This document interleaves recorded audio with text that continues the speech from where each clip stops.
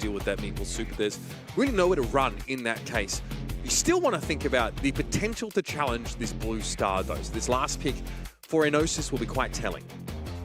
I kind of feel like on the side of Team Electros, they're cooking a tank here of some sort. I mean, it could be a BB, but it's globally banned. I mean, there's still Daryl, which is an option in this region. They want to take away the Bell as an option, really. Kenji's going to come in as their pick.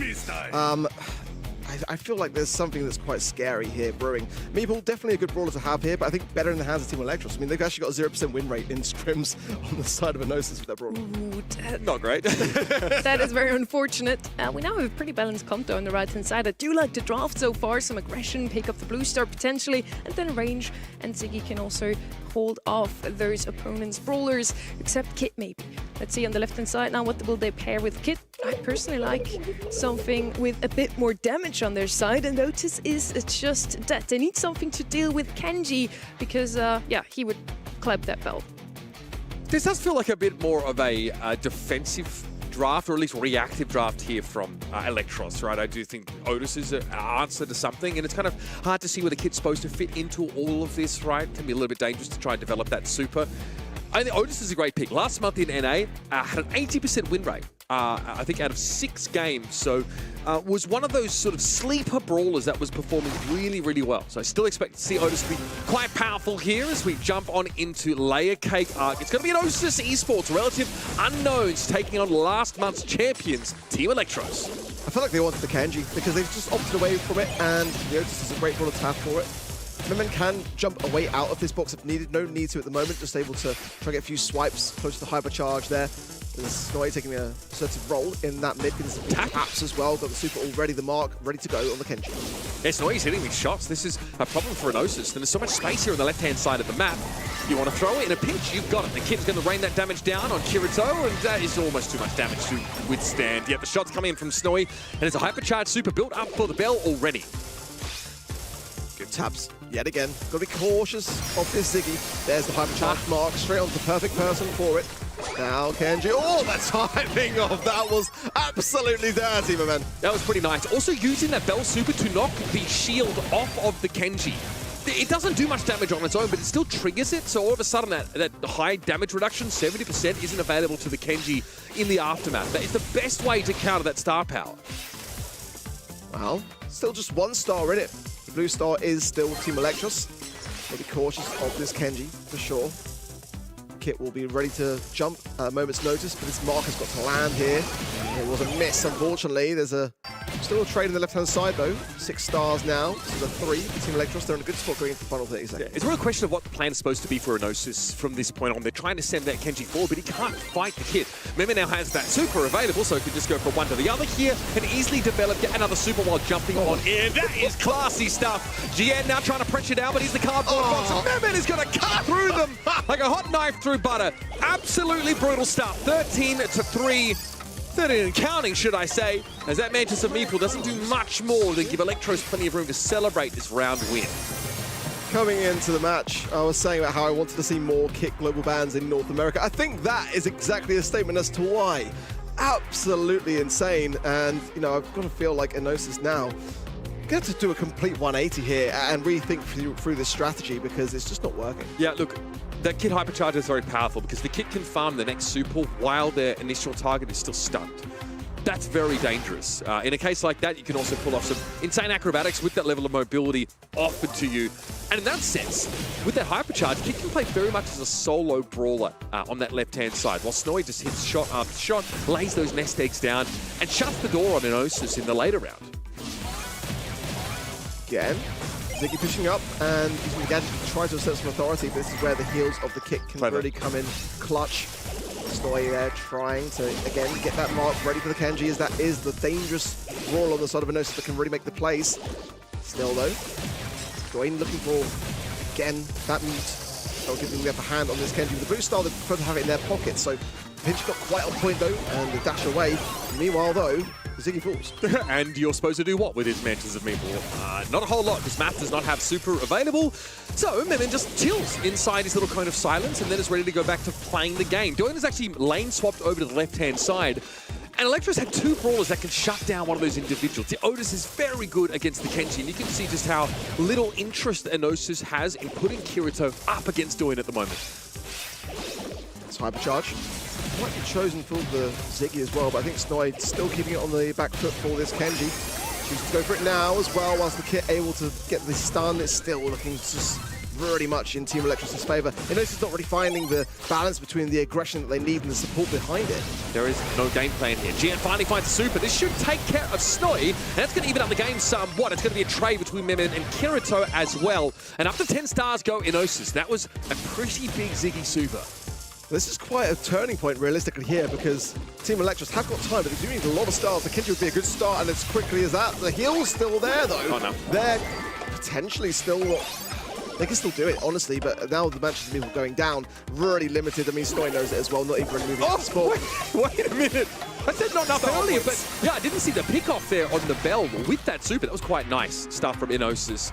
Finally, the Kenji's starting to get going a little bit there. They found their footing a little bit in the mid-round, and obviously they do have Ziggy, so they can put damage down on the brawler caught inside that Mantis of Meeple. Eventually, they were able to pressure Memen more adequately. They didn't have to deal with the Kid Hypercharge, and generally just a very solid round from Enosis. Let's see if they can keep it going. I mean, they would love to start things off with a set in the pocket. It would be able to increase the pressure against the team, which again, coming into today, definitely a couple of doubts as to whether they're able to do it. But again, underdogs can be overestimated sometimes. Let's see how they will fare. If they can get this next game, it'll be massive for them. Memen still lurking on this right-hand side. Gets a couple of swipes into Kenji as well. The helping hand of Snoid, taking care of that right-hand side. The blue star, now it's Team Electros. Nicely handled by Electros there. There was help. Good collapse in from the mid-side as Snoy recognized an opportunity to help the Kit take out the Kenji. Those yarn balls do a lot of damage, but they are very short range. Enosis able to avoid most of them. That's a nest egg getting up there. Go by the Kenji. Memen can't quite get close enough to get a free swipe and has to be careful here. Might be chased down. Doin actually falls here to the Ziggy damage. This puts Enosis now in the lead.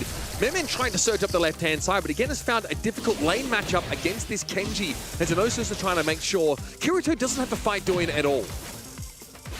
That was really nice from the Ziggy. Doin just couldn't do a thing, and now good diagonal punish. Yeah, great pinch on that left-hand side, but the Manchester Meeple comes down and puts a stop to it. Now everyone's going to be healing up in the meanwhile as well, and Ziggy has got Super 2. The mark on the Meeple. The Snoy trying to get these bounce shots now quite pivotal as they're looking for the Kit to come in to get some low HP swipes, but it's not really there. Comes back to the heels. Ziggy in the perfect time to keep this at bay. Yeah, forces the disengage with the super. Team Electros have to respect that now, and they're still behind by 1 star. Mantis and Meeple, they were really hoping that would catch Doin, because there was a super committed to it as well. We get a pin out of Enosis, and that slight mistake might have cost them this set. GN and Math don't really have anywhere to go here. That super's now timed out. They do have a Kenji super available, but a nest egg gets triggered there by Kirito on the left-hand side of the map, and he's looking like he might be struggling. Hypercharge popped by Memen, who didn't even have to use the super on the Kenji. It's curtains for Enosis in his first set. Really close stuff, though. I mean, that genuinely could have gone either way towards the end, and I liked how Team Electros were not getting, they weren't outstaying their welcome. They could have got some more bell shots on their right-hand side and really punished the action, but they just had that 1-star lead. That, for them, was enough. They knew those nest eggs could do a lot of the work on that retreat as well for them, which came in quite pivotal to play. And I think that at the end of the day, that could have really been a set against them. So keeping it together was crucial. With Bell in your composition, you actually don't mind playing from behind in these bounty games because you need to push up the map and your opponents are going to give you the map as they back off. That's when you can put the nest eggs. Presumably, you gain the lead after pushing into enemy territory, you leave the nest eggs behind you, and then you fall back and then you're able to punish them. That's exactly what we saw in those last couple of moments, and that's why the Kenji couldn't chase any of those kills. Ark, as you said it, this could have gone either way, and that speaks volumes. We're looking at a completely new roster. We haven't really seen Kirito, Gottnoob, or Moth in many monthly finals. Gottnoob has played in one before last year. The other two are completely new to this, and they made it super close against the winner of the February monthly finals. Nobody's untouchable this year. Yeah, Gottnoob played in June last year. They faced Tribe Gaming as New Heights Gaming at the time, and they just got swept in that quarterfinal. So that still is experience that he has over his teammates. But that is the extent of that experience, you know, outside of the BSC, of course, Matcharinos. But you know, it's kind of hard to kind of dive too deeply into that experience. But I feel like, you know, they did really well against Team Electros in that first set. Yeah, really compelling first set. I think the draft was quite powerful. They recognized that the Kenji's the only real assassin / tank that they have the option to pick up. They managed to get that. They've got the best thrower as well. A very robust composition, but I feel like the pinches in mid, especially from Snowy, were challenging. They never got 1 versus 1s for that Kenji. There was always a Bell or an Otis getting involved. And usually I'm a bit scared of whenever one team has a thrower, the other team doesn't really have anything to address it. But whenever the kit was on top of Snowy, they did have a thrower in their own wreck. So that was a pretty solid comp from Team Electros. The Meatball on the other side did not have as much value as expected, honestly. I still feel like it wasn't a bad pick necessarily. Double Swoosh is going to be our second map here for this series. Very bushy map. You want to have some area control. Jester has been a brawler that we named time and time again. Immediately banned out here alongside some other area control brawlers here with Crow and Otis. First pick is on the other side here. They themselves spent Tara, Nita, and Ellie. So potentially they want to pick some tanks here with the 2 tank counters banned out. Potentially here, Janet's a big pick for Team Electros. I think for Gnosis, they quite like the bow here. I'm still a big fan of it, I'll be honest. I don't mind it at all. M's going to be there first. I mean, these are the kind of brawlers that they can wait on, to be fair. So picking up a good tank counter early on is going to be quite helpful here. Stanley can have pretty good good matches on this particular map too. But I'm also quite scared for the Mortis not being banned here. That's an aggressive brawler, which if they can combine with a good counter, could be quite well for them. Spikes open, that's an option here. It lets you reveal those bushes pretty effectively with, you know, Pinwheel. Gene fulfills a similar role. I like that you mentioned Bo. Obviously, that super totem is pretty crucial right now, and he can also be unrevealed, shooting from bushes if you take that particular star power. Here's the Spike. It feels like it's a pretty decent option for your safe side of the map, right? You play in your left side bushes, and you're inherently advantaged because of that. You hit very hard still, of course, and I kind of like Life Plant. It gives you, you know, like some more options. It does damage now. It knocks back. It has some of these extra effects appended to it. We've often seen it used in conjunction with like a Mortis comp. Like you throw the Life Plant where the Mortis is going to be so he can tank a shot for him and heal him up. So I have liked that combo so far, and that's available here to Electros if they want to go there.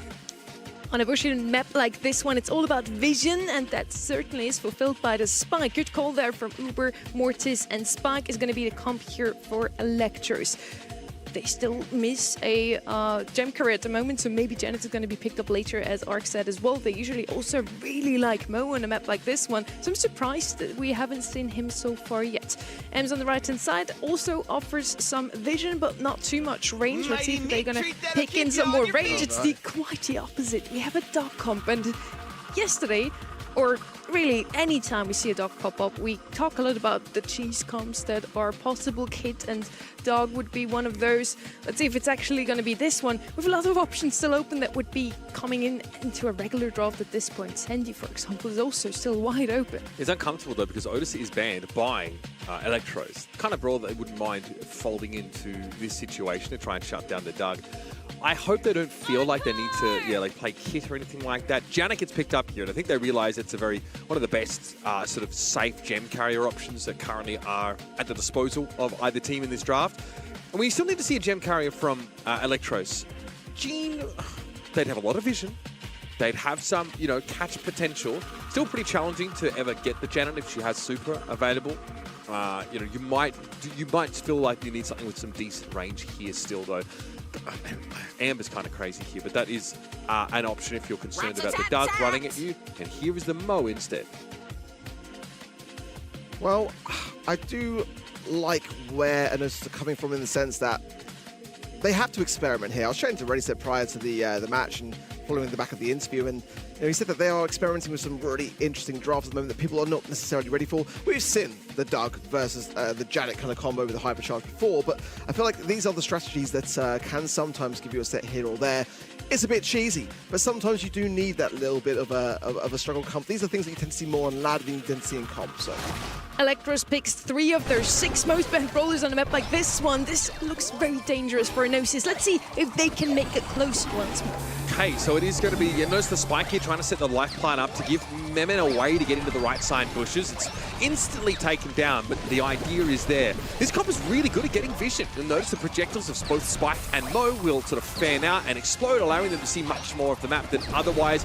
Here comes the Doug, though, looking pretty scary, but Memen's going to get involved and try and deny him. It's a super used by the Doug, and map control gained as a result.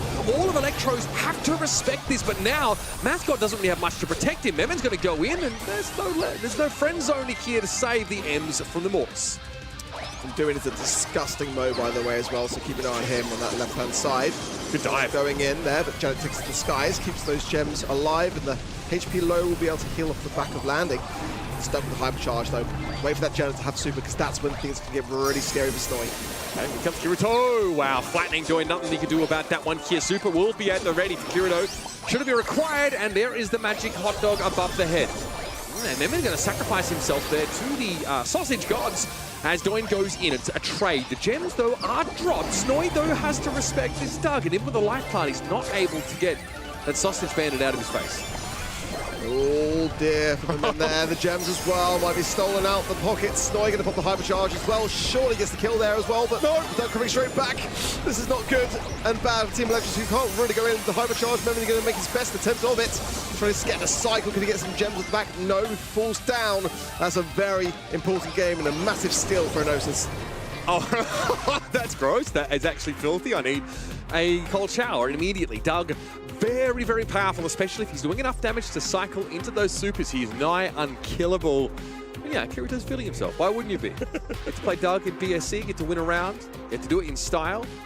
It's 3 ticks and 3 checkboxes for me. There is some Brawl Esports Pro playlists, like, don't we really, to be able to have shared. Oh no, where he's jamming. Sabrina Carpenter, almost certain. Let's see where, though, Team Electros can learn from these mistakes. It's tough, really tough for Memen, honestly, especially with the helping hand of that Ems. And the Doug being the prime candidate of the takedowns. Ewan has got super on his left-hand side. Potentially go in here as well. Keep the Doug low before we can start to... Yeah, it's going to come back. These hot dogs are being timed. Kill the Doug! Please kill the Doug! Kill the Doug! Thank you! Oh my god, that is so ridiculously difficult to get rid of him. Cup super cycled there by the Doug, but finally map control taken by Team Electro. Memen going to make use to some degree of the life bar, but Doug is in hot pursuit. Yeah, it's really quite disgusting. At the moment, though, Gem's much better in favour of Electros. We've got to be cautious here. Big hypercharge there from Snowy. Janet can still evade this and will do so. Doing low. Not going to use probably the drill just yet as well, as Janet does divert away. Ooh, a tough matchup as well, but Memen actually comes out on top there. Hypercharge available for this. Doug still going to stay alive. Can these gems stay in the pocket? Doug going to come straight back yet again. So Doing is going to go on the aggressive here. Yeah, okay, great pressure from the side laners here from Team Electros. This has given Snowy enough space to get up to 8 gems, but still, the threat of the Doug running up on them is real. Here's hypercharge super from God Noob, so that he's going to guarantee the kill, forcing Doing to pick up these gems, and he's all alone again. Enosis have cracked the code. Listen, you're going to pick the Doug or you're going to ban it, otherwise you're in for a tough time. Absolutely brutal. If you want to see how the sausage is made, this is some insight into how to craft one of the most disgusting comps in Brawl Stars right now. The Doug is not able to get away though, Snowy's able to pick up some of those gems, down to 2 and caught inside that caustic charisma.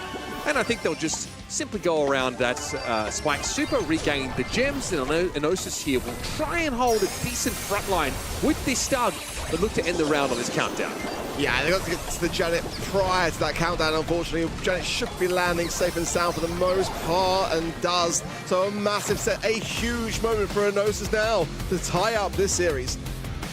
I mean, what do you want me to say? We've seen it. We've seen what the Doug is able to provide. Is that Matt himself? Is that a photo of himself? It does look like. A younger photo? Yeah, he's flexing on himself. I respect it, okay. It's like he printed it out, though. Okay, look, I respect it.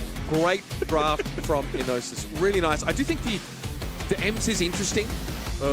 I think you're trying to bully your safe side of the map there. There's two brawlers on the side of Electros that can dive and dive very effectively here. We have the Janna, who's pretty safe, self-sufficient, can also, you know, have that window of invulnerability when you're carrying on the gem. So just really well thought out game plan. You know, I heard a saying before, you got to make your younger self proud and yourself when you're 90 years old. And he did the one thing already. His 9-year-old self surely is proud of even taking a set off the hands of Team Electros. Keep in mind here, they only lost a single set in their whole entire run in February. And that's already happened here in the second set they played today. Great showing here from Kirito, 7 kills on him. That dog had so much pressure. The Janet, unkillable really, and she just always got out of the way whenever they had the gem. So really, just a delicious comp from them. Yeah, for me, the dog was the dirtiest of the candidates, really. It really was. I mean, the amount of hot dogs, the amount of revives, I mean, it was just honestly so hard for them to do anything about it. And this is what I was saying coming into the match, and this is, again, from the interviews as well, from the guys themselves, saying that they've been really experimental with their drafts. And I think that's exactly how you've got to come into this one. They know how dangerous Team Electros are. They know what they're capable of doing and what they achieved last month. So they've got to really get inside their minds and just take them out of their comfort zone. Yeah, you notice here, I think at some point along the design pipeline, Doug's super was intended to be used on teammates, right? With the hypercharge, it sort of can be, and that gross little kit combo here. You're doing enough damage to basically cycle that super constantly, always have that revive capability, and be able to continue to run your opponents down. It is very scary to try and deal with that. Doug is so good at taking map control by demanding that you deal with him or run away, and it's almost always the latter. Heading over to pinhole punts now, and usually those newer teams do fairly well in Brawl Ball because this is the favorite mode of many, the mode that is played on ladder very, very often. I'm not sure if that's quite true, by the way, but according to my stats, Team Electros has scrimped 400 sets in the last few weeks, and Osis about 14. Okay. That is a crazy feat that they're still able to take a set off the hands of Team Electros here. We're on pinhole punt. Again, all about mix control. So Spike and Crow immediately fall to the band phase here. Jester, Shelly, Otis, all of these brawlers have a widespread shot. All of these offer a lot of area control. The next best option, a really good option here with the Buffy, is going to be Ems here on the right-hand side. Leon and Max here open, and that's quite a dangerous prospect for me. Max being played so tremendously well by Team Electros last month, and it is going to come through as the first pick as well. Looking potentially even maybe here for Mo. We know what Doing can do with that particular brawler. Really dangerous stuff. Kenji as well could be a big playmaker consideration for sure. As well, maybe even Glowy. I mean, it's not a bad map for it. Yeah. Something I was kind of thinking, pinhole punt is reasonable. You need to get behind walls to break the tether, so that grassy area is no safety to you. And if you are looking to try and round this out with a bulkier brawler like Meg, then getting a healer in the mix here might be good. Meg feels like she's pretty low on the priority list of sort of those tankier brawlers, but it's above Frank, even though Frank was a nightmare when those buffies were first introduced, really supercharging that tanky brawler. Because of what the global bans look like and how some of these bans here are shaken out, there aren't a ton of great options for tank primos technically on the table if you kind of want to go that way. We've sort of seen him appear every now and then in these Brawl Ball sets. And Meg gets counted out by pretty much all of the brawlers that are banned right now. Spike with a lot of DPS, Crow makes it just she can't ever heal up, and she wants to stay in that mecha for as long as possible. Buster is going to come in here, a little bit of tankiness also on the right-hand side now. A Glowy would look super good in that right-hand side roster now, offers a bit of range, has that potential to heal the Buster so he can get up close and comfy with his opponents. On the left-hand side, well, it's always still in the mix, of course. An Ember on any bushy map. The Kenji that you mentioned before could be a shout here once more. Okay. Right-hand side really needs some range right now. Yeah, Meeple's still out there as well. Gale going to come in, going to be quite a good matchup into that Meg, so I don't mind it for that reason. Squeak still on the table potentially here. I wouldn't mind seeing the Mo now, realistically, from Team Electros. Be definitely within their kind of skill set to come through. I mean, it's really one of those brawlers which has not been seen much because more often than not, it's banned. The Gale's fine here. Obviously, Meg is less long range than she used to be, but still that she can operate outside of the most effective radius of blustery blow. Right, you can knock the Meg around, but still, I think she was a brawler that was so effective because she's a great outlet for healing, essentially. That's not going to be the go-to here for Team Electros, though. They're rid of the map control. Meg's arc of fire is very wide, right? Her projectiles, they cover a lot of space, and the same can be said of Ziggy here. So it's going to be tough to find safe places to stand in this Buster composition. I think Snowy's going to be have to be pretty careful of that montage. Bust is one of the most effective answers to this make shutdown and main source of damage. Oh, Memen lurking, gonna get the pinch. Lovely stuff on the right-hand side. God Noob, though, comes in with a big +3 blow. Memen just lurking on the right, invisible to these shots from the M's. Now comes in, goes straight down, though. Again, God Noob really on top of this game so far. Yeah, look, I think Memen got a little bit too close to the sun there. You are still a little squishy as Leon. You want to try and find flank angles if you can. So, Enosis have the map control here. Lollipop drop empowered by the Bucky, though, gives you that extra little bit of speed, which is important. Snowy, lucky save there. He needs to clear the ball, so he needs to take a bunch of free damage from Kirito. But one thing Montage can't block is the super swing of Meg, and Snowy has the damage to down the opposing tank. Well handled there by Snowy with a hypercharge as well now, which can really add a lot of range to that swipe. He's trying to continue to aggress now. The Ziggy starting to play a vital role. Gadget in hand, but no montage there coming through. Let's see if Memen can make something of this. The Buster is incredibly low past the wall. The shot is there. Potential path through as well. Oh, the Twister! Twister is there. It's still not over though. The pass through the Twister and the shot. They're going to secure it regardless. Make sure to lock it in now. There's 2 hyperchargers on the side of Team Electros. They are working with some serious gas right now. In goes Memen. Remember, a minimum 75% damage regardless of Leon's proximity to his target. So that primary fire under hypercharge conditions is extremely powerful. Kirito, though, nice little double down. Snowy is removed out of the mech and then dealt with. But Memen is lurking and looking dangerous here. What's God Noob going to do? Try and pressure the Ziggy down? That's fine, but the issue is the Leon, and Memen sneaks past to score the second for Electros. Yeah, that was a much more convincing game, for sure, by Team Electros.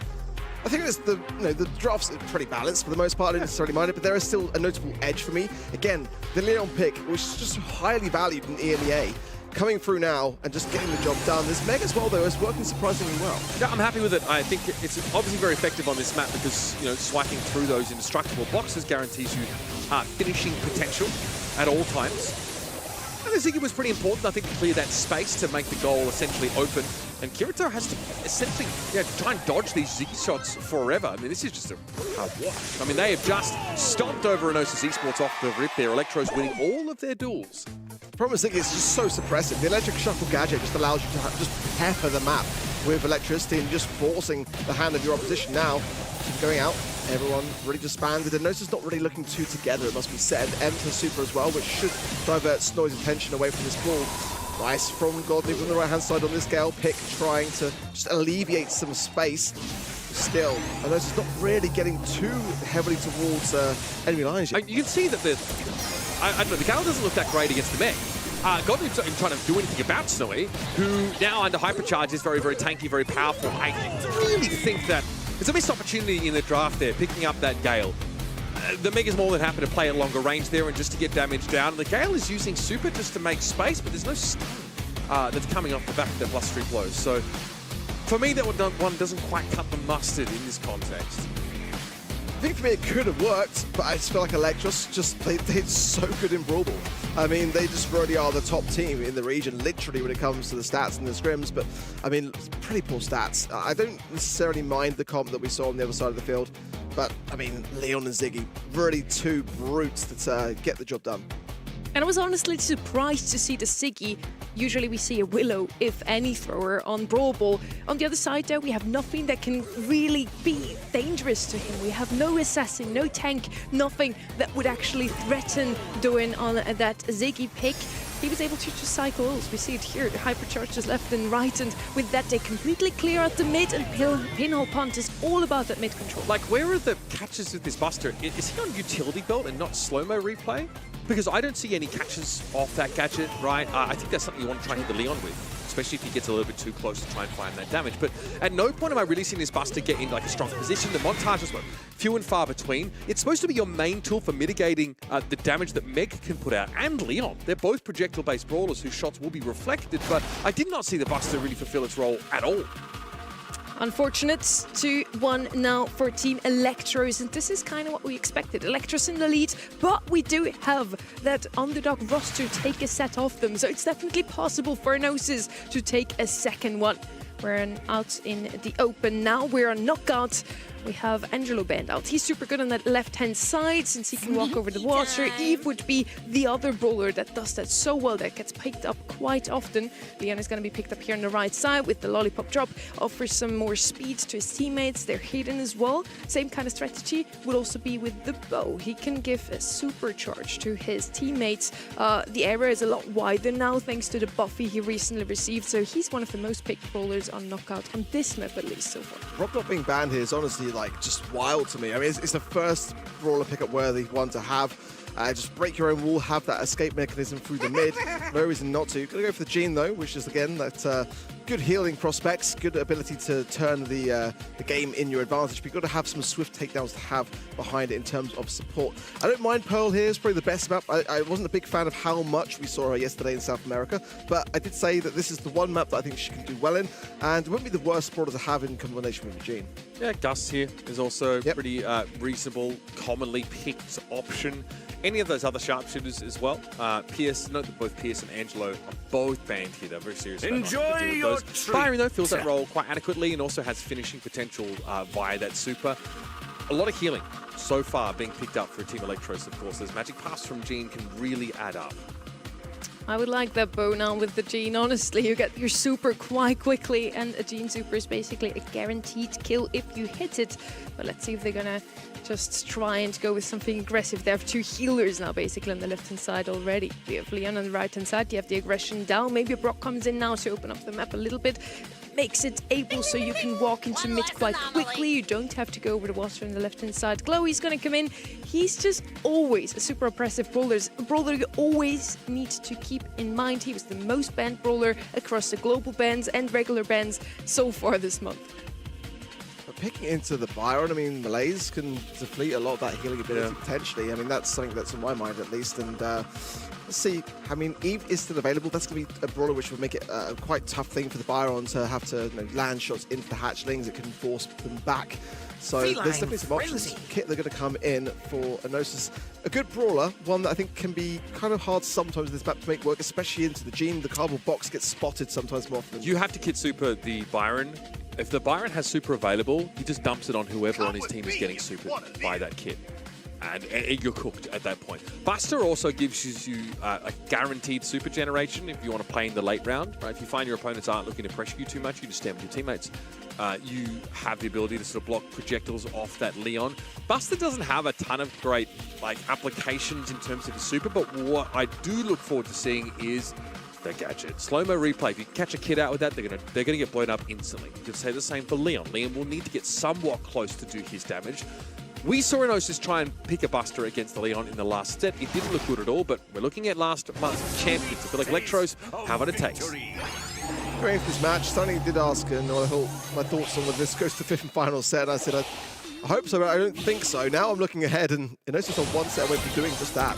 Already, though, big aggression, and just a little bit out of place in that regard, as it's now a 3 versus 2, and Enosis already on the back foot. This is so much healing. I mean, you've got multiple brawlers here that want to stand close to each other. Buster gains super that way, and obviously, Gene heals, doing just that. Also, Mimin will be more than happy to have 3 players to dump that super on. So this comp is really compact. It's a Death Ball-y style setup. I like the fear from Kirito, but surely Doin can finish the job here. And his hypercharge montage is ready to rip. Yeah, very, very solid opening stance.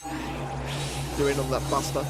Really getting close to a hypercharge as well. Hard to see with the crossover, but I think he has got it in that Gene magic hand of Stoy. Got to land it. You can't really afford to miss it in knockout, so will he go for, ideally I'd go for the Glowy, maybe just pull it in even now despite the kit heals, but trying to evade themselves. That's not a good shot. Yeah, that's Memin out staying as well from there. Oh, and he caught the lollipop drop with the magic hand. Basically, everything that's gone wrong, could go wrong, has gone wrong here. Doin can't be healed up. Snorri's not going to get close enough there. And Electro's kind of threw this round out the window. I'm not going to lie. You've got to respect the damage of those yarn balls. The range is short, but yeah, we saw how quickly Electros got on the wrong side of those. Your Byron won't hold up long under that level of damage. Only going to do what he can. He does actually get a super off the back of it, so that's actually not the worst of outcomes. It could have definitely been a lot worse. But as time goes on, Kit is getting closer to hypercharge as well, so he does need to try to get the round swiftly over. now coming in, 1 round away from, Electros being on match point here. Gnosis being able to be getting ever closer to taking this to the 5th and final set. So far, everyone is hunkering down behind this Buster, waiting for this magic hand pull. It's a good one, but the helping hand there of the freeze frame. Honestly, that's what you need there. Yeah, I mean, again, you have 2 pulls virtually. You can make sure you can slow-mo replay the magic-handed target, but even then, that was a trade. So such is the damage of the Leon in this composition. It is pretty scary. What's he doing? Expose himself to a little bit of free damage here, as most of the map control has been lost, but we are going to see our little virtual map dive. You can make use of that jump pad, and here we go. Matt's going to back away here, but looking pretty scary under hypercharge conditions now. Nice montage use, but Snowy still getting slurped down by Kirito. Could not break line of sight. And Enosis, I can't believe I'm saying this, they're going to take the first round here, a knockout. Nicely done. Really nicely done. Interesting to see. Yeah, vibing. Yep. Vibing, baby. You've earned it. But there's still a setup for grabs here, far from over. And despite the mistakes, I felt for the most part, Electros did look okay under the scrutiny. I'm never a fan of this jump pad in this map. Every time I see players go for it, I'm like, oh, I just sense that you're going to land and immediately be dead. But yeah, just an interesting interaction. Obviously, if you get the tether prior to that Buster coverage, then it's able to deplete the HP regardless. Okay. Yeah, you cannot block that glowy damage. Glowy getting through here seems pretty ridiculous. Leon's damage is definitely nothing to sniff at in this day and age. So what's the play here for Electros? Looking for an early catch maybe off a gadget? Godnoob not able to get any free damage. Ooh, has to run away. I think they're going to fully commit for this. Ooh, nice slow-mo replay, but the healing for the kit might get them there. Snowy almost is taken down by those yarn balls, and eventually Math is able to chase down with some extra damage. I am liking this comp from Enosis, I won't lie. Going without super doesn't feel like he can do much to protect the rest of his team. This glowy is a problem. It really is. Gadget there, out from Memon. Trying to scout the bushes, but this is the lollipop drop, and at the speed that it allows everyone to get into the mix of hypercharge, but stunned up by the kit here as well. Doing not going to be able to do much now. What can a Byron do in a 2 versus 1? Yeah, this is tough. Memon is going to go by the wayside here. No escape. First round of this second game of our 4th set going to Enosis. Now we need this Gene to pull through. Snowy has got to bring back more than a lollipop drop. Kit Invis in the mid, found by the Byron now and jumping on, but you've got to connect it, and that's what I'm saying. You've got to connect those moments. It's been really tough now to get out of this, but somehow actually, and nice heals are still all standing. Memon could be in trouble. Yes, Kit's able to finish the job. It's a 2-on-2 now, though. Snowy does not have super. Go in, hypercharge at the ready. No gadget used there, still respecting Godnoob's ability to jump away by the kit super, so he doesn't now. Oh, that's all good with split. We do not want to be in this position at all, but the damage is there from doing Gene versus Glowy. Top 10 anime battles, anybody? Realistically, this should be a Glowy win for me, but let's see with the hypercharge now with Snowy, it could be possible maybe to deplete some of the HP that would otherwise be lost.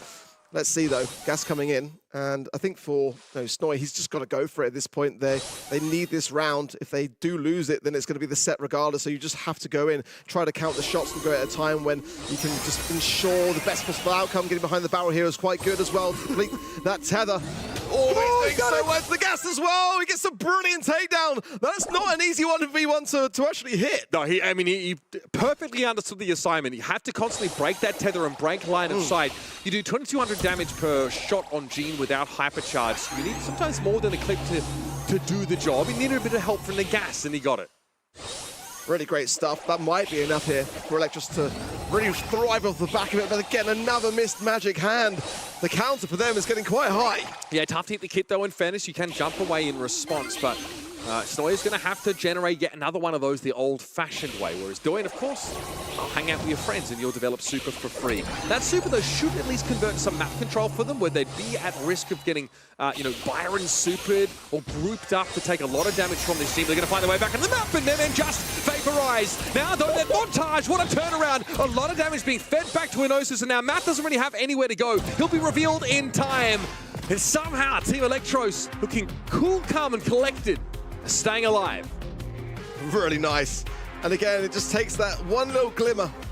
In that 1v1 scenario where we saw the Jin come out on top, it just was able to lead on from that, and we saw a much more aggressive approach, getting, back into the spawn area. Really nice stuff for me. Gnosis need this round. They really do. Takes the 5th is the best chance they could really still cause a massive upset. But against the match point, I still think the comp's good. Glowy is working. It's been a great series of Brawl Stars so far. What an exciting conclusion. Electros here are still poised to end the series, but it looks like Gnosis getting a bit more aggressive behind that Kit Super.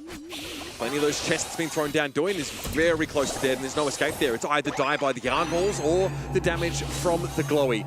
Great looks here for Gnosis. Now they'll just try and finish the job. Snowy's already got the Super, so they don't need to worry about feeding a little bit of damage.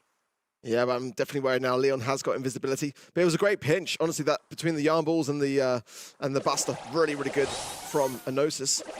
1 round away now, and the comp definitely to do it.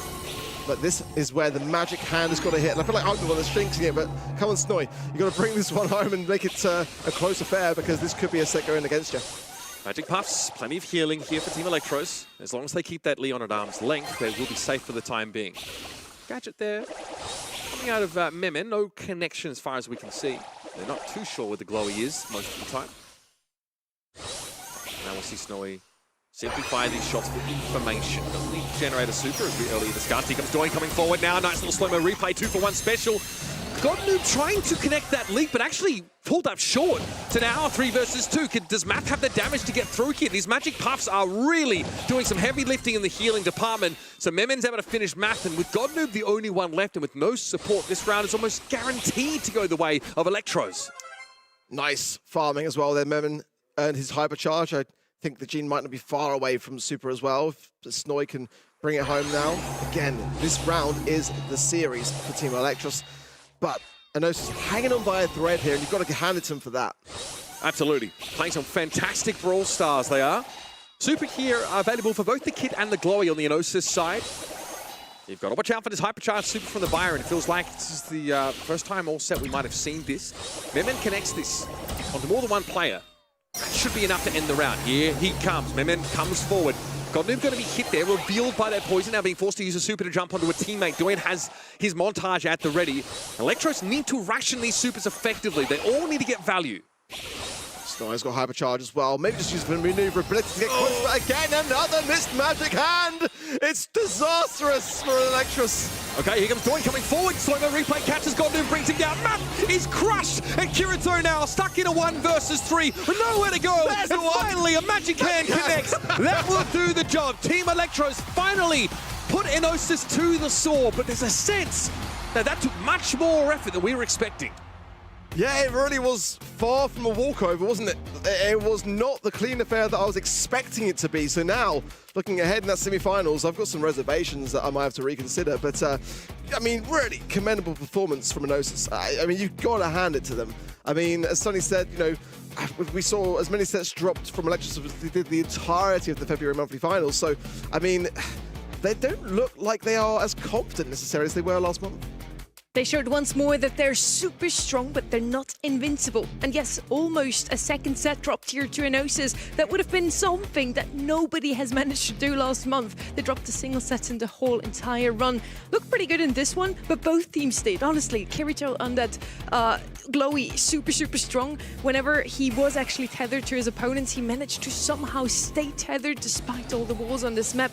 Super strong. Snowy, on that Gene, as I said, it's a guaranteed pull if you hit them, and they did a pretty good job at dodging those Zorg. Yeah, I felt bad for the guy, but it was hard to not draw attention to, really. There's so many missed pulls there, and that can't happen again. It really can't later on in the day. But I think Kirito, for me, was playing unreal in every single set for Gnosis. I mean, he was just flying, and unfortunately, it just wasn't to be. I'm sure, though, a team that could definitely continue to flourish as the season goes on. I'm looking forward to seeing these guys come back. Yeah, dude, I'm kind of devastated that we had to see them go up against last month's champions. This Gnosis team, I mean, carrying on the trend of Match Reno heroes, these guys are pretty darn good to obviously put so much pressure on our last month's champs. And who knows, what if they keep getting paired up against a decrepit trio of unks on the lower part of the bracket? This could be a completely different result. Sorry, guys. I mean, it's great to see the infusion of young blood here in North America, and I am just as privileged because I'm old as heck, so I can say that. That's fine. That's words that only Uber would choose, honestly. But yeah, it's a bit bit lopsided, this bracket, let's put it that way. The upper arm a bit heavier. Let's have a look at the bracket that we, since we already talked about it. Team Electro is now beating Enosis Esports 3-1, but it might as well could have been Enosis taking it all, or at least being a 3-2 series. Such a close match in the end. Team Electro is now in the semi-finals arc, and is it going to be Vatic or Tribe Gaming who moves up next? Yeah, I think for me, coming into the monthly final, it was between Vatic and Electros that were up there as my top two. Now, having seen Electros play, I'm super excited now to see what Vatic are going to bring. And I want to touch as well on Tribe Gaming, because that was a squad which last month left in the semi-finals. Now, I went back to check through, and that's a disastrous result, honestly, because they have had last year 4 out of 6 monthly final wins, and every single appearance was in a grand final. Prior to that, it's their worst result since June 2024. That's to put it into perspective, where they lost in the quarterfinals to STMN. It was disastrous. We get ready back on the desk. Welcome to the show. We just had a matchup, rookie versus rookie, and you know both of those teams quite well. Yes, this was a really, really fun one to watch. I love Team Electros, okay? I feel like they are the future of North America. But, Math and crew, I agree with what Uber was saying earlier, that it's a shame we had to see them go against arguably #1 in the region in the first round, because I feel like they could have offered much more against a different opponent. I definitely agree. If it wasn't Team Electros, maybe we would have seen some more, but I hope they're back next month.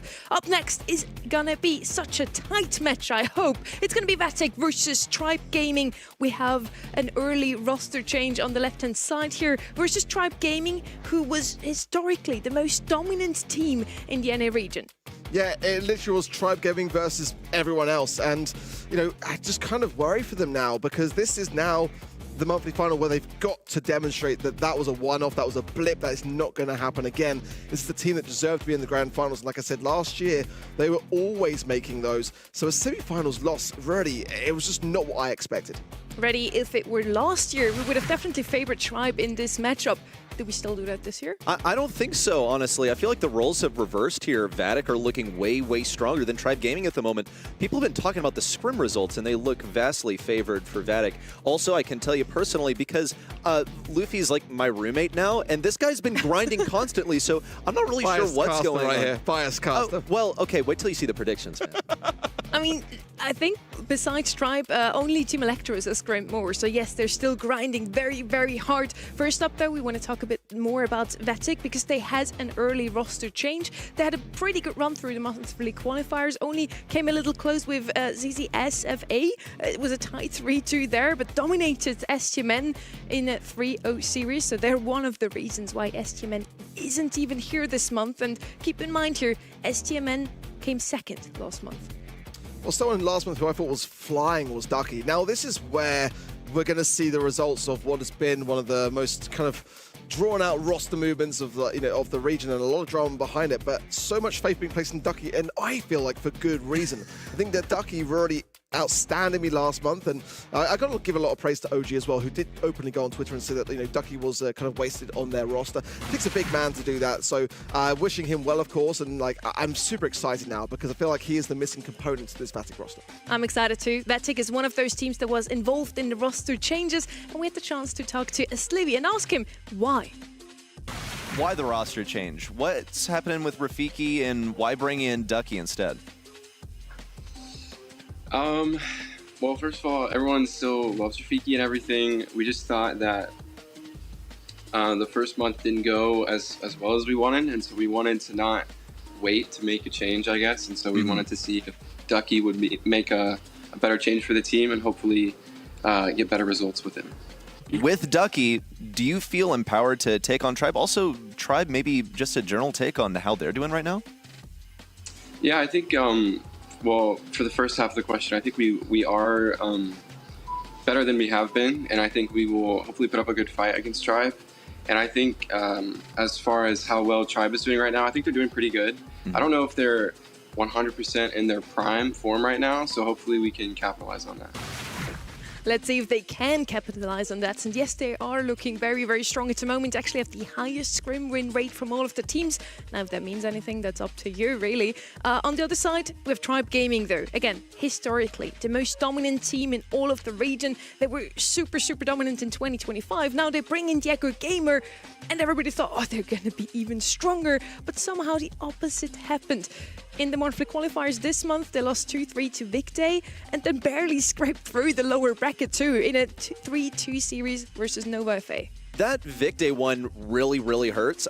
Okay, the lower bracket was pretty gruesome, but Vicday hurts because that team, they didn't scrim at all. They were chilling. Really. Yeah, and they fall through the upper bracket after a 5-set series. Then in the lower bracket, they almost fall to two players that I don't think anyone in the audience has heard of, Diego FR and Squeezy, and then Alianis from last month's Crosnez Esports. He got dropped by Tyrant. We had a lot of roster changes. Again, if you can't keep up with all of those, we had a graphic at the beginning of the show. Go back. I can't really wrap my head around that either yet. We had the chance to also talk to Diego Gamer. Last month, he was super hopeful. He was playing with a very, very renowned team here with a super experienced team. And now this month, maybe not as hopeful anymore. Month now, brand new quarterfinal matchup. Are you confident in your matchup against Vatic? Yeah, I think we scrim a lot. We grinded a lot together as a team, so I think we can beat Vatic, and then our second match on the semifinals again versus Electros. And you're the newest player on the team, also, like coming in the place of Zeus. Do you think that you, as an individual player, will be able to empower the roster to get back to its former glory? Yeah, I think as a team, together we all need to have a good synergy for bring the back to the good days, because I think one of our biggest mistakes last month was don't get enough synergy. So now we grinded out together to play as a team and be better as a team. Okay, he's still hopeful. That's so good to see, honestly. They just need to work on the team synergy, and it sounds like they did that coming into this month. These are the global bans for the next 5 sets if we do go all the way. None of these 4 brawlers can be picked up.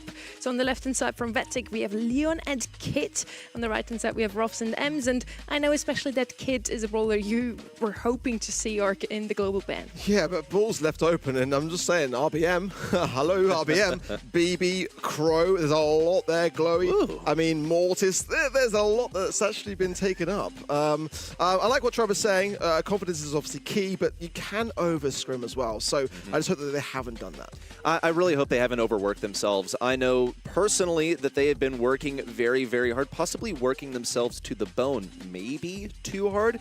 You look at Vatic, I don't agree with those predictions, by the way. With y'all on event.brawlstars.com predicting for your points, I hate to say it, but I really feel like this is Vatic's match. Let's see if they can all take that spray home. I hope that for our viewers. Well, let's see. Vetic versus Tribe Gaming. This could be a very close match, and I hope it is. It could also be over in a 3-0. I really don't know where Tribe is standing at the moment. Last month, it didn't go the way they planned. It didn't go to what they were prepared for. It was a 3-0 versus Elevate in the quarterfinals, and then they faced up against Team Electros. They could have the same fate today again in the semifinals. They're already waiting. Yeah, it's interesting you say that you think it's going to be quite one-sided. I thought it's like a 50-50 matchup for me, just looking kind of through things. And with Tribe needing to really demonstrate that they've still got it, there's pressure that can come with that, which can elevate you forwards into that 5th and final set. That's kind of where I thought I saw this one going, but now I'm curious. Oh, well, okay. You know, I don't mean to express that this is going to be like a sweep. You know, this is like Vatic's match to win. I just feel like they're very slated to win it. I still think that Tribe Gaming has like really good clay. They got really good material. I think they've probably made some like last-minute corrections in the final week leading into this that'll enable them to make this a close match no matter which way it goes. I hope it's going to be close, honestly. I hope you're ready for this one. It's Tribe Gaming versus Vetic.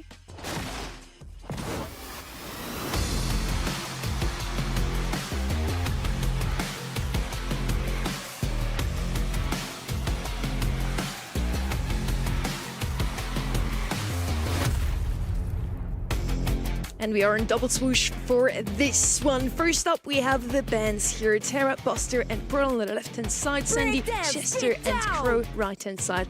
I kind of believe we won't see any Chester today. Has been banned out quite often already. Mina's going to be the first pick here for the left-hand side. A super aggressive bowler can put a lot of pressure on your opponents.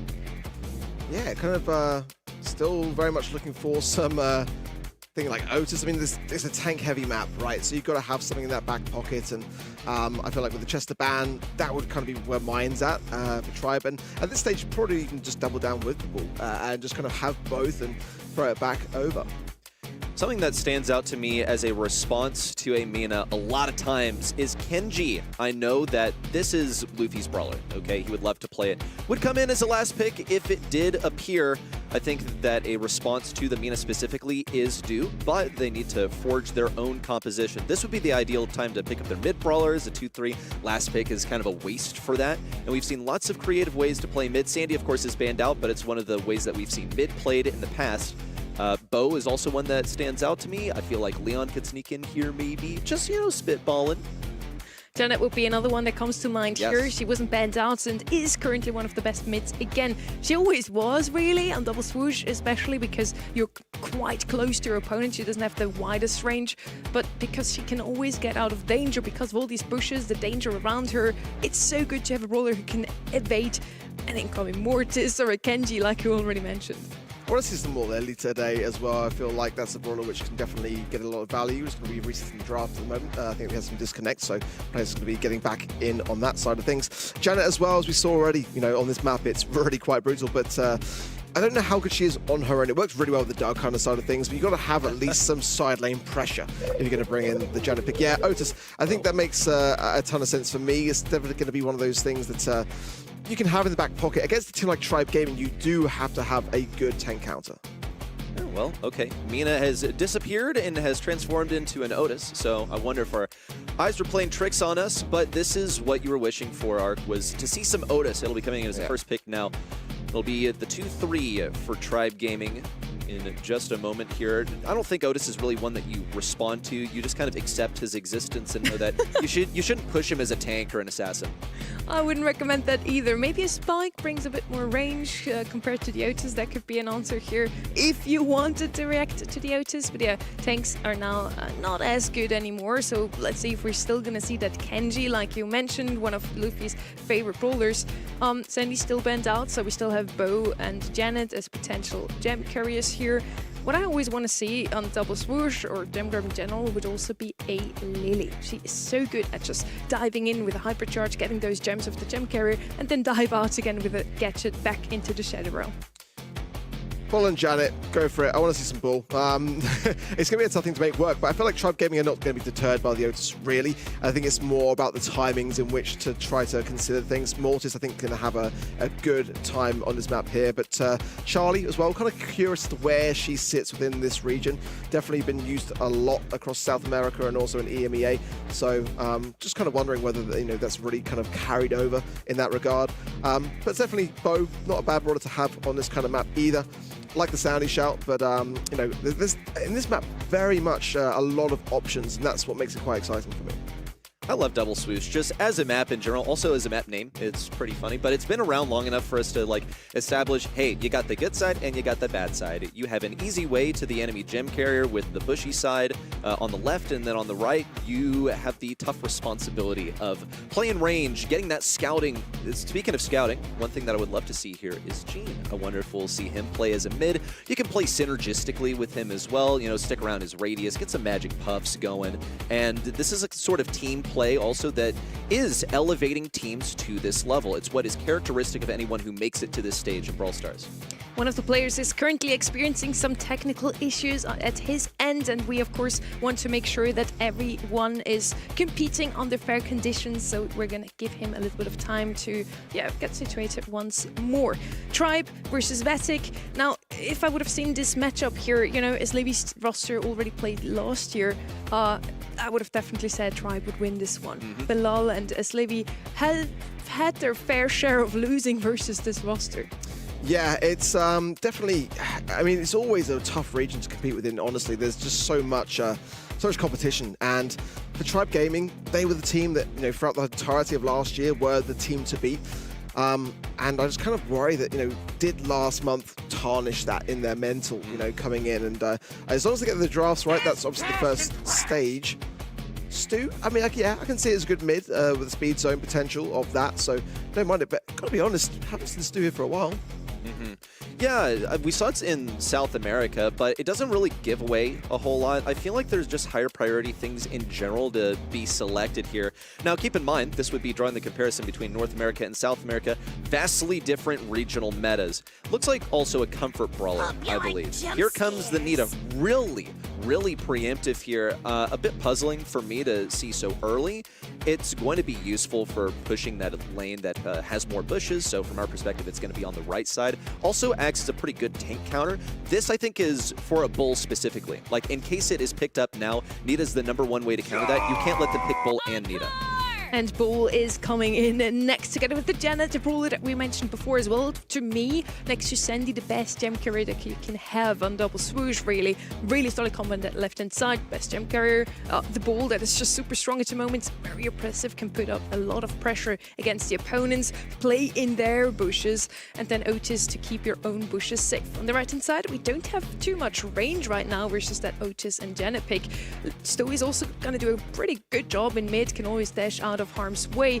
Nita pretty good against the Bull last pick. Another Bull counter and someone we haven't seen in a while, but I'm excited to see what Tribe can do with Surge.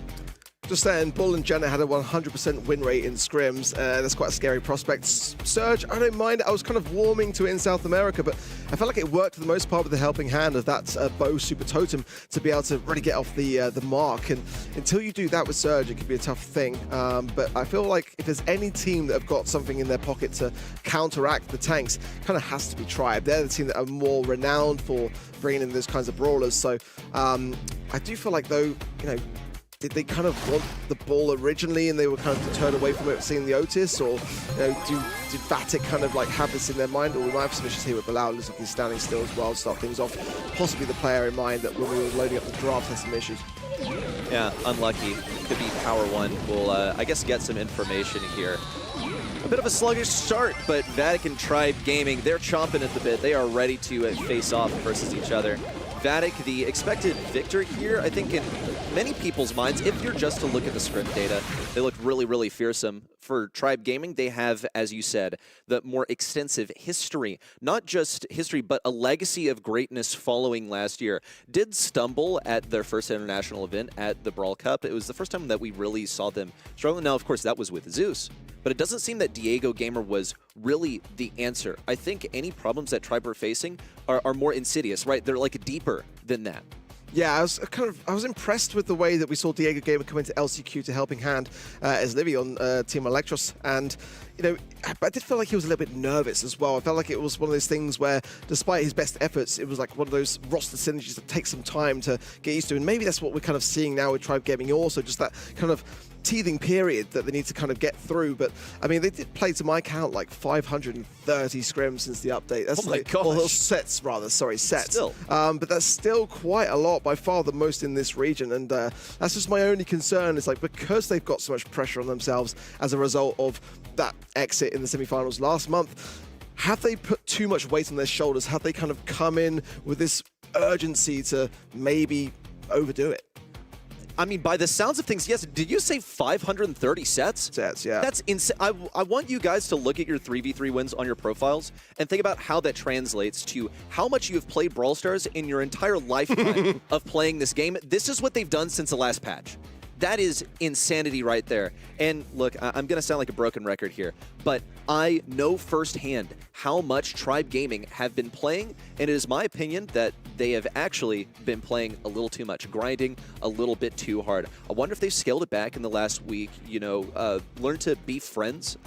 You know, it's interesting. The last team to wear the Tribe Gaming banner, we saw them say, yeah, we actually had to learn how to be friends again. That's what Zulon said. I'm not going to say it's an org curse, but, you know, heavy is the head that wears the crown. When you're #1, there is so much pressure to stay in that position.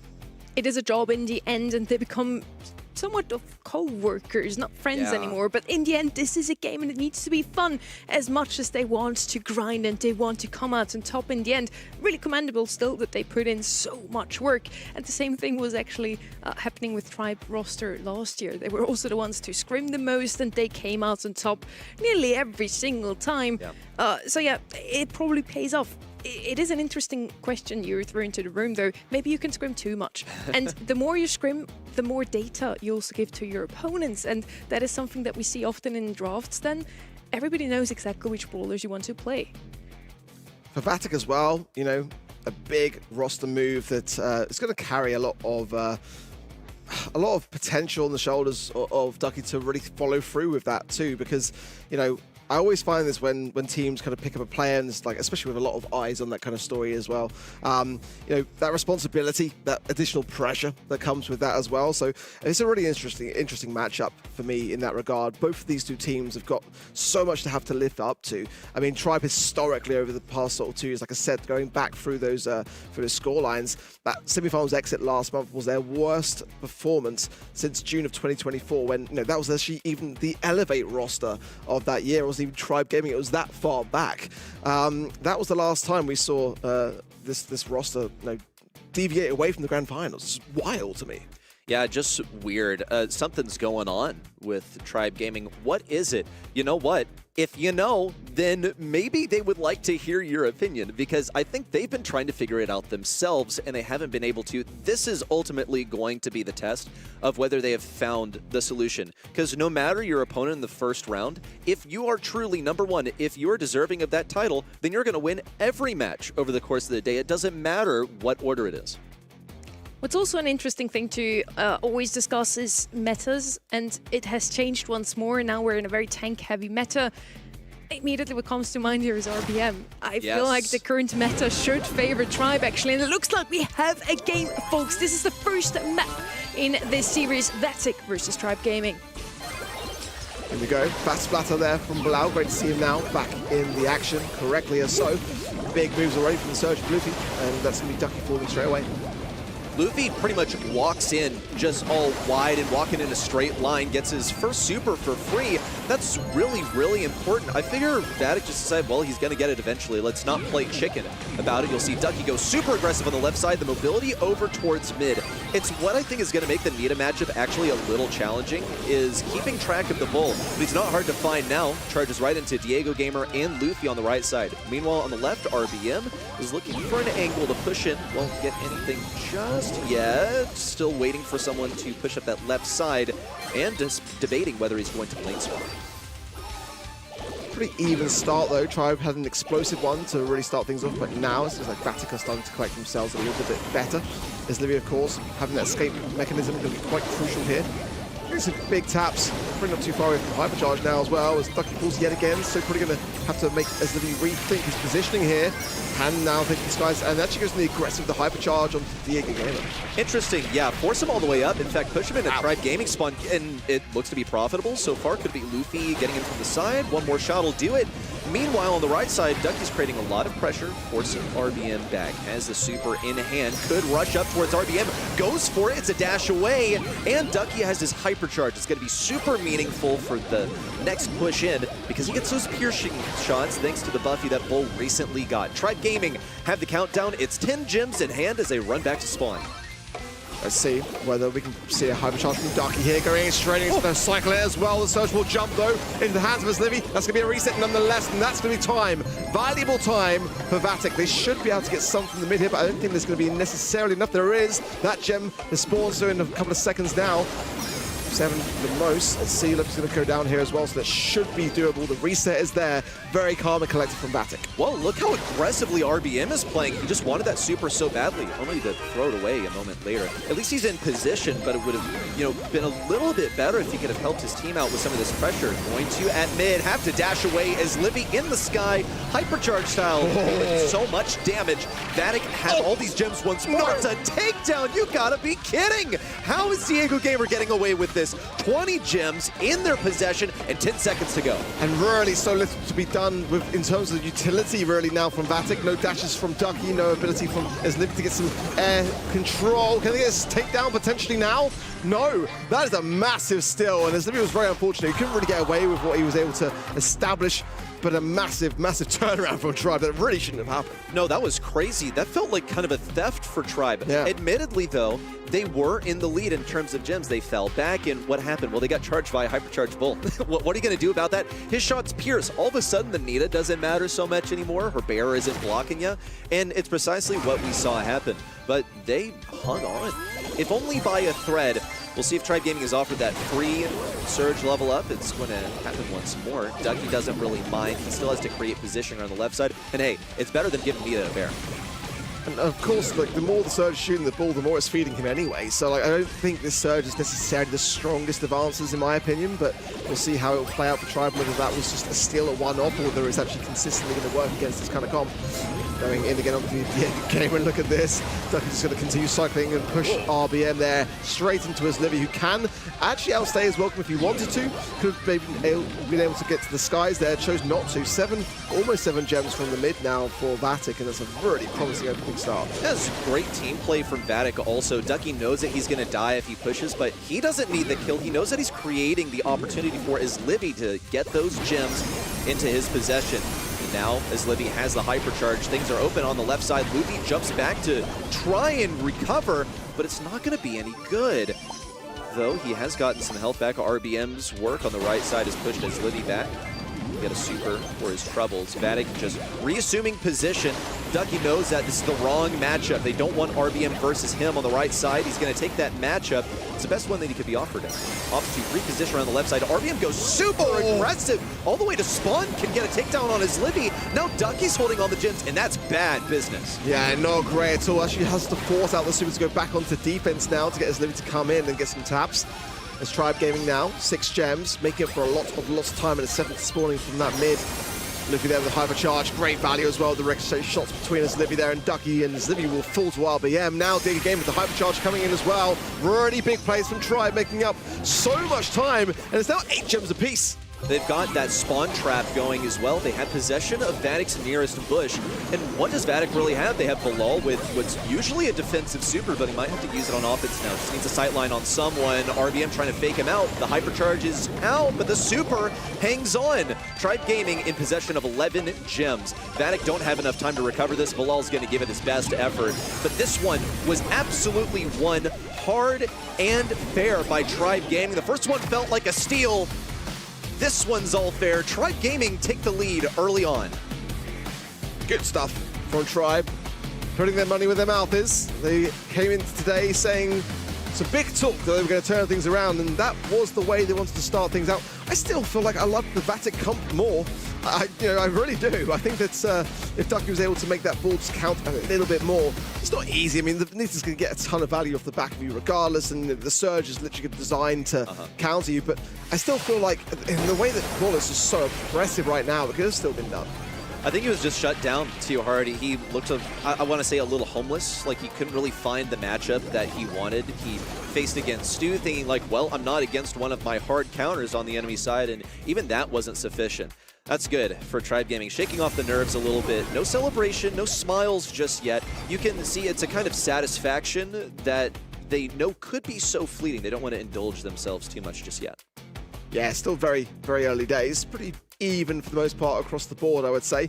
But the mistakes were definitely more prominent on the side of Vatic, as they just couldn't really get out of that situation and was flanked around as the gamer came in to secure that kill, and just everyone else had already fallen. All the gems were spilled, and Tribe got off the mark with that first game, and after that just kind of crumbled down a little bit for the side of Vatic. I want to see things how they reset into a new draft, into our next map, but yeah, I would say that in terms of the stats, not too much to say, more to say about the mistakes that were made. Yeah, something I want to shout out, actually a good play was RBM getting the hypercharge Stu all the way behind, and all of a sudden the front lines don't matter anymore. When you got pressure coming from the top, from the bottom, he managed to take down their gem carrier of Livy. He was on that gem, he's like one tap, and now all of a sudden Ducky on the bull has to pick up all the gems. Now things are topsy-turvy. They're not how they're supposed to be. There will be room for aggression here on pinhole punt. However, I think there's some room for synergistic play also with a wide open mid. Well, despite all the practice, the map kind of escaped for a little bit in Tribe's preparation process. Vatic got a 72% win rate here, so you'd expect them to come prepared. Bans are the Crow, the Bull, and the Otis to the Meeple, the Ziggy, and the Glowy. So good stuff around for me at the moment. Spike, that first early pick. Again, I wasn't a massive fan of seeing it as much as we did in South America, but it's getting some good value, so I don't necessarily mind it for that reason, but still some big heavy hitters. Despite the ball ban, Kenji going to be available here, and I think that it's just a question of whether that glowy band's going to turn them away from it. Let's see as well, BB could be an option here, Pierce as well. Those are brawlers that still escaped through those global bans, so Ems as well, being globally banned, could play a factor here. Otis, though, you know, again, when you see this sort of brawlers banned, you're looking for the alternative, and Chester is that. Okay, Chester will be a counter to any aggression. He just deals out ridiculous damage in close range. One that I'm looking for actually is Poco. I think some of the good Poco counters have been out of the mix, basically. The superior support of Glowy is gone. You have Ems also globally banned. Could create an opportunity. It would be nice to be able to pair it up with the BB. So I feel like Vatic are considering this right now. Yeah, just go ahead and take the BB for themselves and pick up something to support it later. Or they just decide to take this one on the chin. They're like, okay, well, they can counter the BB. It's going to suck, but at least we don't have to face it. I like it though, the Chester and the BB combination, it's really quite nice. Mo could work out pretty well actually off the BB, just cycling again that drill and the utility off the back of it. And in Brawl Ball, it does have a great tendency to get results, get a nice through ball and lock it away. Let's see as well, I like your Poco shot though as well. Gale going to be slightly more of a harder shutdown though. Didn't get the best of results earlier today, but it has seen some fantastic ones in EMEA in South America, so definitely some insurance policies coming in here for Tribe. Lacking their kind of normal aggressor, I will say. I'm not sure whether it's the time or the place necessarily for it, but it's always a joy to watch RBM pop off in Brawl Ball if he does decide to go that way. Yeah, I'm curious what he plays into this BB because the #1 BB counter is gone. It was banned by Vatic, and here's the Mo. Yeah, for whatever reason, I feel like Mo is going to suffer here. I think he's not going to be so great into the BB. However, the ideal pairing for this composition from Vatic, it's got to be Poco. And Poco has like two bad lanes here. Mo is able to get right under him, not really much he can do there. Gale also, just like in the range game, makes Poco pretty difficult to play. So I feel like Vatic may still decide to go for it. They just like hard death ball this down the field. Calme-toi. It's going to be Charlie. And yeah, I was kind of curious to see, we saw Charlie so much in East Asia and did kind of like drop off slightly towards EMEA and then bring it back again into South America. I think it's a really worthy kind of brawler pick. I guess with the biggest of responses it's going to have into the Mo, really. That's what you kind of want to have that cocoon ready for, is when the drill comes out, that it's shut down immediately. So I think it's not bad. I think that as long as that Charlie is kind of shadowing the Mo, then it could get some value, but it really is very much defensive and reactive super to be able to hit. You can't really aim it in advance. Spiders also will be able to block a bunch of these shots, so that's a huge consideration as Livy is tapping with this yo-yo to pass up to Ducky, who's largely unsupported. He pushed up really, really hard into a couple of anti-tanks. Now Tribe Gaming get to take up that space. In the absence of Ducky, he's back up on deck on the right side. That's a pretty good super from Luffy to eliminate as Livy. Ducky will just pocket this ball in the corner because he knows that this has got to be a team effort. He, as a lone BB, is not going to take down two anti-tank brawlers. No curveball for Luffy as well, which I'm really quite enjoying because the amount of times I end up saying that, you know, if you're not being able to dodge curveball at this level, then, you know, what are we doing? It's obviously going to make it a little bit even easier to dodge, but I think the value that he can be obtained off the back of it could speak for itself. Hypercharge now for him also.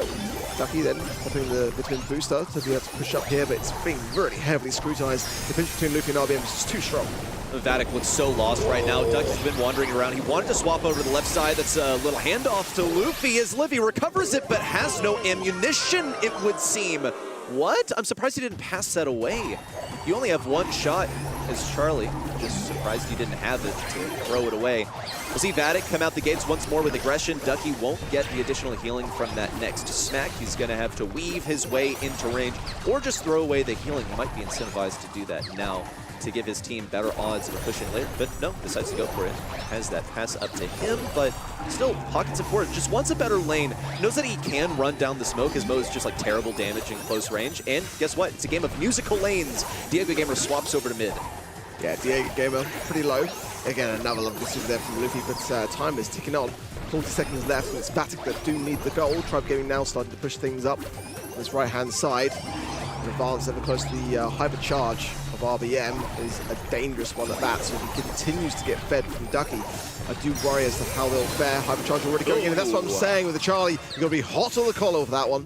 Well, and Bilal's going to have terrible... Yeah, there we go. Just awful matchup there in close range. Bilal comes out on top. Of course, Ducky kind of throws away this bubble. Would love to have the super in the end game. Bilal also being kept back so effectively by RBM. He's got to be close to this super. Here it is. It's wide open, but no one has a super. As Livy knows he's not going to be able to pass this in, but Ducky might be able to hypercharge forward. Just going to go for a pass up to Bilal. Oh, and just at the 11th hour, in advance of overtime, tie up the game. I was like heart in mouth wondering why Ducky wasn't popping hypercharge, so really reserving for it as Livy now going to chop and just connect the cocoon as well. That's massive now. Ducky can afford to be super really aggressive, missing some swipes, but now making up for lost time. And what a turnaround for Vatic! That was nuts! Holy comeback! How did they keep their composure there? It's like you said, yo, what about the hypercharge? Where's that going? And he's like, don't worry, I'll handle it. I got this. I got this. Like, I have a plan for overtime, and it worked out so beautifully. Cocooned the left lane, it made it a 3v2, and it was curtains from there. That goes to show the confidence, doesn't it, really, by holding and reserving it. Just so sure that it was going to be a goal in that final second, enough to be able to then really utilize it in overtime. Unreal stuff from Vatic, who really did need a bit of a game to breathe a breath in this battle, because so far Tribe haven't skipped a beat, but that's showing that they can still bleed.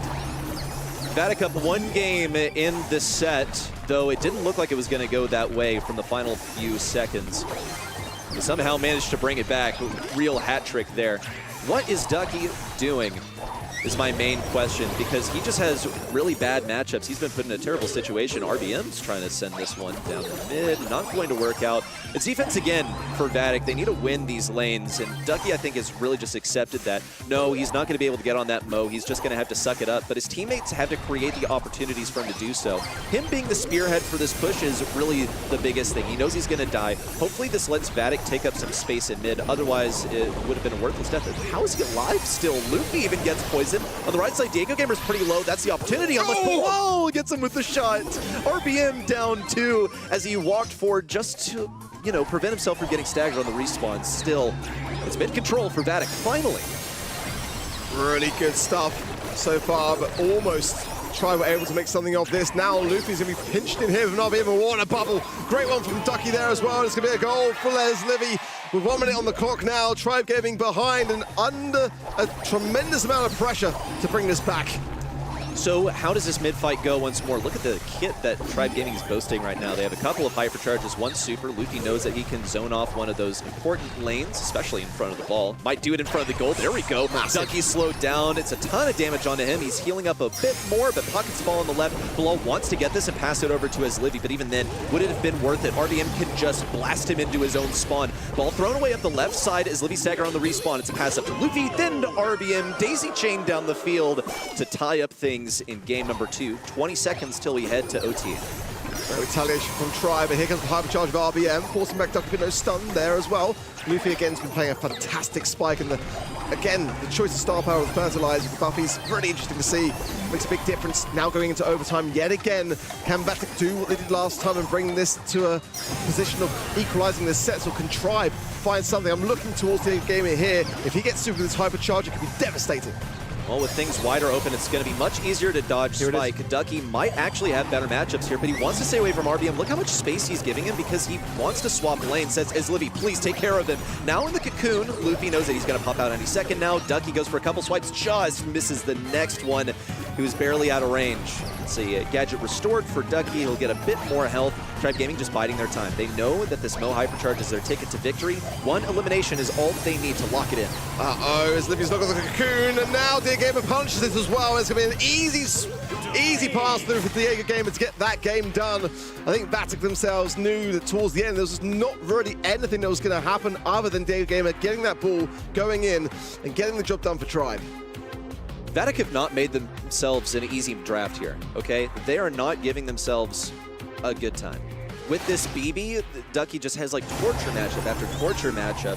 And typically BB is quite accustomed to being able to walk forward and win. Ducky's having to go really, really deep, make his teammates fight a 2v3, and then stay alive on the back line still in the face of all that oppression. It seems to have worked actually quite well. Vatic has been tapping things up as Ducky's been a massive distraction. Gets hit with the stick around, but it should be fine. Pass up to him for a slot in. No, not quite. Luffy's here with the defense, not just one, but possibly 2 kills. Won't get the lineup for that final shot onto Bilal, but RBM is ready for a pinch. Still gets stuck in that cocoon. Bilal has an easy kill also versus RBM in close range. It's looking pretty solid. Vatic definitely in control of mid. Not enough firepower to make it through the goal line. Ducky's getting the heal. Passed it a little bit prematurely, but it's fine. Surprised Diego Gamer didn't use Super there to knock the ball out of the hands of Vatic, but nonetheless, Tribe now behind here. Good connections from Ducky. Now at full HP as the Spiderlings go out to cause some problems. Tribe, Diego Gamer getting tapped up as well by Eslev, who's a couple of shots away from Super, has the hypercharge as well, and is probably going to need it. This is time where Tribe are looking to make this push and open up some space with Diego Gamer to potentially go in here. I think he could probably go in now, but maybe Eslev that close to the cocoon that he doesn't want to risk it.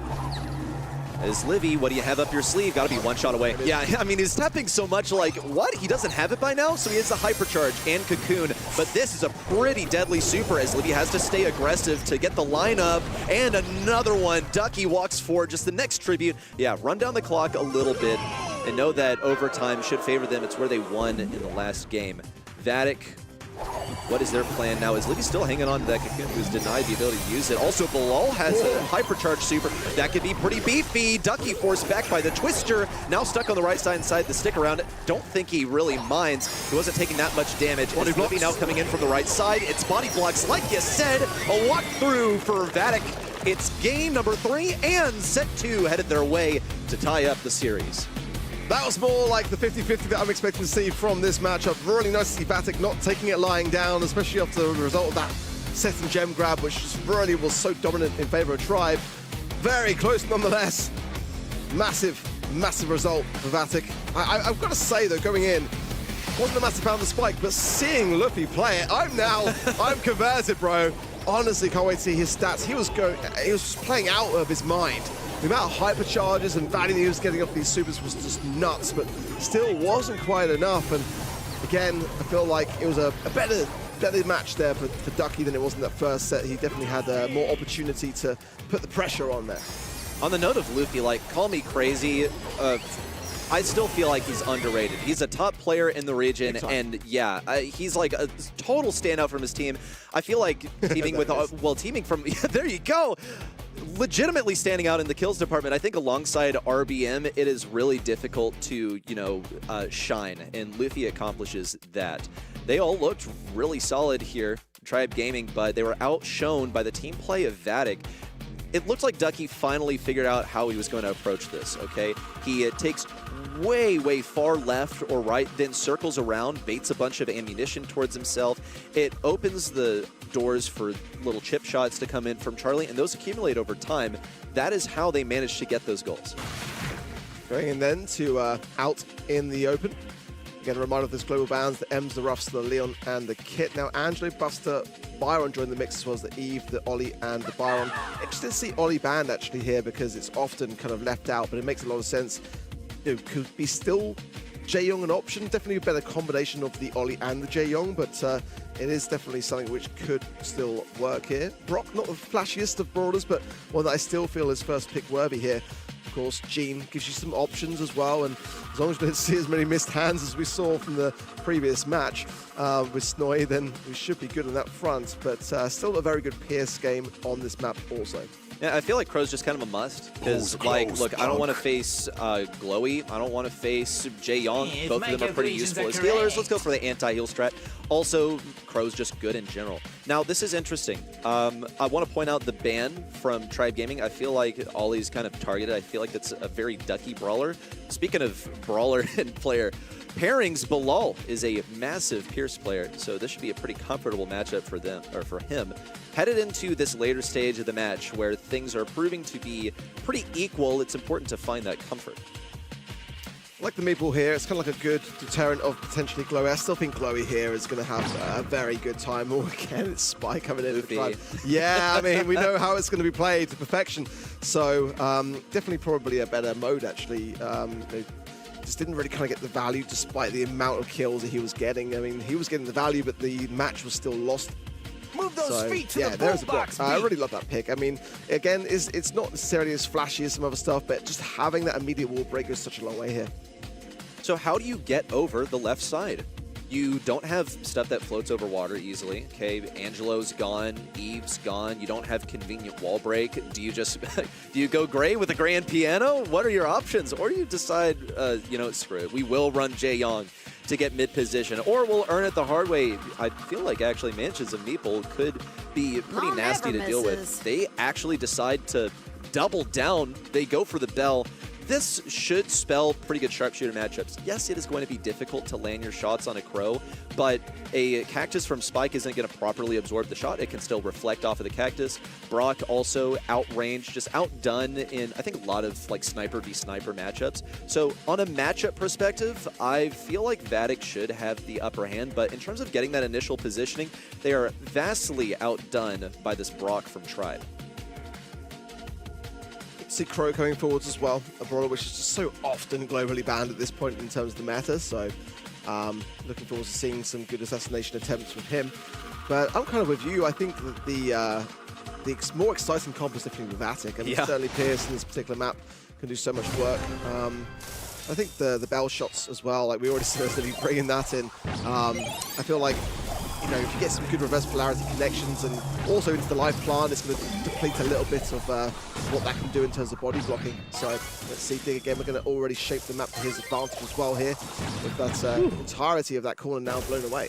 Yeah, really nice lineup there from his Livy. He banked that shot perfectly to hit behind the barrel. It's a hot spot for sharpshooters to hide here on out in the open. Also want to point out the placement of the Mansions of Meeple Gadget early game denied that positioning for Spike. Even though Diego Gamer broke open the wall, Ducky's going to go for it again, just back away that right side. Ooh, they've also managed to trap someone. Not that it really does anything for them. Like, Ducky's been outranged quite a bit, so hasn't managed to get a super just yet. But if he had, it would have been a definite kill. Let's see now, coming in, another reverse polarity. It did connect, not too sure though, on that top right-hand side. Ducky outstays his welcome. He was struggling prior to it, so I'm not really surprised. As Livy now just going to go into the gas as quickly as he possibly can. Try to feed, but Luffy still gets that kill, so giving over a little bit there, but Tribe looking pretty confident, I would say. No doubt. Vatic, they have these long-range brawlers that they can outrange with, and it just doesn't really seem to be playing to their advantage. Reason being, it's quite difficult for them to hit these shots. You saw as Livy firing away at Crow, and it's something that I shouted out during the match. Crow has very fast movement speed. Oh my goodness, but as Livy's looking pretty deadly now. Marksman here at mid. He has another reverse polarity to fire away, looking for the proper matchup. Could reach over to Diego Gamer, who falls just short of making it to that left bunker. But Vatic now have mid control. They can rest easy knowing that they have the upper hand here. Tribe Gaming have the hard path. Once that poison's at their backs, they'll have no other choice but to move forward. Yeah, if Ducky can get into a good spot here and really shut everything down, get a pinch between himself and Bilal. Livy is with a hyper charge. That's a great wall. Look at that round the corner. Beautiful curve there from his Livy. But Diego Gamer is pushing back now with a nice rocket fuel. Ducky low, going to poison down, but actually as Livy gets the kill regardless prior to it. I love the accuracy as well from Diego Gamer on this Brock. You can see like how much push, but leaving the walls intact. That was really, really nicely done in the previous round. Well, they've been scrimming a lot, so they've had a lot of chances to practice it, huh? Yeah, practice makes perfect, but only perfect practice. You know that Tribe Gaming have been drilling things a lot. You can see it in their gameplay. But Vatic has been winning in their practice. That's the perfect practice right there. So far, a bit of a stalemate. Nothing major won so far. A bit of chip damage going both ways. Ducky knows that if he traps someone in this mansion, then it's over for them. Can you get the spike? No, but they've closed off the lane. Doesn't matter so much because this corridor around the right to left lanes is so troublesome for them to face Diego Gamer. Especially Crow. Like, if Luffy hits one shot, then he poisons them and sends them out of commission for a while. But now he's got to be two-tapped by several brawlers. A beautiful super for Diego. It's not looking good for Vatic. It really is not here, and I think there's going to be no way around it. Nowhere to go for Ducky. All but hang about. This could be an opportunity itself, but actually just immediately punished as RBM comes in. Ridiculous ending, but Tribe looked very much in control there. They're not deterred by the comeback of the Brawl Ball from Vatic. They are just back in business, and this Brock pick's working out super well. It's great. The thing with Brock is at the end of his shot, you have AoE. So as long as you operate at max range, then you're looking pretty good. You hit a bunch of shots that like technically would have missed. So against sharpshooters, it's not the worst matchup. It just as Livy is more tanky than Brock in the 1v1. Look at the lane switch up, by the way. They put RBM at mid and Brock on the right side.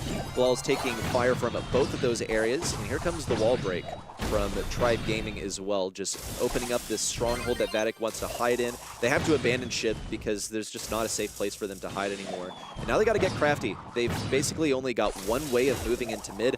No one wants to take the jump pad. It is a death sentence if you do, but sometimes you have no other choice. I really don't want them to, honestly. It's one of those things I want to see avoided at all costs.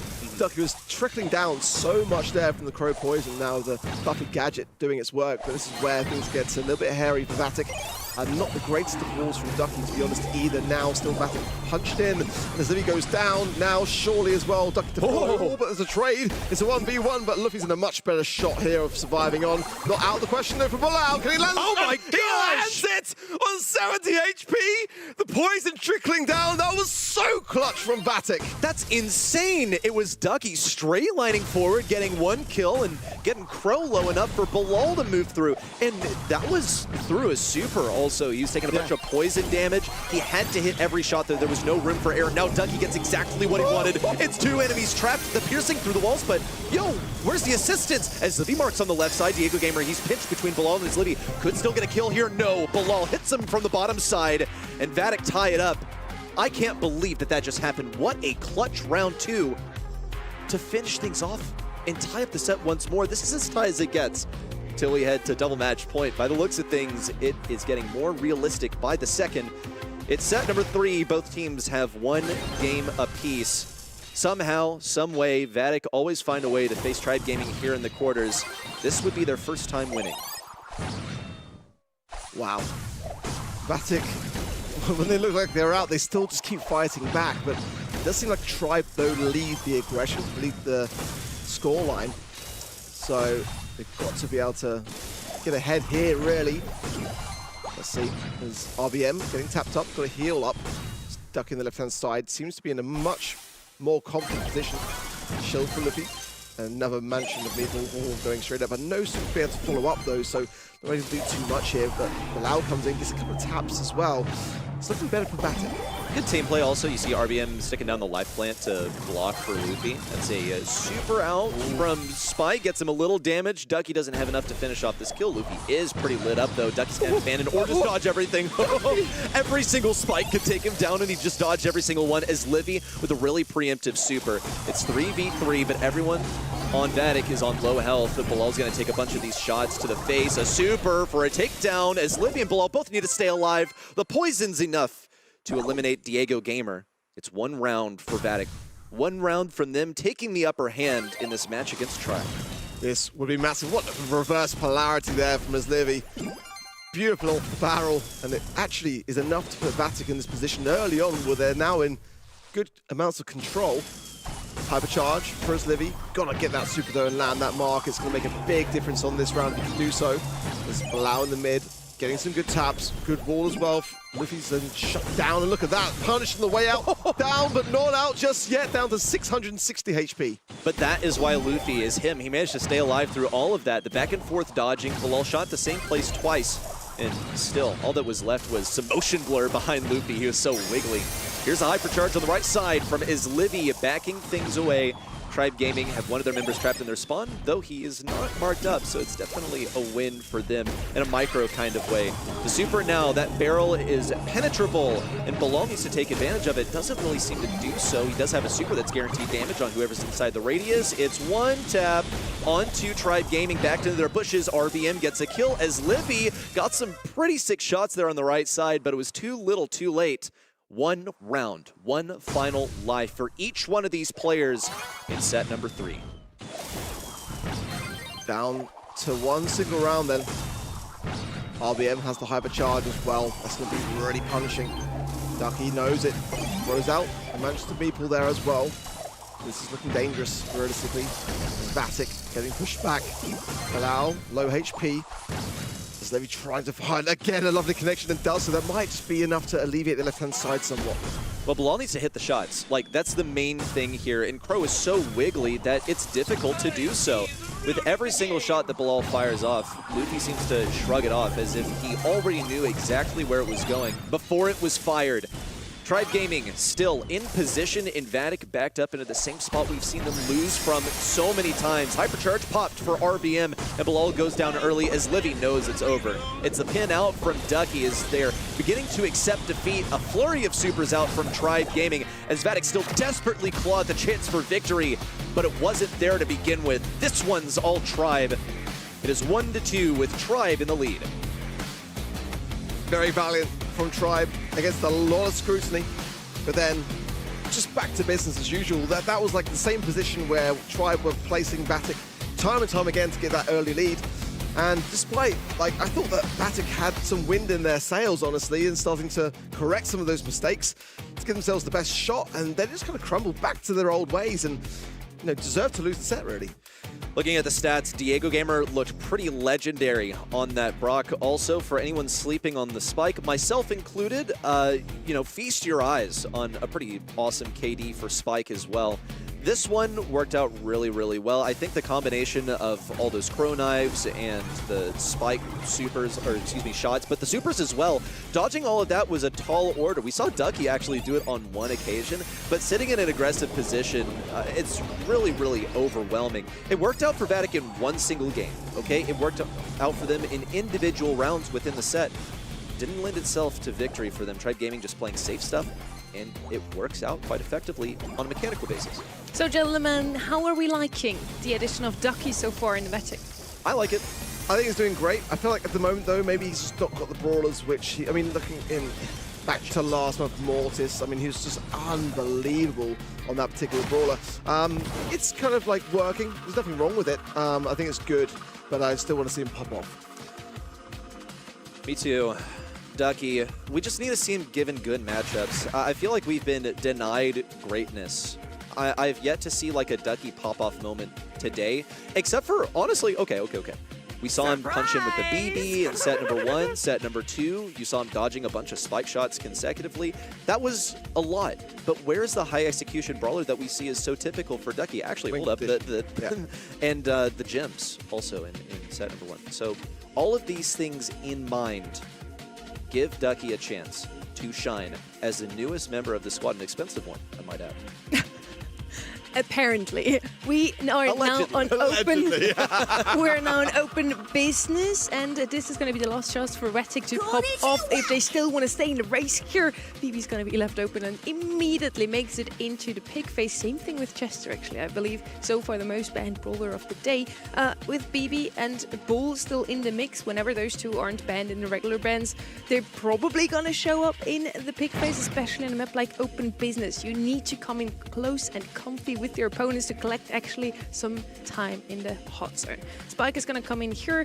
Pretty good brawler to just cover the bases here. You can't really step on the zone when his super is laid down. BB yesterday was a bit of an issue because she was just in the back behind her opponents. She was playing in spawn of the opponents and never actually collected some percentages.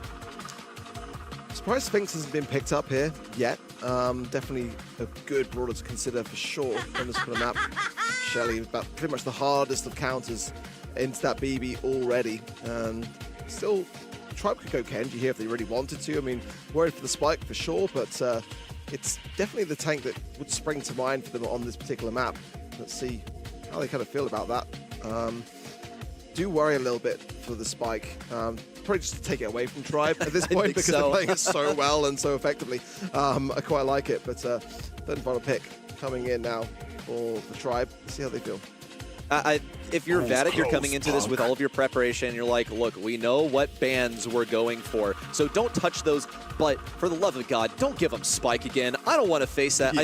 I think Bilal, which I feel like this BB will probably go over to Ducky, but does not want to face that brawler again and just get merged on that brawler. So let's talk about the approach to the BB, because Tribe Gaming had first pick and they deliberately let Vatic have it. Clearly they're not concerned. They believe that they can outrange it with Pierce, which I don't think is wrong.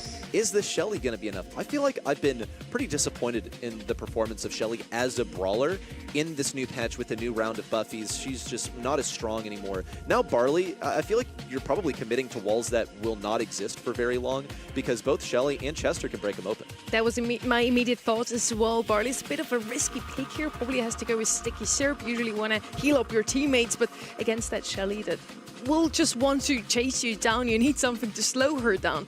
And yeah, as you said, they're going to break open the map. Pierce is going to do even more of what he does so well, namely snipe his opponents. Pretty good comp here from the side of Tribe Gaming, but Vatic, I'm here for you to surprise me. You have to in this one. Tribe Gaming can close it out. I don't know how convinced I am of this Vatic comp, to be honest. Let's see how they fare though.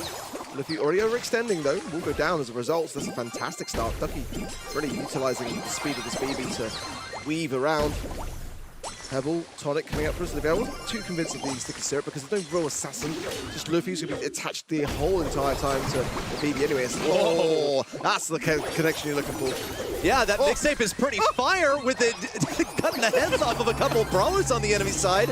Ducky's look pretty good on the micro. I want to point out that he used his knockback, and Luffy's like, that's my cue, I got to dash in, and Ducky says, I got a second one from the gadget. Knocks it back. I feel like Vatic really know how to execute on this brawler, and they knew that into a brawler like Shelly, for example, they should be fine as long as they can keep the spike away. Ducky does have to retreat, but he gets that healing from Barley on that herbal tonic.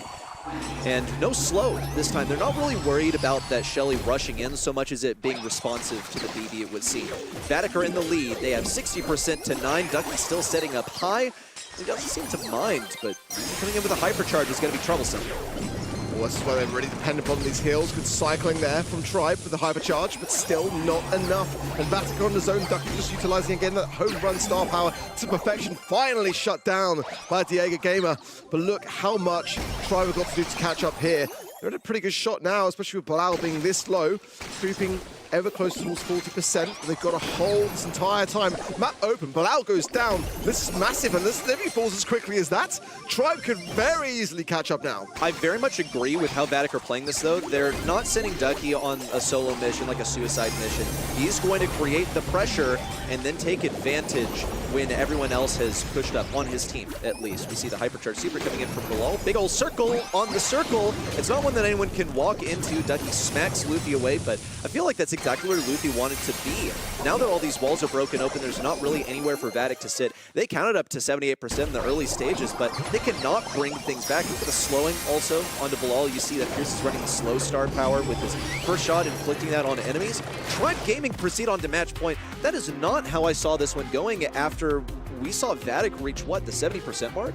It's a comp that, yeah, it just has such a great early game, but as time goes on, the more those walls go down, the less you've got really anything to go with. I'm surprised that Ducky used hypercharge towards the end there in a 1v3. I mean, it's not going to really do much. I think more of a sign of desperation on Vatic, who are really in a dangerous place now to... They've got to do so much. They've got to really just have the entirety of the zone for such a long time, and as time goes on, feeding RBM, feeding Luffy, they can't afford these walls to go down. They don't want to feed them. That's why they put Livy on the proper lane this time. But Ducky now has a torture game against this Chester. He doesn't want to feed him bombs. He doesn't want to give him damage. Does take advantage of the aggression from the right side. And lucky Duck, RBM gets a jawbreaker immediately. Doesn't get him the kill, but it keeps the pressure up. Ducky's not able to advance on. That's an ugly super for Ducky. But it was a quick reaction. I guess we could let it slide by. It would have helped out a lot, though. It would have gotten him closer to the hypercharge that matters so much. No kill for Bilal just yet. But the rest of his team is pushed up. You see as Livy's in position as Barley. Oh, lovely connection there from Bilal. Actually, Fluffy goes straight down into it, and that could have actually worked out, to be fair. It's a tied game, and that's kind of concerning because Vatic had a much bigger lead at this stage in the last game, and yet Tribe Gaming still turn it around. This is what I'm worried for. As soon as RBM gets that hypercharge, it doesn't matter what's in his box of tricks for the super. You know that those walls are going down. Tribe Gaming is still applying pressure to Vatic in their own spawn. In spite of the presence of walls, even Bilal's feeling that he also blocks the shots with a well-placed life plant. Luffy getting tossed around, but where's the kill? Ducky has the hypercharge, doesn't want to get slowed down, just going to toss out a super for a bit of extra damage, and RBM on the right side wins. Ducky taken down by Diego Gamer. Realistically, Vatic only have one more shot to take back mid. And you need that kind of like hypercharge to be able to do that, and Ducky wasted it again, and now, realistically here, Tribe should be able to seal things. The map is painted exactly the way they want it. Luffy there, the hypercharge as well, going to town. And there's the wipe, as Tribe will stay standing at 90%. Ducky going to make his last final ditch attempt to pierce, to be delaying the onset. And that is dominance. Tribe Gaming back in business. And one of the favorites in this competition falls in the quarterfinals. The looks of pride, and thanks for 20K, says Diego. Wow. Wow. No. Oh my God. That is one of the most brutal player cams I've ever seen. Oh my God. That's pretty disrespectful. I mean, allegedly. Allegedly 20K. If you know it, you know, and it won't be hard to find on the Bird app later. Wow. Vatic. This is why I love NA. This is why we brawl. This is what they call, in the industry, it's professionally referred to as NA vibes, and I'm here for it. I was the person that originated NA vibes. Were you really? Yeah, it was. It was in a live stream chat, and OG picked it up, and I was, yeah, I said I was kind of not really feeling the NA vibes anymore, and it led from there. Well, okay, I guess you really mean it when you say that NA is your favorite region. You hear that, EU? Don't let him back. The NA bands are a bit less playful than others, a bit harsher, but yeah, that was a very, very good player cam. So good that we want to show it twice. Here we go again. All over socials, all over socials. No. Tribe Gaming. Goodbye. Tribe Gaming takes this one, even after most of the casters have said, Vatic is gonna, easy breezy, go through the semi-finals because they've been looking so good in scrims. Tribe didn't stand a chance against them. What happened today? I mean, practice makes perfect, right? And Tribe put a heck of a lot of practice in. So, you know, they were just really looking solid. I've really admired a lot of the spike leading up to things. Massive cortisol spike detected on Vatic. That was a post from Tribe Gaming. I do want to point out, cortisol, of course, your primary stress hormone. A low level such as this one causes fatigue. So I hope they're still going to be awake for the second set or the second match they have to play today. This is why your qualifications on the desk are thank you for the diagnosis. So essential. You're welcome. To have. You're welcome. So essential. That's why I'm here, right? But yeah, overall, again, what happened? We didn't really like that barley, of course. We talked about, maybe sticky syrup mixer because otherwise that jelly's going to run him down. And that's kind of exactly what happened. He went with herbal tonic. The barley had no walls to hide behind. That's the gadget that you kind of normally run when you're against the BB, and they had the BB on their side, and you know they were obviously playing into a lot of wall break and just were hoping they could get a lot done in the early outset of the game, and just didn't happen that way. We want to have a quick look at just, our predictions in the shambles now. We said Vatic will go through, at least we were right with Team Electros here. Tribe Gaming now joins Team Electros in the semi-finals. And what do we have up next in store for you? Ready? I am looking forward to Only Realm versus Legacy Esports. Only Realm, you may remember these guys as KDS from last month. They withdrew from Brawl Esports, and now that team has gone over to Only Realm, but this is still Bobby, Sands, Patchy. Legacy Esports, some fresher faces around the block, however. Legacy Esports, the second team that has knocked out Stamina out of the monthly finals. The other one was Vatic that we just saw lose. Welcome back to the desk, Uber, by the way. Did you enjoy that previous match? How are your predictions looking? Yeah, it kind of boomed because I copied your homework. And now I'm regretting that immensely. Never do that. We counted out Tribe Gaming too early. I think so much of us were asking the question, does Diego Gamer fit into this team? Because obviously they look great individually, but they felt like less than the sum of their parts. I think that's been taken care care of, and maybe we get punished for not putting enough trust in them. And we're going to get to see more of Diego Gamer and his squad later on. First up, though, quarterfinal number 3. It's Only Realm versus Legacy Esports. And one of those two teams we've already seen last month, but with a different name. They were KDS. Now, Only Realm, led by Bobby, of course, who had inconsistent results in the previous years. It's funny, I think every campaign for Bobby in the Brawl Stars Championship is marred by some kind of tumult or difficulty at the start of the season.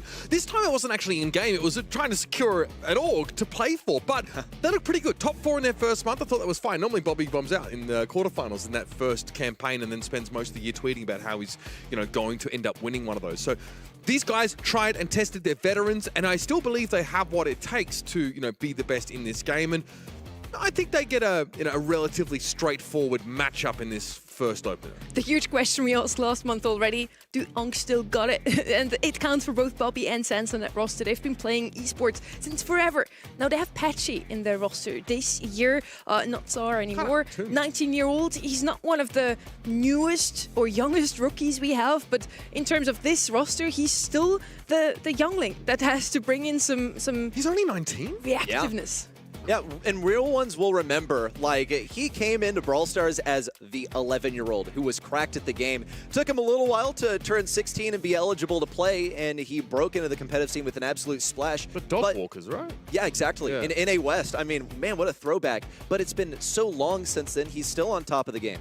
Yeah, I mean, I think it's a great addition to this roster. I think Bobby and Sans want to stick together and make it happen. That's fine. They still are clinging on to hope of making it to World Final and performing there, so I respect it. Maybe a little inconsistency in last year, but 2026 so far, really, really great. They almost made it through into the grand finals last month. We had the chance to talk to Patchy about it.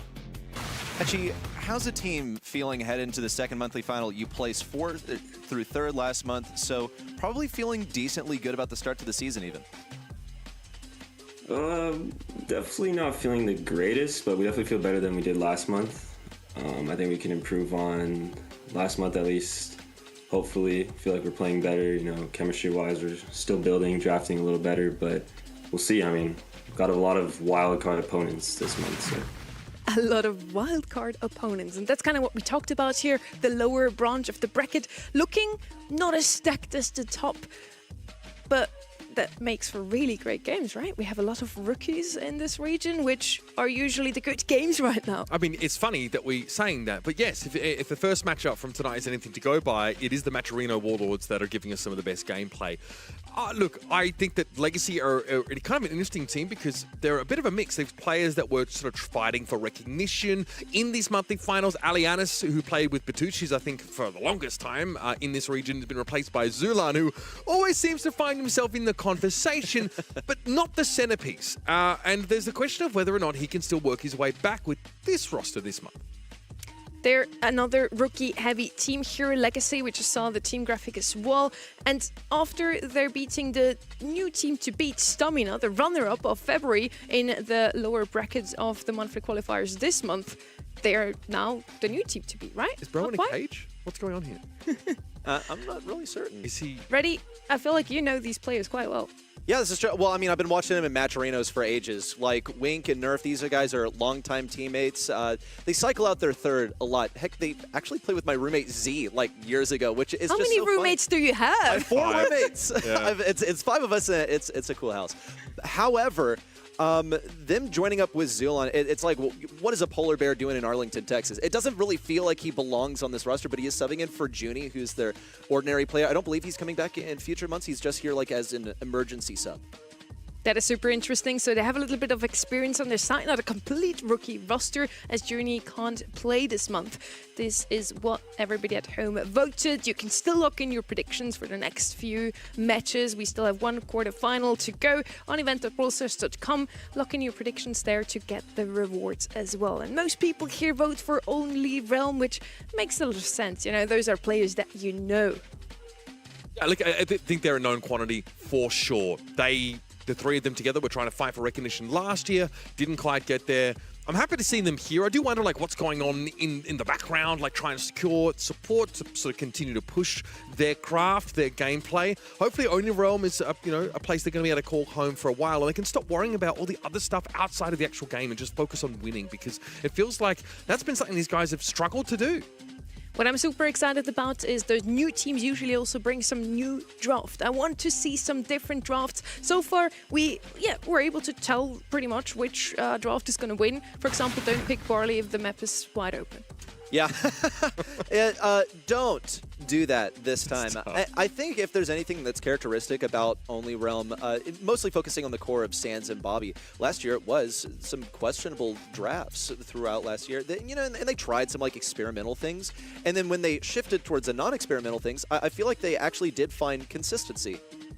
Yeah, sometimes those brawlers that you know and love are better than the meta picks. We have seen that yesterday as well. Sometimes a Lu and Hot Zone is still just as good as all of these buffy brawlers. We're now ready for a quarterfinal number 3. I hope you're too.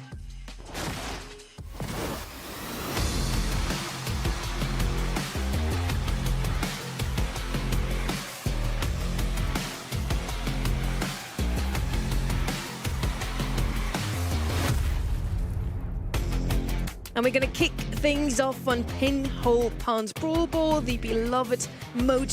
These are our bands, the global bands Spike and BB, together with Bull and Chloe. So I'd say the 3 best brawlers in the game out of the way. Here's Spike. We were a bit on the verge of, is he really good or is he not that good? Leon is going to be picked up first here. And that makes a ton of sense for me here on Pinhole Pond. With the lollipop drop, you now really easily get into the middle and you get sped up with it too. I like it a whole lot. I think it's a really useful brawler to have, just generally speaking. Also, gotta note what that hypercharge Buffy does. It gives you up to, what, 75% of the close-up projectiles damage at long range. So, welcome back, high-powered long-range Leon pre-nerf. He's even stronger than he was then. Now Gale, the response from Legacy Esports. You think so? Yeah, again, there's obviously like no tank picked up. Also, the think span to me indicates that they want to try and work some of these more projectile-based control brawlers in. So that doesn't exactly scream we're going to play tanks. It is Pinhole Pond. I get that. It might just be that Legacy are trying to play to the map, but this is a relatively early Gale. It means they're really set on the idea of like running into a tank, and maybe you're banning the thinks because you want to play Meg. Right? She really struggles to get through that super, but we're going to see a Kenji picked up alongside the Gale. Seeing Zulan back in the player cam honestly feels so right, but he himself did not manage to qualify yet for a monthly final. I'm glad he at least gets a chance to sub in here. Really wants to see what this squad of 2 rookies and Zulan can do here on the right-hand side. Now with Kenji and Gale, they have the aggressor and they have the counter against it. So I really like that setup. Also, Gale is going to do so well into that Leon. Chester once more would be my first pick. He's banned out. Otis as well. You can go so many aggressive brawlers still here because you don't really have anything against it. For now, they're going to go with something with a bit more range. They already have the Leon, and as I already mentioned before, that lollipop drop, putting it behind the wall there in the middle, the Pierce is just going to stand in there, shoot from afar. What do you want to do against him? You need to have Kenji pressure him. That is what you have to do. You could also like get something that throws over walls or like a Squeak or something that would be able to take down a turret. Squeak also just like always useful for anti-turret. But Pierce over here I feel like is going to be mandated to run the gadget that blasts people away because Kenji is going to be aggressing you. Pierce hates when stuff gets in close range versus him. So it's very clearly countered. Now, with this shade coming in, this is a brawler that Sans just like spams because he loves it. It's really good. But if wall breakers come in, that completely dismantles it. Yeah, sometimes though, like picking that wall breaking brawler can leave you short-handed in other aspects of your game. We're going to see the Tron come out here. I love this. This is obviously something that is, has to be respected here on the side of Only Realm. And I don't know if they sort of see this coming. The Gale has application, all right? Obviously, it can to some degree deal with the shade. Leon with a hypercharge doesn't have to be that close to do sort of high damage with his primary fire. He still does like minimum 75% under that condition. So there are ways to work around it, but I do like this Legacy comps. It's going to be a ton of fun to see it play out. There are not that many ways to counter the shade, but Trunk is definitely one of those. I like to see him, and we haven't seen enough of him, honestly, in the whole month of the March Monthly Finals. First map here, Legacy versus Only Realm. Who will it be in semi-final number 2?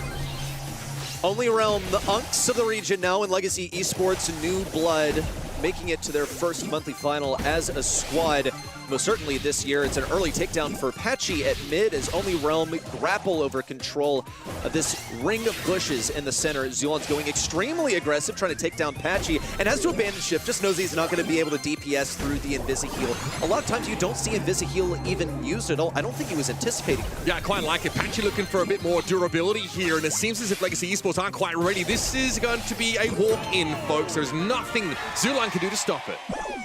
So Zulon, what he needs to be doing is isolating this Pierce, and I just have to wonder why. Maybe he's decided that it's not worth it. I know I'm going to get gadgeted. Immediate aggression right off the bat from Legacy Esports. They're trying to swarm Only Realm, and Nerf in with a hypercharge will be rewarded with a kill. It's deep in the enemy side. Patchy off screen nails one down mid to kick us off with a game for Only Realm. Nicely done. I like the idea of the Trunk last pick to answer the Shade, but I think wholesale, the composition here for Only Realm is really challenging to try and go up against, and there's nothing that's really built in to answer the threat of the Pierce, right?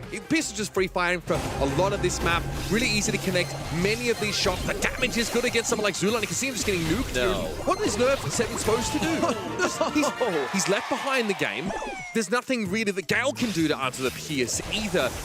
It's clear to see Only Realm have comp. They are rolling.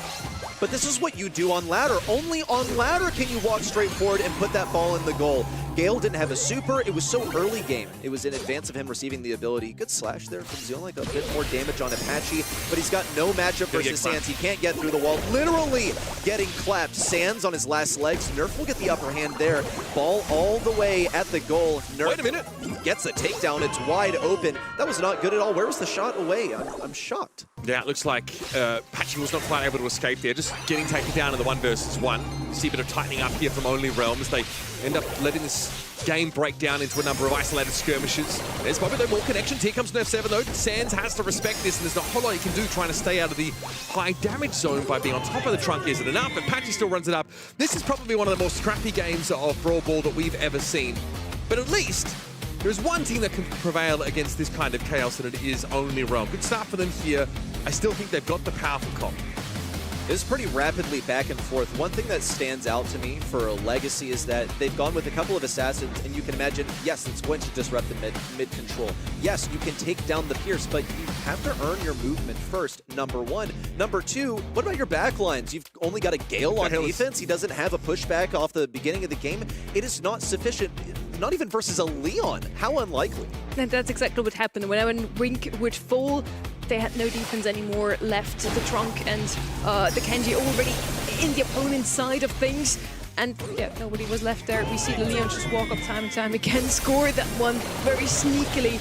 It was a try, you know. I really believe that with a better comp, it could have been a bit closer, but this one was a couple of the quickest Brawl Ball games we've seen all month. I think as good as the Gale can be against the Leon, it was horrifically bad here.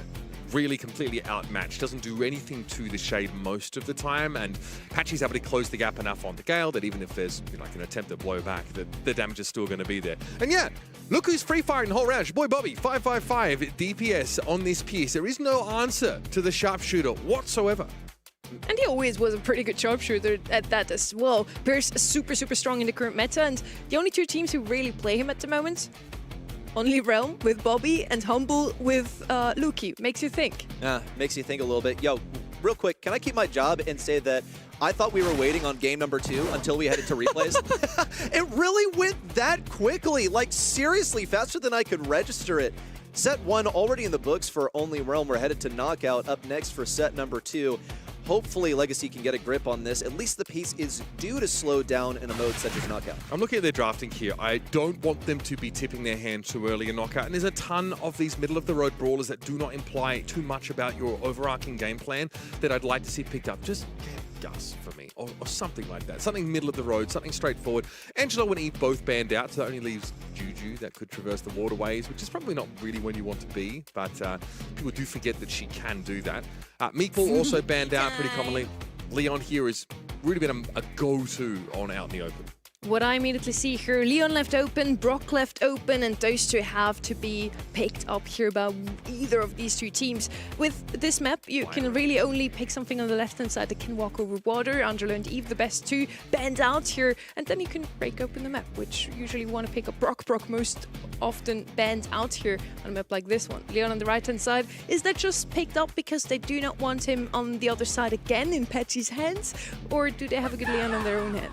I think they do have a good matchup here. I feel like Leon is first pick worthy in many circumstances.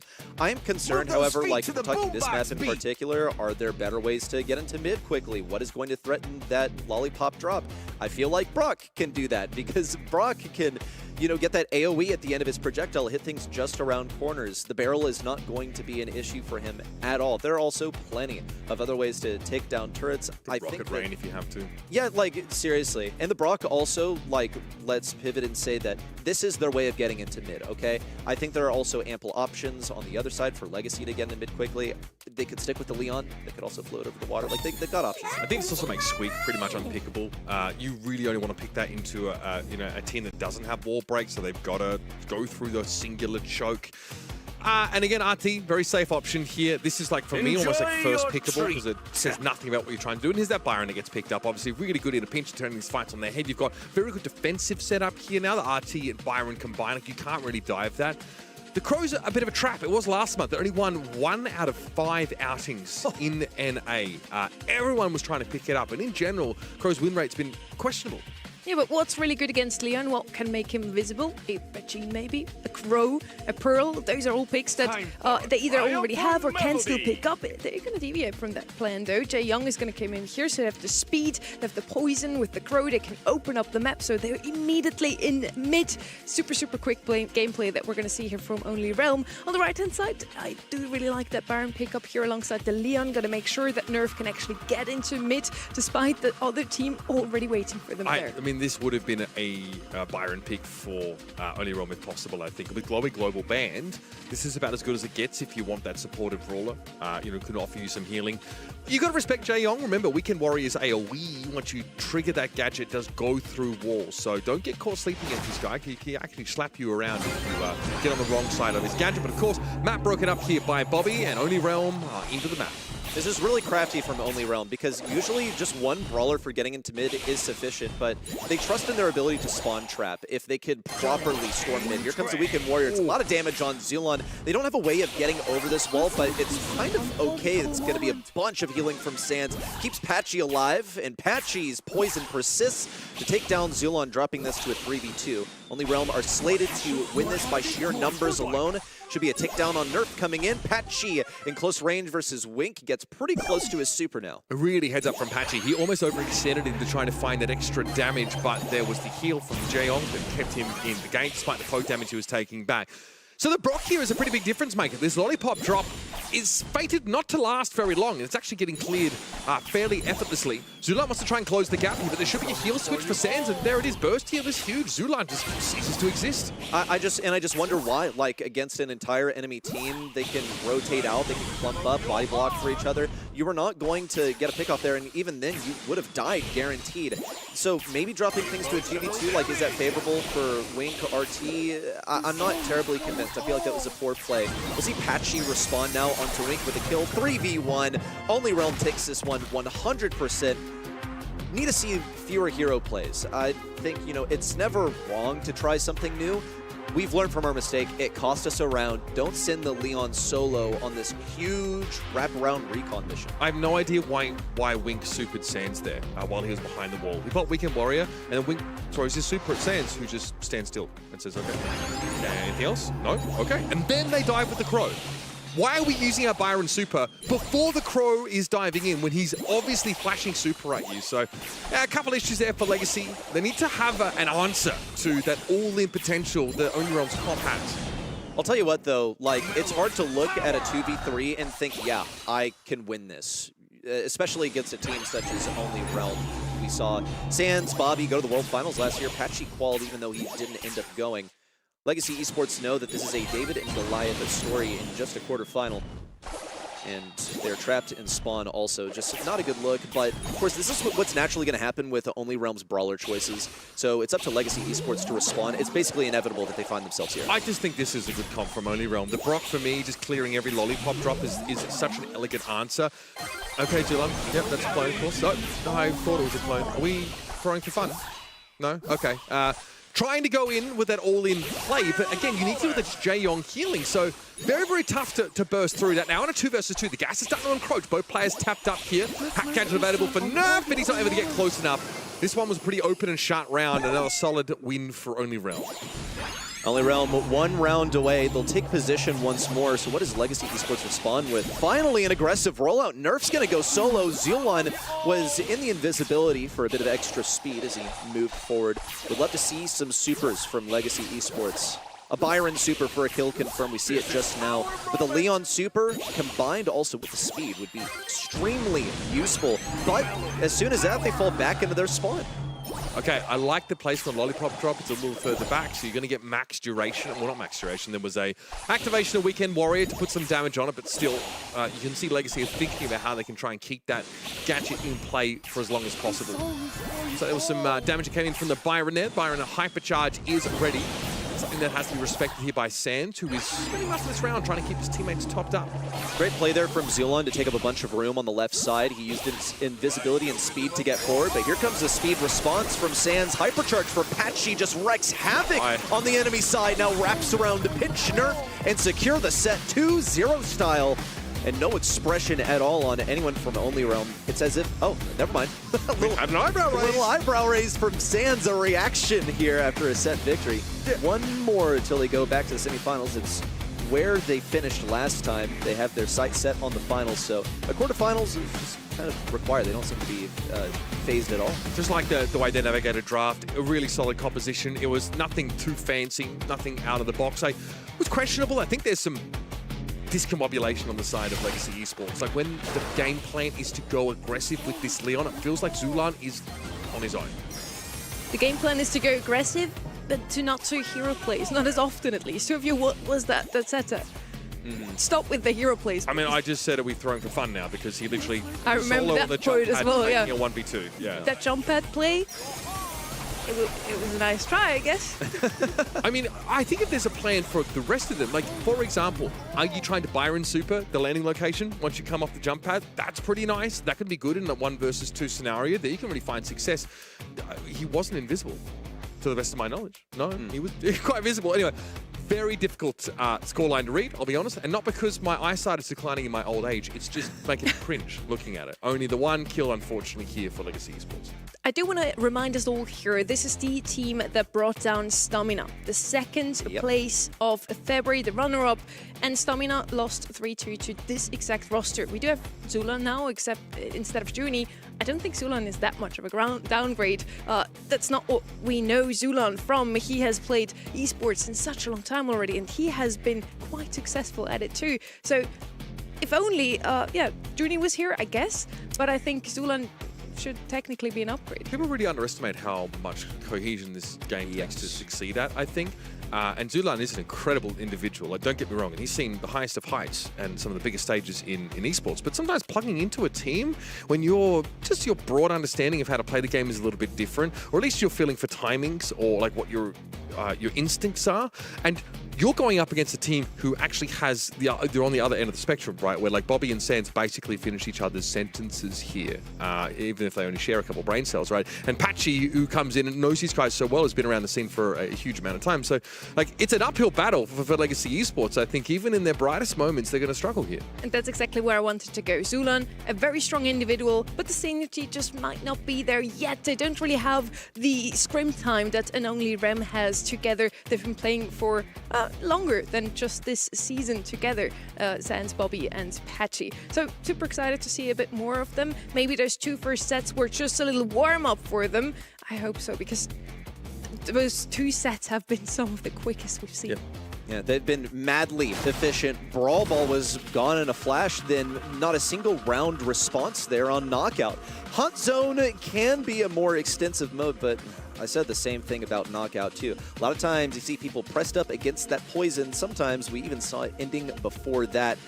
In Hot Zone, if you win the zone and hold on to it for the entire time, it's no good. Here on Open Business, a spawn trap is very possible unless the walls are broken open, allowing for a more expanded couple of compositions. I'm willing to revise my opinion if we see a nice draft here from this Legacy team, because there's a reason why they're able to beat last month's finalists, rather. So I just want to see them get off to the right start outside again. So Legacy, time to lock in now. This is your last chance to show us what you played up against Stamina in the monthly qualifiers. Ruff is going to be their first pick. Very solid pick here. You can open up the map, as Radio already mentioned, and you have it in your own hands now if you actually want to do that. If they want to pick some range with it, of course you break open the map, you can still just go tanks, and opponents can't really risk to pick up those tanks just now.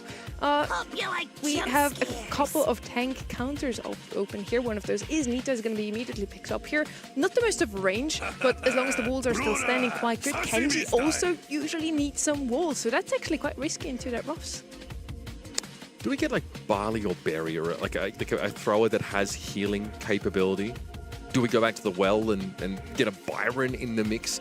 I love Nita on this map. She obviously can make great use of that cover, provided the map isn't opened up, and the Bear obviously is amazing to create that space and create that zone. So I don't know if we're going to see Legacy veer away from this like opening up the map kind of idea. Obviously Ruffs doesn't do a whole lot in terms of sandbags against this kind of setup. And Ems is going to be the answer. Someone whose effective range interacts really quite well with Kenji and Nita respectively. I'm looking at Kenji, however, getting aggressive on that Ems. Once he's in close range, then it's really poor for her. Like, she'll be able to blast him away, and guess what? He's going to dash right back onto her. Now, she is equipped with a lot of kit. She has Caustic Charisma, pop that one out, get some healing with Hype. You also get the shield if you have Hype equipped because of the new Buffy that came a couple patches ago. So, really useful brawler just in general. I see potential to be outranged. I think it's not going to be as useful when the walls are up. Gray as a mid. Really, really interesting.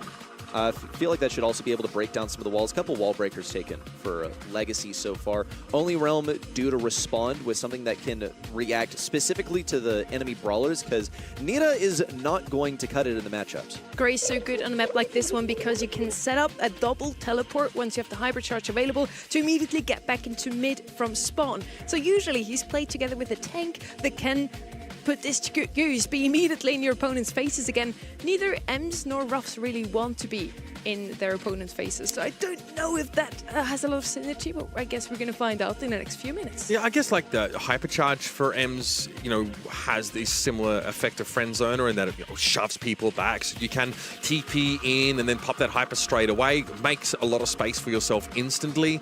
Obviously, Ems really struggles against throwers. She doesn't have to worry about that too much in this matchup. But yes, I do think Kenji running at her will be an issue. You can see that Sans can get to the safe side of that cloud. Oh, I love that though. Beautifully done. Obviously now with the Buffy that in a friend zone has a knockback component, a stun component rather, and Sans was caught, but it wasn't nearly enough to take down the Kenji. You can really get an understanding of what Only Realm think of their opponents when you watch Patchy walk in a legitimate straight line to the enemy side and take 0 damage along the way. And this has been happening all day long. It's how he got that first goal in Brawl Ball within only 8 seconds of the game starting. Only Realm have domineering control of mid. They're going to have to respect this a little bit.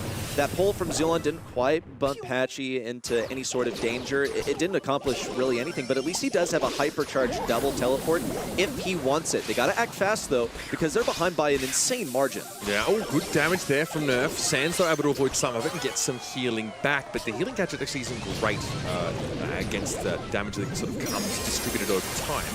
Sans here, knocked away, of course, by Wink as the map is starting to get opened up a little bit, but it's coming, well, rather late in the day is the nice way of putting it. 85% of counting here. Zulan was shielded up, rather, from the use of that dimensional door, and this is kind of the idea, right? You get your M's through the TP.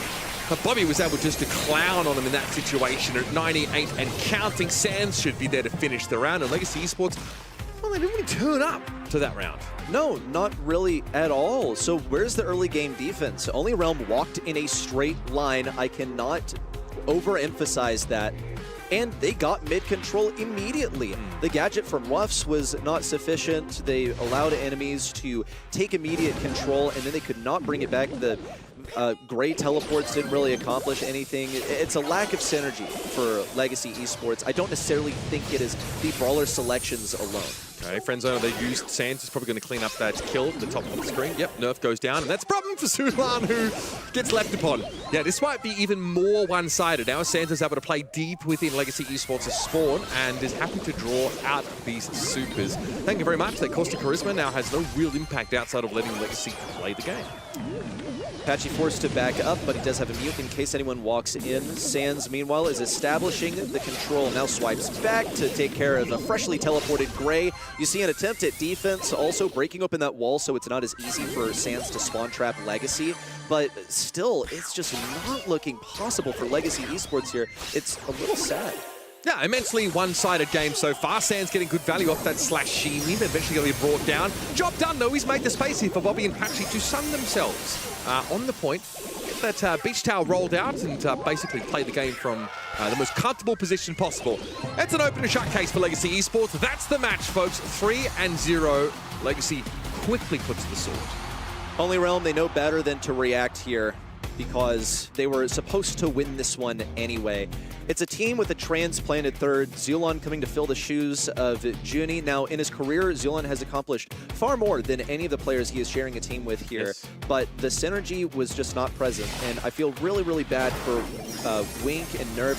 This is their first monthly final. I spoke with Wink a little bit. He said, yes, it's my first, and they've been grinding for this for so long. They weren't afforded the opportunity to show up with their own player of choice, and then they got 3-0'd in kind of an embarrassing way.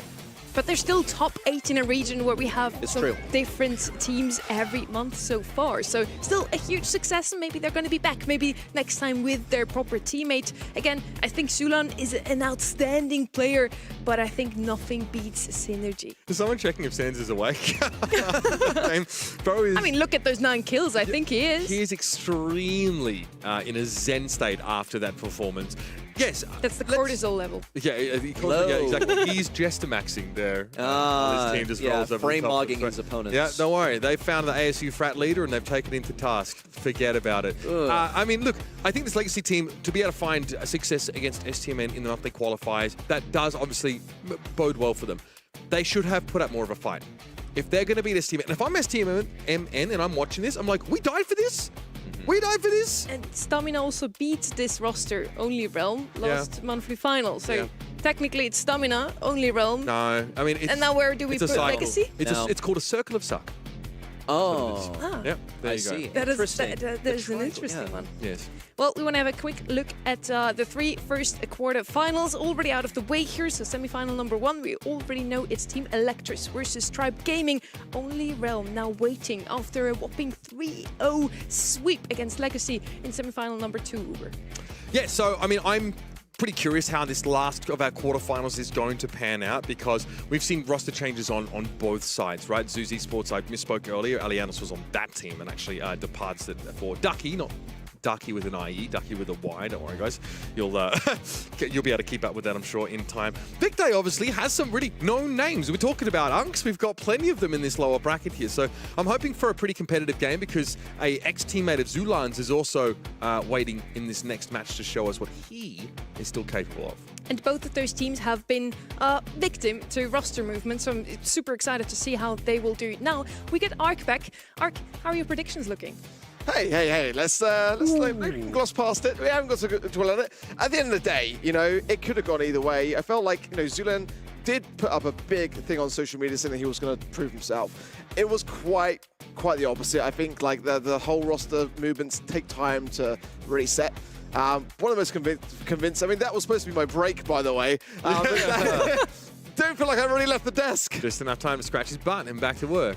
That was, a very, very quick 3-0. Let's hope the next one doesn't go that way. It's 2 teams also affected by those roster changes. It's Vicday versus Zeus Esports. Vicday, it's a new iteration. They first picked up Steel. Now second best is going to be playing for Steel, who played for Ducky. Maybe we have to have a quick look later on again at the graphic, just which teammates have switched with who again. And they are rapidly improving after those roster changes, even though Ducky is supposedly one of the best players in the region. Right, I mean, this is our roster madness graphic. Obviously, we're looking here at Steel, who came in and then went on out. Obviously, second best is certainly a known quantity and quite a quality player here as well. Aliana's departed Zeus, so Ducky comes in, the Ducky with the Y, not the IE. But again, I kind of like it because there's like some familiar foes on both sides of the field here. Yeah, it's kind of a tough thing to see, like all these roster movements that haven't really been paying off, but that does say a lot about synergy. And, you know, when you've got that cemented kind of like chemistry, you know, the teams that are sticking around, I mean, look at like sort of Maru and Maori in the EMEA region, you know, going back as far as 2021, they're still together and still getting good results. And, you know, I think for me, this is going to be interesting to see how big they will fare because they've gone through so many of the motions, haven't they? I think second best is a fantastic player, though. I do really feel like he could sit nicely in this squad, but it's coming into the question of like, you know, are OG and Vegeta polished in their preparation process? Vegeta got a girlfriend. I'm worried for him, honestly. From buff, though. Yeah. Oh, is it a buff, though? I I've heard think it was it a is. debuff in some scenes, so... Would yeah. you say so? Interesting. I think that there are three things who make a really good team in Brawl Stars. One of them is synergy, and that's something we talked about so often today. It's something that also Snowy mentioned in his interview. You know, he thinks that team is just so strong because of that. The other two things are mechanics and communication. Communication can sometimes be a little hard because of language barriers. Synergy and communication you can build over time, and I'm really eager to see how these two teams have already built that up because they both didn't have a lot of time with their new teammates. And as we have seen in previous iterations here or in previous matches that we had today, more often than not, that roster that made some changes like Vatic looked really good in scrims, but not so good today in the monthly finals. I think that synergy like carries over a lot to match conditions because the pressure's higher. So when things go wrong in match conditions, you actually need to fall back on that synergy and chemistry that you've built. You might look really good at scrims because you have like a honeymoon period, right? Or maybe just things line up on certain days and make you overestimate your ability. But, you know, under pressure, that's when those bonds really get tested. Yeah, I think this is about as high pressure as it's going to get for both these teams. Both these teams are full of, like, there are superstars on both these sides. You know what I mean? But do they mesh into each other's systems? Do their protocols make sense? Because in the previous game, for Legacy, they didn't. So the second team in the arena here is Zeus Esports. They picked up the Ducky with a Y, and we'd ask Zemp what he feels like he brings to the table. Zemp, great to have you here. You've got a very important match today. I want to ask you, how are things going with Ducky? What do you feel like he brings to your roster? Things have been pretty good so far. It's nice to have a newer player. You know, he just turned 16, so new talent's always good to bring in. And I think it'll kind of help us adapt to all the changes that have been happening in the past 2 years. Hopefully, like all the results Tyrants had last few years weren't very good, and we needed to change something up. So hopefully, the new players, new talent, new way of playing will get us some wins. What if a beautiful guy there at the bottom right who did the interviews? That's right. Stunning, yeah. Stunning. Right. Stunning. Resplendent. I'd say Great so too. jacket, These are the yeah. global bans for this series. For anyone just tuned in now, we now have global bans in the BSC. These 4 brawlers we won't see in this match. So in the next 5 sets, we won't see any Bull, Leon, Glowy, or Spike. Pretty much the same bans as before. And quarterfinal number 3, BB, is now left open. Leon banned instead. And yeah, he mentions Tyrant in his interview, who this roster is really built around. Tyrant brings the experience. As he said, in recent years, he didn't bring the same success as maybe 2021, 22. Yeah, I mean, I think that the role that he played on Tribe Gaming, for example, back when they were, and geez, after that, what was it, Pioneers that he was on? He wasn't supposed to be the centerpiece player. He often picked the brawlers that were like designed to facilitate or provide that utility. So I think he's really, really solid. But Tyrant's a role player. At least he has been in this era of his career. So I hope that there's someone on Zeus that can actually step up and show like some, you know, cracked mechanics or, you know, real hunger to be at the top, because it's hard. Once you've been on the biggest stages in the world, like getting back there is actually said to be harder than getting there in the first place. Both teams come in after major upsets win in the monthly qualifiers. Vicday actually beat Tribe Gaming, who we saw now looks super, super strong. On the other side, we have Zeus beating ZZS, the Zulan team that for the second time in a row didn't actually make it into the monthly Zeus final. Zulan second best? Second best on that roster. Yep. So they actually beat that team, which now have picked up second. So he's got a chance for revenge here. Okay. Yeah, I mean, listen, I think this is a fun matchup. It's got a ton of players from yesteryear mixed in with like some rising stars. I mean, the Elevate situation from last year, I think still like confuses people to go back and think of it. What could have been from that Vegeta team, Vegeta, Diego, and of course their third, who should not be mentioned in this situation. So like that team that was really supposed to lead the way for this region. We also just saw OG here in the player cam. I think that's a little bit of a internal beef as well. Not really a beef, but like a old gen story between Tyron and OG. True. These old gen players from back Tribe in the day. STMN. Yeah. But again, like, you know, I've got to bring up the fact that, you know, the last time we saw Tyrant was LCQ 2024. I mean, OG's biggest, you know, biggest score line would have been second place at the 2023 World Finals. These are long times ago now. Good year, though. We're heading into our quarterfinal number 4. It's Zeus Esports versus Vicday.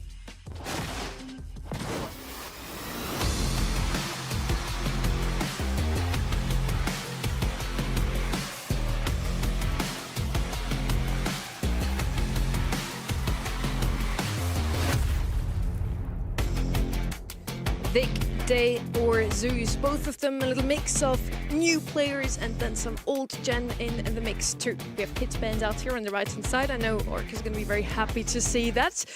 Kit is one of these brawlers that shows up more often in NA than in any other region. We are out in the open, so once again, you either want the brawler that can make use of the water on the left hand side, or you want to break open the map. Brock is double banned, even Angelo both open, and Angelo is also going to be that first pick for Zeus. I think both teams are actually trying to leave Angelo open to potentially pick them up. Because if you're first picking, you're banning Brock, you must have had an even higher priority brawler in mind. And I think Angelo probably is the go-to still in many cases. I've seen big flops from Angelo, but in general, you've got to respect its capability. This also opens up the potential of a Nani answer, right? A brawler that we don't see much of on this map unless you're dealing with Angelo. But it's going to be Gus, the old faithful, picked up here. Wouldn't mind seeing an Eve here. I think Angelo would definitely struggle into those hatchlings. It's still open, so that's crazy. I mean, definitely could be up there for me, I think, as well. All the water walkers are open. That is wild. Yeah, but the Gus doesn't necessarily spell a good synergy. I think they're looking for maybe something that's going to be able to drive themselves forward a bit more here and have a bit more presence on the map. Hatchlings are so good against Angelo. Yep. Hell still could be an option to combine with this Gus, maybe have an even tankier shielding, but definitely not surprised to see the Eve come through here. Hey, it is Swamp Central in this draft so far. You've got the Eve, of course, so you can traverse the map. She has the jump gadget. I think a hypercharge that is really problematic for those single-shot brawlers. It's something that Zeus Esports need to keep mindful of. On the right-hand side now, they already have a lot of range. What we haven't really seen so far in the NA region is that bow comp that was played so soft and in stage on EMEA. It's not going to happen once more. It's going to be Bell some more range even. If I'm that blue roster right now, I definitely want to pick up something aggressive. Kit is banned out, but there's still plenty of options against 2 snipers. It should be a pretty fair game here. Right-hand side has one more pick though. Probably something like a Pearl, maybe this was RT, SA to be 8-bit. something that is good in the long run. Both of those brawlers are going to be super, super good as long as the smoke does not come in yet. In the end game, they're usually not the best. Okay, 2 sharpshooters, RT. Okay. Fair enough. That's been left open for quite some time. To see that come in here to round out the comp, it's very solid. We've got all 3 brawlers virtually operate as sharpshooters. There's good defensive options here for all of them. Nest eggs, of course, Angelo's ability to jump away in a pinch, and RT dropping legs and having a very powerful hypercharge. So they got range, they got defensive capability. They don't necessarily have the playmaking potential. There's no catch potential. There's no like Gene-esque brawlers in the mix here. Notice the healing is limited, and here is Nani. When you see multiple sharpshooters, Nani is always a go-to. And all of those brawlers, to some degree, have to respect return to sender. Kind of feel like they may have been looking for the Ollie, but then the Bell showed her face. That may have then diverted things slightly, but I quite like both comps here, honestly. I think they're pretty solid. I feel like the RT, though, the hypercharge is definitely going to be one of those devastating moments towards the end. If they can get that value in early on, tap away, then it's just impossible to dodge. It's basically just a GG at that point. So really looking to see how that RT fares. All right, in we go, folks. Time to get the series between Vicday and Zeus Esports kicked off. Vicday in blue at the bottom of your screen now are the ones of the E comp, and of course, second best gets himself across that body of water to set up on the left side. Good dukes already from second. getting himself warmed up and trying to close that gap. Meanwhile, OG getting some serious aggression on that right-hand side. Already 2 marked players on the side of Vicday, and Zeus Esports continue to land these shots. Yeah, OG has to force out the return to sender, but not really in a well-timed manner. Wasn't really going to have much value off the back of it in the way that he did. Yeah. You see OG make some shots here. Does have, theoretically has the same range as Angelo, but the effective range, the sweet spot for this Nani is a little bit closer range than it is for the Angelo. Here's the peak. Now we're looking for Ducky. Good damage, but is that enough for Vegeta to work with? He doesn't seem to think so. So we're going to have both teams very much stay within their lanes at the start of this round. The gas is already starting to come through, though. Second best, tapped up a little bit by this Bell, and there goes OG, Tyrant Star. Writes a new chapter in a rivalry that spent years in Brawl Stars with that elimination, and the rest of Vicday look like they are going to flounder. Yeah, nowhere to go realistically there for Vegeta to accept the gas as a solid first round for Zeus Esports. Plenty of time, though, to turn things around, but yeah, want to see a bit more from OG. That peak was a good break, though. Has left the wall intact and got rid of some of the bush, so we're going to be able to see that crossover now. Yeah, that's what OG wants. He wants to give Ducky less places to hide, but also not allow Zeus to get back into the map easily. So he's managed to split the difference quite nicely there. However, we need him to be firing at animate objects, not the scenery. So need OG to now start to work this diagonal. Tyrant is back into the map, of course, in and out effortlessly. Oh, big return to sender here, hit for OG, wouldn't go astray. Second best is forced back here as Zemp is starting to tap. I love that reverse polarity from Zemp as well. Gave him some good positioning. Second now, got the shield gear coming in. Shield as well for Vegeta, that Spooky Boy, so I'm looking to see that pay off. Not quite the connection that Zemp was looking for there. Second now has the hatchlings as well, which are going to go down. Pretty good time that the gas is coming in, but just eradicated them as well. That's really not great for Vicday. Okay, second best going for it here. Put some pressure down and was waiting to see that first protest, though. Yeah. He realized his goose was absolutely cooked. 2v2 here. OG can afford to take some damage here from the gas and stays outside of the range of the RT to peep in to get the job done. That's pretty clutch work from Monk. Very close. Really was. That could have been easily been a game going the way of Zeus Esports. OG already got the hypercharge as well. That's going to be a godsend, but Vegeta would love to have as well the super to hand, especially in these moments here when the survivability is so crucial. Nice gadget, but just a bit of a miss there from Zemp. Be on the cooldown for another one. He's been landing them quite consistently until that moment in time as well. Oh, Mark doesn't actually connect onto Vegeta. OG now makes his way back into the map. Hypercharge, ready with the next super. You've got to respect this Angelo damage. Tyrants are looking for a target. OG's almost opting out of this protracted engagement that he's been in with the Angelo. Still looking for some turn to sender plays. Eats that hit from the Angelo now. Next shot would do him in. So he has to back away, get healed up in time. And Vicday don't really seem like they know when to go. I think they're hoping that they're going to chain some damage together. That's good. That's what you want to see. So hypercharge here comes out. Okay, well, 5 second best. Good knowing you, mate. Tyrant here with a jump out, though. This is nice here for Vicday. They've done enough to take this first round away. As the gas starts to come in, we get to see, again, a good late round performance from Vegeta and OG. I like the way that both teams, though, are being quite preservative. They're not going in just willy-nilly. They are taking their time and ensuring that they've got the utility to hand to go into these final moments. Second there with the hypercharge, although it didn't necessarily go his way, there was some good attentiveness from Zeus Esports to get rid of it, really. The Angelo shot that came through was quite pivotal. But, yeah, Vicday just kind of, I guess for me, they did look like the favourites in that last round, honestly. Yeah, I actually think that Second's hypercharge super attracted so much attention from Zeus. 2 players turned their heads to try and blow it up, and that gave Vegeta the opening.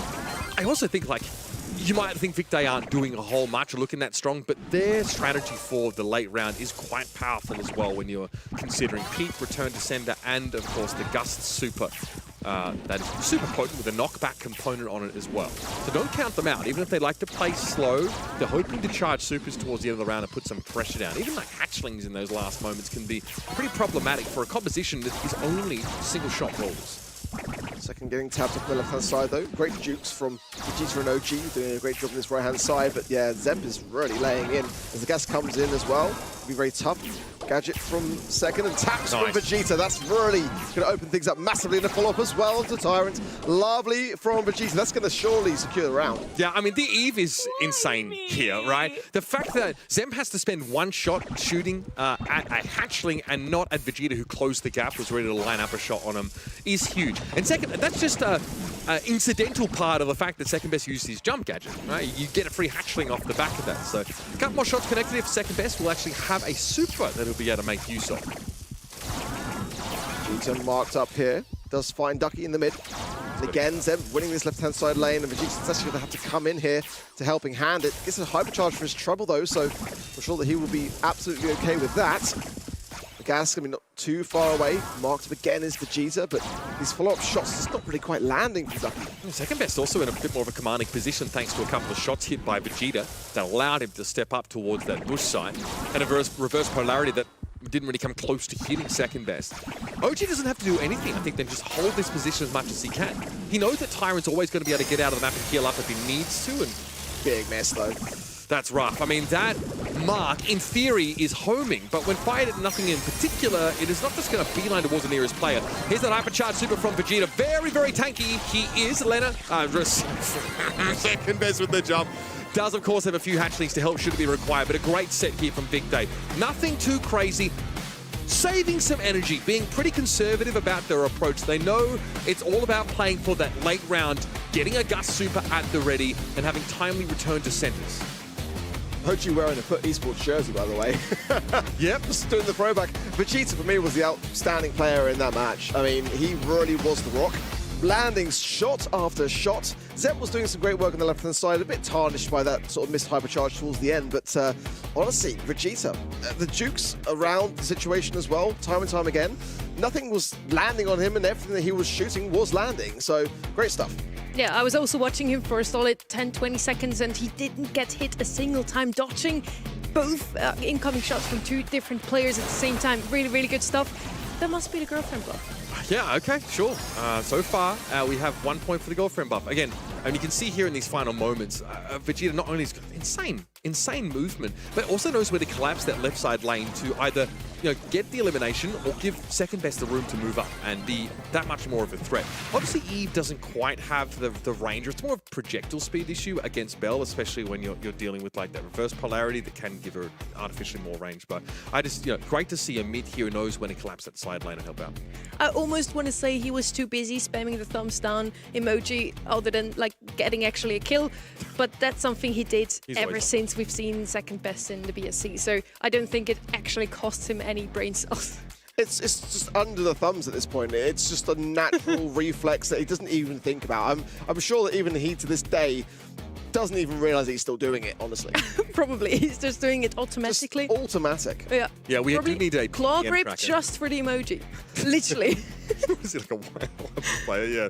I mean, I reckon he's just moved the button straight under his primary fire, so he can access his pins really easily. But that would be so unfortunate if he then presses the emoji instead of an actual shot. That's what we feel like he has done on occasion, or at least that's... Maybe in this round. Next round is going to be open business. Let's see what they're going to draft here. And if we're going to see a little less thumbs down, probably not. No, open business is the map, and it's a map where, once again, you can break open the map completely with roughs, and then you shouldn't pick Barley. It's something we learned. I just like Nita so much here. I don't know why. I mean, I think there are some situations where Nita can be countered. We saw Bobby on the Nita last time in the last game on this map, and like Bruce does so much in terms of creating that space for you. If you've got a brawler that can actually make use of it, then I think it gives you like a really powerful power play for like 5 seconds sometimes at maximum.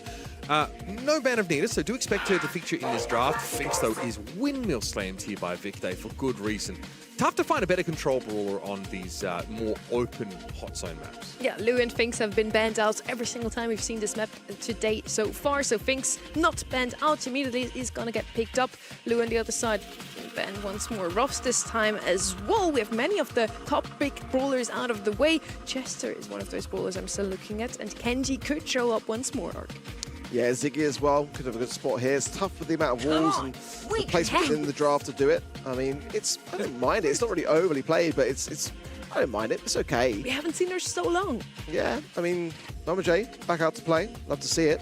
For me, yeah, I like the Kenji shout. I think that could be an option as well. Stu going to come in as well, like that. Chester's still available here too, by the way, so Kind of want to see whether that might be something that could definitely get rid of a lot of these walls, and the PAM turret is going to depend on them. So back over now to Vicday, see how they want to finalize things out here. This Zeus Esports comp is all about staying power. You've got two brawlers here who are very good at being hard to shift off the hot zone for very different reasons. For Pam, it's obviously just the durability and innate sustain she has from the healing, and Stu, it's just being quite hard to hit. So you might end up seeing this Zeus Esports comp just wanting to throw themselves at the point as early and as often as possible. Mina, though, is someone who's going to be able to defeat this fairly well because her damage up close is terrifying. So also pretty important because alongside Finks, you've got another brawler who can disrupt projectiles. Interesting to see that Pierce is completely left open and nobody has picked him up so far. If I was the blue roster here right now, I would have picked Finks, something to open up the map, and the Pierce, and then where does the Pam put her turret?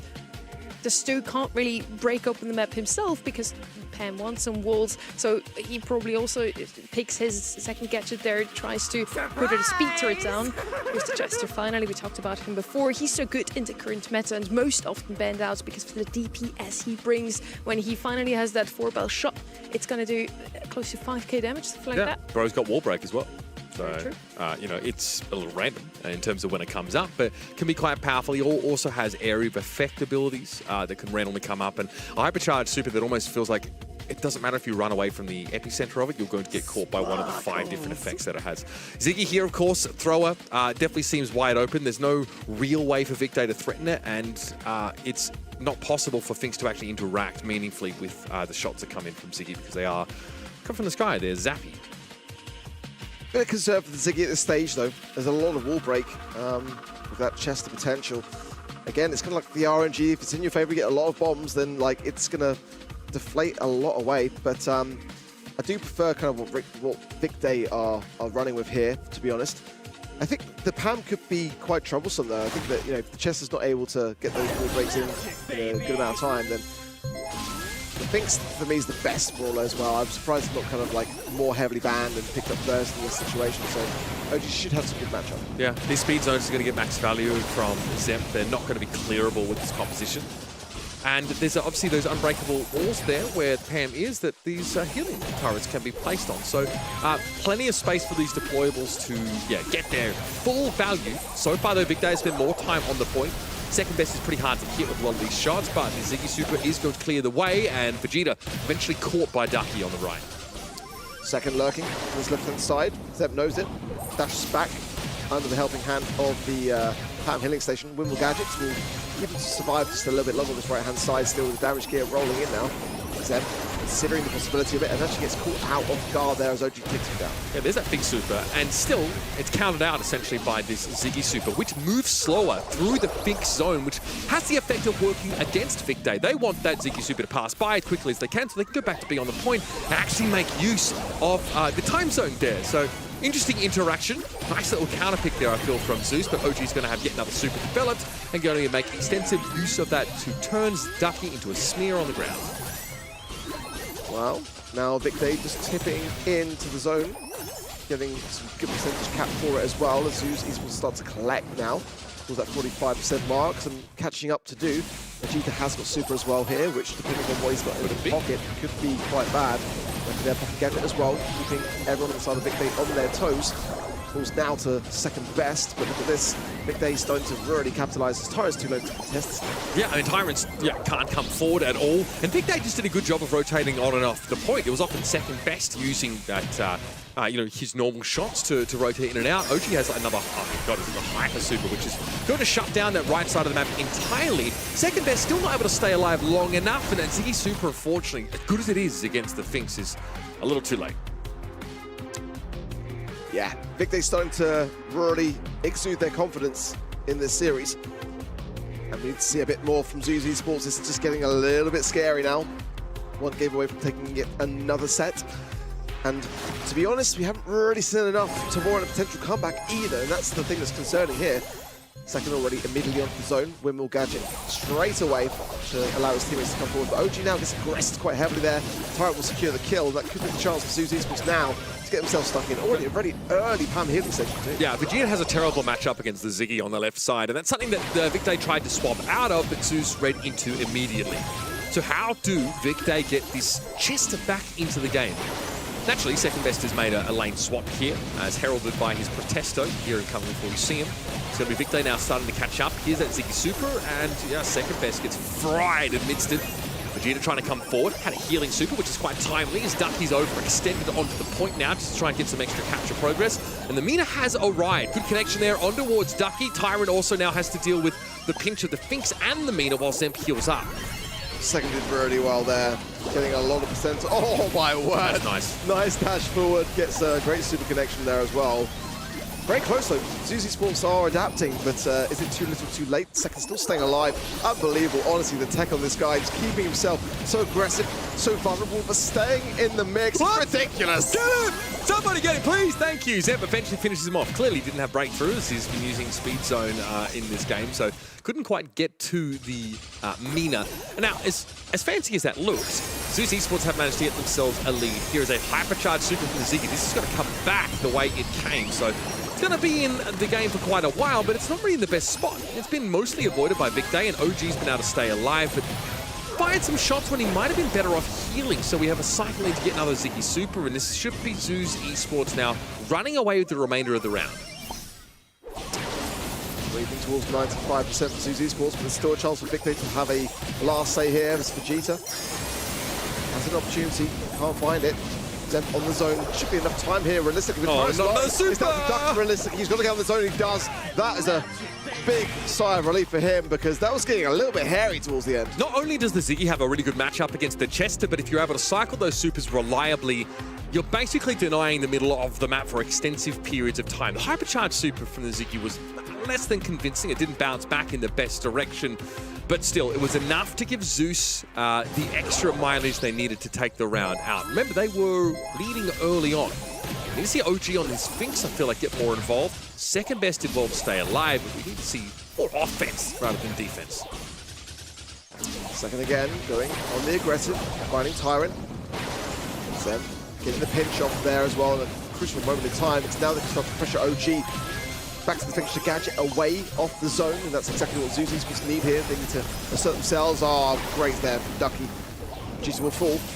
And it's everyone from Zeus Esports on the zone. Yeah, they're feeding Ducky these supers. Once again, it's tough to dodge them. You notice that OG is trying to, but it gets almost nuked down entirely. Still, Vic Day able to cycle onto the point for a time, but as soon as Zeus decide that they want to clear them off in numbers, they do. Now OG doesn't really have anywhere to be. Vegeta's struggling in these second couple of rounds now. Second best has to try and navigate the outer ring of that Ziggy Super. It still gets rolled over by Zemp, who's able to benefit from the healing turret that is basically unkillable because there are no throwers on Vic Day's comp. Super down. Oh, but Vegeta falls there as well to Zemp, but that's great from him. He can continue the aggression, gets behind second here in the pinch. Saved by the windmill. Have a charge for Zemp. He wants blood going for the right-hand side. Gets the pinch again with Tyrant as Ducky just clears some space in this bottom left-hand side. Zeus are starting to really find themselves here. Yeah, not great for Vic Day at all. Zeus are going to find themselves with a comfortable lead now as that super from the Ziggy stayed in the game for far too long. Second best needs a pretty insane run of eliminations here. That is beautiful. Great catch here with those tornadoes. Still, Ziggy Super has to be contended with now, and all Zeus need to do is throw themselves at the point for a short time, and this will be done and dusted. Vegeta's Super had to be used there. Wind Wall Gadget will buy a little bit of time for second best, but still he has to dance as the lightning zaps at his toes. And here's Zemp to step up to get that extra percentage. And we're done and dusted here for Hot Zone. No time like the present for Zeus Esports there. Very nicely done, because I did love the comp.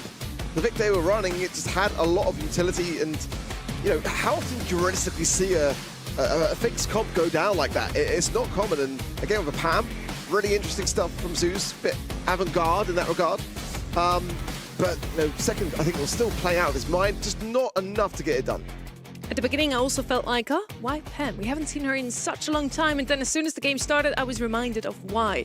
She's so good in supports. She and Emma are probably the best two counters to him, because whenever you have that ult available, hypercharge, you see the Pam can still just cover the entire ult spray, and with that the Finks has nowhere to stand in, even in his own ult. So really good draft here from the side of Zeus. Yeah, no safe zone whatsoever. Again, I want to repeat, the interaction of the Ziggy Super into the Finks Super does not favor the Finks team at all, because that Lightning Storm moves so slowly, and it starts moving slowly in the relevant area, which is on the point. So it really does feel like a hard counter pick, and like Zeus were more than happy to see that insta-pick of the Finks. They had so much time and room to play around it. I do think that Vicday painted themselves into a corner with that first pick. Regardless of all that, though, at the beginning it really looked like Vicday had it nailed down, and they were on the way to getting a 2-0 in this match and the lead. What happened? Why did Zeus Esports find a way to turn things around? I think when you got a PAM, you got a lot of survivability, and I think that a lot of this objective play evolves around being on your feet. I mean, Second was clearing up some great space, but I think Zemp was doing a really good side lane against him actually on that Stu pick and just keeping that aggression going and rolling in.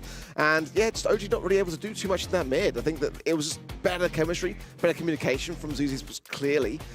So yeah, giving themselves a bit of a sigh of relief, but this one's far from over. They also made sure that Vegeta had to play into the Ziggy. A horrific matchup for, the Chester and a team that doesn't have any throwers to answer. So I really do think that Zeus had comp from start to finish.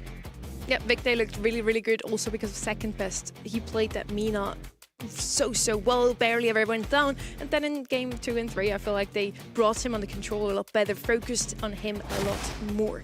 Now, we're heading into Bounty, and now we know that we are going to see a set 4, so I'm already very pleased that this is not going to be over as quickly as the previous one. Reddy gets a bit of a longer break than New York. Fine, he needs it in old age, doesn't he? Yeah. I did not like that.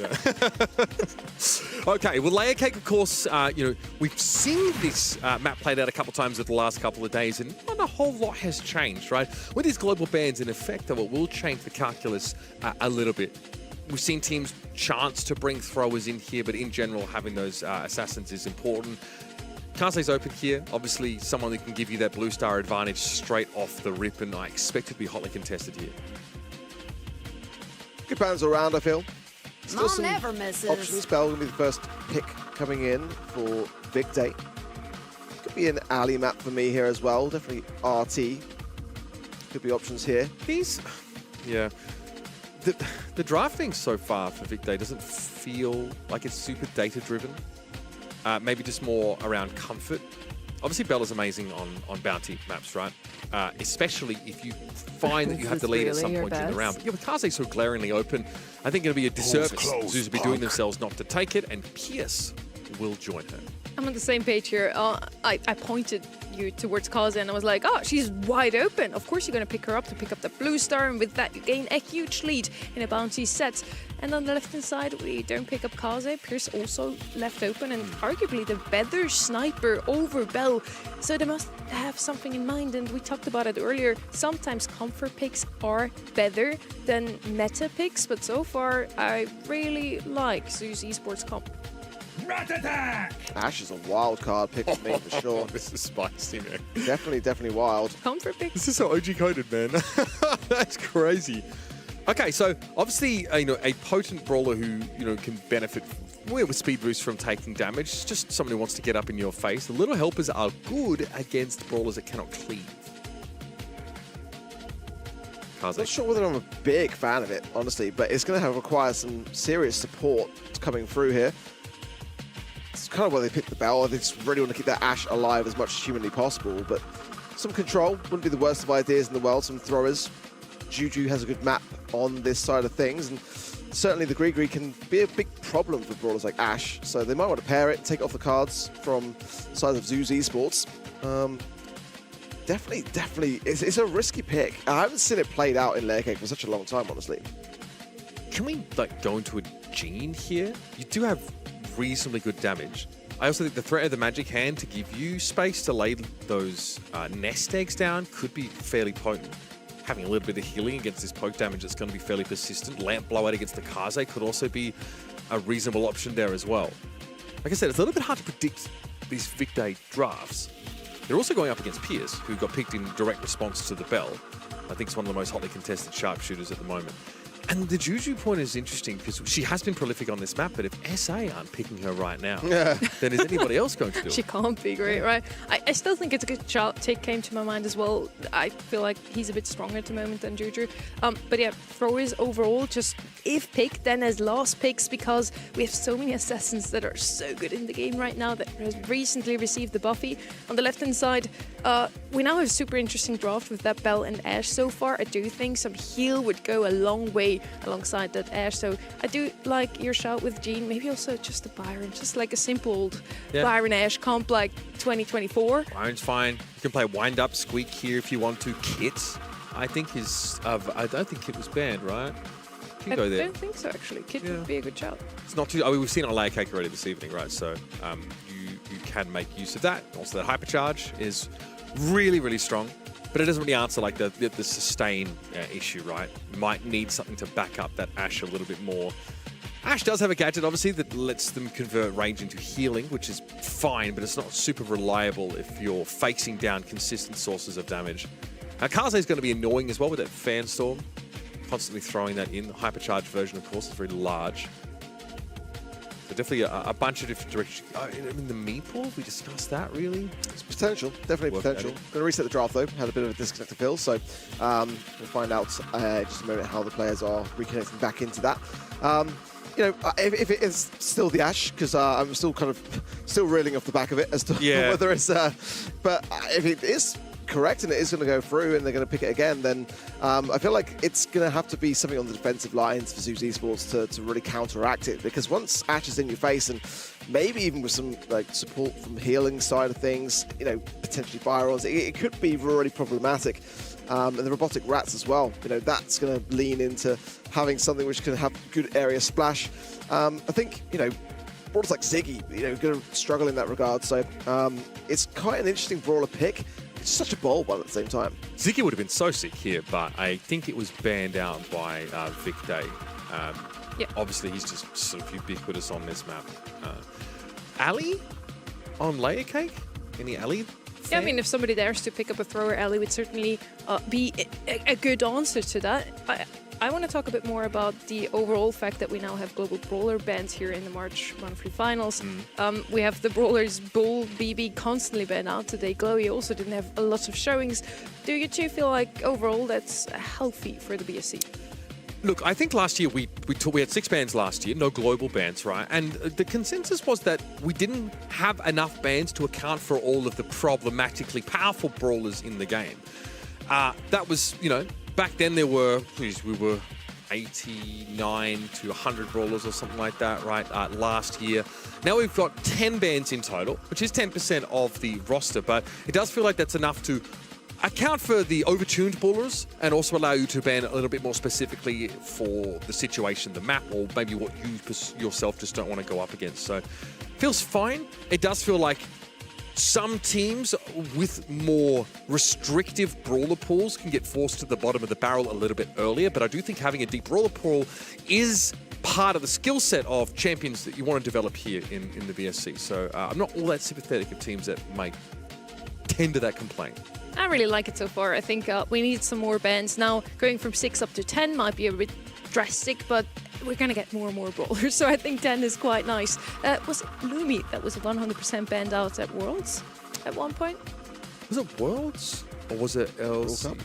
Yeah, Brawl Cup, I feel like it was when we had an entire LAN tournament where we didn't see a brawler a single time, so having a global ban there would have probably been pretty good. She had like 9600 HP though at the time, which was quite absurd. She was the good old times. Yeah, ridiculously tanky and also even Uber won some games. Huh? Sorry, that's crazy. When he plays. I said okay. I'm getting it. I just don't do Mega Pig. Guys, don't invite me to your club if you need people to do Mega Pig. I will sit in your club and just, you know, get my games done, get my battle passes done, play some ranked. I'm not doing Mega Pig. Don't message me about it, okay? But yeah, that's very true that now that with the new Prestige, even you have been seen playing some leather. And I'm sure you're going to get your first prestige very, very soon. What is this? This is crazy, bro. Let's talk about this graphic that very conveniently was put on the screen at just this very moment. Obviously, this is the East Asia's sort of ban, so they very immediately went after what they felt were the more problematic. Notice the 3 global kit bans there, though. That should tell you everything you need to know about how this brawler can take over the game. MEA, for me, are very, very reasonable. They often target the sort of the strongest brawler or some of the newest ones that come through. Obviously, with Sirius not available, Naja not available to be picked here. Glowy would be the biggest offender. Mortis with 4 bans aimed at him, though, is pretty spicy. And I do want to point out what was super interesting to me. EMEA had Glowy banned out in the global bans every single round, and then we had East Asia to ban him out in the regular bans every single round. So it kind of was the same picture, but in different ban phases. We're back in the draft now. We are right before that Ash pick, so we're going to see if that was actually intended. No, that was a random pick. The player wasn't able to pick anything, so they're going to go with that Ellie instead. And we actually have mentioned her. Super, super good in case that right-hand side would decide to pick up a thrower. But Zeus Esports has the last pick. I would not go with a thrower now into Ellie. I don't hate that this pressures sharpshooters as well. I think like the Pierce, the last thing Pierce wants is to deal with is someone running up on them. So I like that. Meatball, of course, can kind of contain this Kaze if she looks to try and come forward, set up a catch opportunity for Ali to potentially even, if there's grass in the vicinity, leap over the wall and sort of dive on the person caught in there. So a few directions you can take this, but Layer Cake is characterized by a lot of those walls. So being able to render them virtually non-existent for your team is going to be important. Final pick then for Zeus Esports. I do like how big they are approaching this one. Ali, there's such a good brawler to have. Ooh, what year is this, bro? Oh. What year is this, I mean, dude? it makes a lot of sense. I mean, Ali has to jump on top of your head, literally. So Hank is going to be kind of like not the worst of ideas, but it's going to be very defensive. You know, not really able to make some big plays. It's going to be primarily down to the Kaze, and then you can support her with those pushes. So it might seem a bit wild. I'm open to it. I'm just got to wait to see how it plays itself out here realistically. It's definitely interesting, I would say. Okay, so it is a Hank against the 0 thrower comp, which is pretty decent. Hank can be a little bit threatening if he gets up against those walls with those big bubbles and will force opponents away. It's very curious, though. I like this from Zeus. I was accusing Victor of not being data-driven drafters, but this one is a little off the wall here. Zemp's able to make some space by stepping up onto the safe side of this indestructible wall, and Vic Day are going to have to play it slow to start. Here we go with Zemp on the right-hand side, trying to get some early value, but again, we're doing the bush with that big bubble. Not really hiding that much. Now in a good spot, though. Just taking his time, waiting for his teammates to come through the mid. Very passive early start, which is only going to really lend more over to the Bell here to be able to lay down some nest eggs. Now, Vegeta has something to say. Nice. Gets a nice early takedown. Yeah, look, I mean, they're playing Boomer Brawl Stars right now, I'm not going to lie, but that worked out beautifully. They have Blue Star. No need to get aggressive. At some point, the Hank is really going to struggle against the Meeple when that super is active. So Ducky might need to try something a little bit different. We see a lane swap here now. Zemp comes to the left side, but there's a diagonal here that makes it awfully easy for Vegeta and OG to tap him down. Zemp again, trying to enforce things, but he really needs the helping hand. There's not enough aggression coming from Zeus Esports currently at the moment. They're waiting for like a kind of final push, which could very much go against them. With OG having the mark and Ali get to really go the aggressive. And when she does, she can pack a punch. Ducky now going to be seeing second through that wall and that information be relayed over. But at the moment, Zeus are behind and it's just not looking good. Hey, Fish Torpedo for Zemp to get some help, but it doesn't do anything but mark on them, so eventually Vegeta's able to step up and find the elimination. It feels to me like Zeus don't actually know how they ought to proceed here. The Pierce is getting no value, doing almost no damage. Tyrant has nothing to do, and now Second Best decides to go in, sees that low health target. It's an easy pick up. There was already another mark at the ready for the Hank. Ochi, though, blinded up by the fan storm. It's a really nice little adjustment for Ducky, but now, yep, well, that wall is rendered permeable to all shots, and so Vic Day get themselves up to 12 to 15 stars at the end of the round. Listen, it's not high-octane Brawl Stars, but it is... To say the least. It is pretty cerebral, though. Like, get the blue star, sit back, and then wait for overextensions. Yeah, Vic Day aren't trying to, I don't know, win any huge fans amongst the Zuma fan base. They're just trying to play solid Brawl Stars. Yeah, very kind of hard to call the match, honestly. I mean, just very, very passive, very slow. And it's Zeus that need to push more than it is on the side of Big Day. I mean, they haven't won the Blue Star this time around. That could make a big difference. Yeah. Last minute second. So let's see now how Victor approaches, which I imagine they're going to be more aggressive in their approach. And, you know, I hope so. Yeah, you can't really play this that way. You do have to make some moves. Ducky, fast enough this time to snatch that blue star away. That's going to be important. Big they have tools to be aggressive. And like I mentioned, if they get that map control, they can then just litter the area with nest eggs and make it really hard for Zeus to get back into the game if they lose the lead. Zempi caught on a diagonal, a little uncomfortable positioning here for the Hank, so need to shift back towards mid. Still, second best almost able to get that full elimination. That makes the Hank very, very low, and he's going to find another way in. Of course, he can traverse waterways as Ali. Not quite able to get close enough for the finish, but Victor are in a comfortable position on the map, even if not in terms of score. Well, the G's now has super. Only 1 star in it, no kills or deaths just yet, but big taps the torrent here, and the gadget as well will stand out. Ducky and Zeb now comes in and gets some massive value before getting taken down. Zeus still have a 2-star lead here. There's 50 seconds left, plenty of time for a response to bring things back into order. Vegeta's the playmaker realistically there, but second as well can go the aggressive. If he's not able to time it correctly, it's going to go from bad to worse. Zempi's been really hard to finish off. Once again, I think they're in that fight with about 400 health back in that right-hand corner. This time Vegeta has hypercharge, so he can obviously get much closer, play from inside these walls, and these shots are virtually impossible to dodge. Blue Star difference, though, still matters, but second best goes in, gets Zemp, it's traded out. So despite all of this smoke and mirrors, all this bluff and bluster, Zeus Esports still have the lead. I think we've realized now just how important that Blue Star advantage is. 12 seconds left in the round. Victor have to make the play.